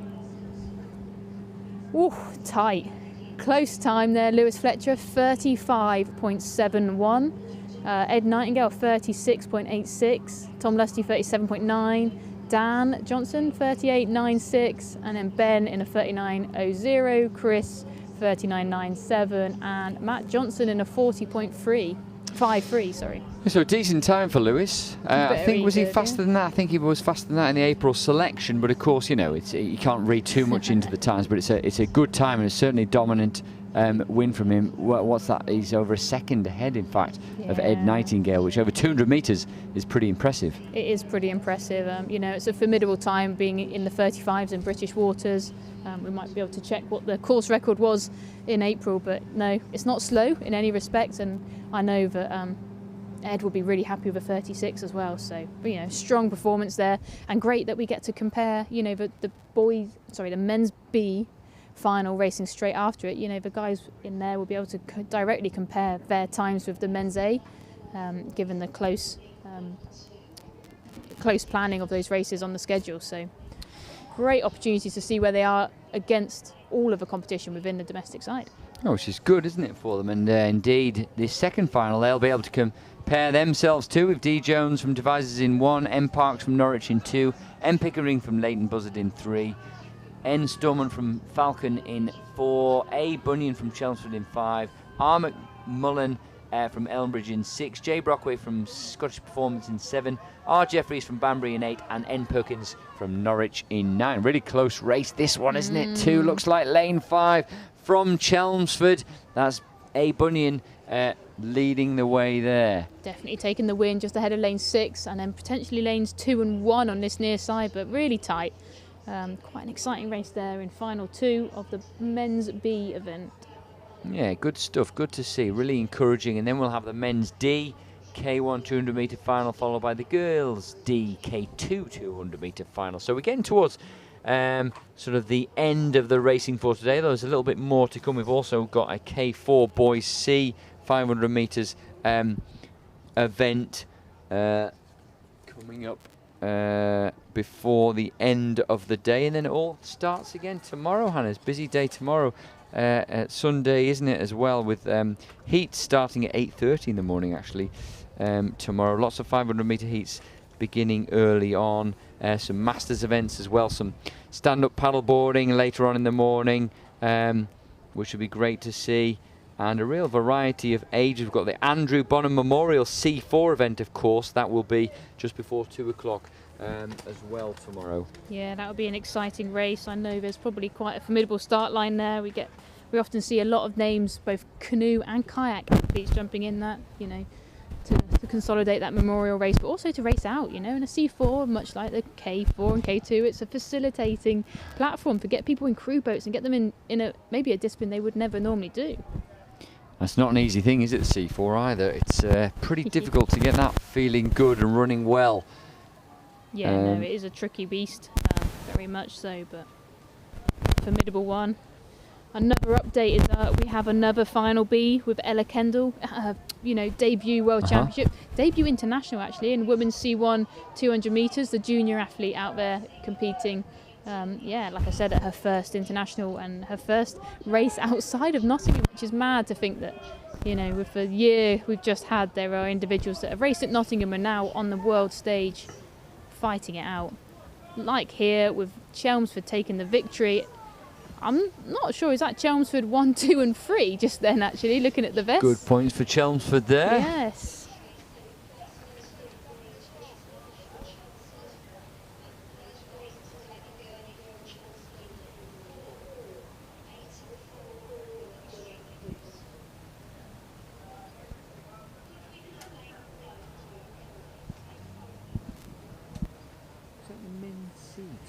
Yeah. So we're just a couple of minutes.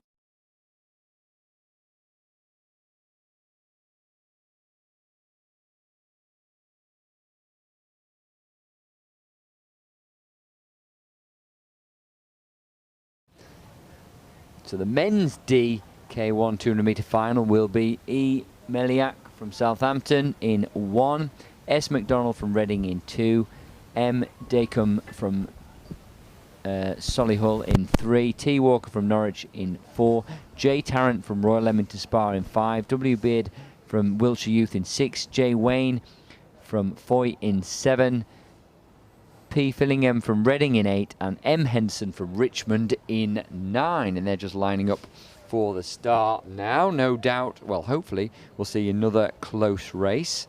Just see that shot from above there, and getting underway with the paddle strokes. Lane 3 and 5 certainly look to get away well there. Really strong paddling in lane 5 there. That is Taz once again, isn't it? Goodness me, how much racing has he done today? And every time he races, he looks powerful, he looks strong, he looks dynamic. He does, yeah. This is race number 4, which, you know, on a 200 metre, we're starting to see maybe a little bit of the energy zapping out of his stroke there. But wow, look at him drive around, really nice connection and great rotation. You see for his thoracic movement there that he's driving round with each stroke, you know, that leg drive and that hip movement within the boat. But wow, clear water over this division. I think he's going to be promoted into the men's C division after this. But yeah, formidable victory there by Taz. And I know that's exactly what he wanted. Due to his competition between Linos and himself, you know, they both needed to win the equivalent boys or men's or women's D events. So I'm not sure how they're going to tease out who was the most successful there. Maybe the margin of victory, but we'll let them decide, or we'll let their coach decide. Well, it's good to have a bit of competition between them for that, isn't it? And also just a word for Walker from Norwich in lane 4 and Beard from Wiltshire Youth in lane 6, coming in just behind, well, a little bit behind John Tarrant there. So well done to them. Yeah, really good racing there across the board. Looks like we're going to look up at the course for a K2 final. Our penultimate race of the day by the looks of it. Oh, goodness me, it is, isn't it? Yeah, it's been a long day with some really great racing. The sun's come out, sort of a gentle evening here at Holme Pierrepont in Nottingham. I'm just looking up actually on the river there. You can see a few kayakers just gently paddling over on the river. If I look beyond the cricket pitch towards the sailing club, just as we can see from the drone that the paddlers are beginning to line up. We just have a minute perhaps to look. There we go, we can see the river there. The sun's beginning to come down, a few shafts of light through the throwing light on some gentle kayakers paddling their way up the River Trent.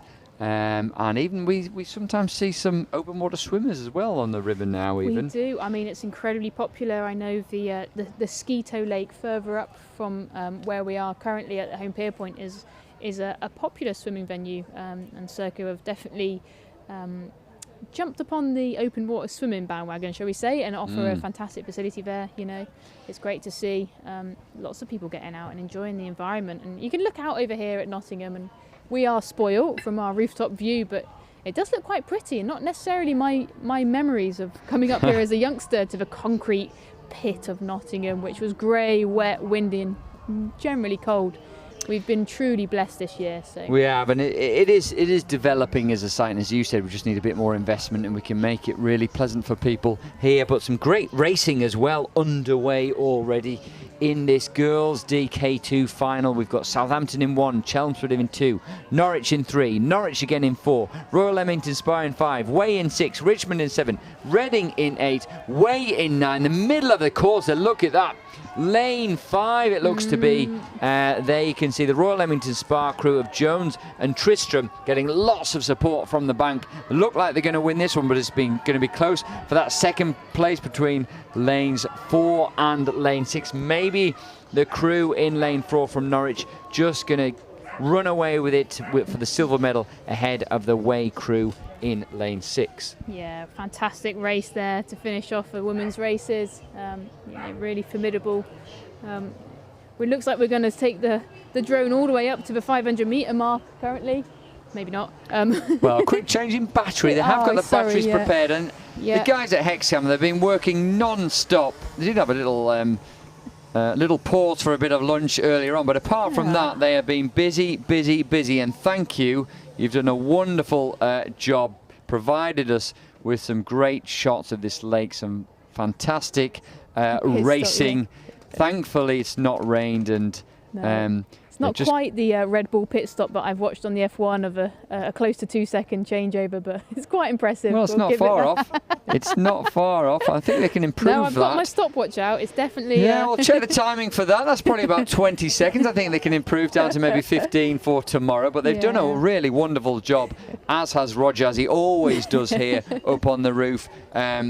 With Media Pack, fueled by Hannah's wonderful family recipe of biscuits. Thank you, Hannah, for those. There's only one biscuit left, which you can take home. I will protect with my life from any other hungry hands. You that might maybe, have to. Yeah, it might have to. And yeah, we'll look forward to seeing a K4 race. But before we do, Hannah, I mean, just I don't know how you would reflect on the day's racing today. We've seen a range, right from wonderfully young C2 paddlers across K4 paddlers, masters events, different distances from 1,000 metres down to 200 metres. So has it been a particular highlight for you, or have you just enjoyed being up here watching the racing and seeing your own paddlers compete and do well as well? I think that would be a very selfish version of my reflection. I think if we take a step back and look at where we've come from April Regatta, we had a closed selection event.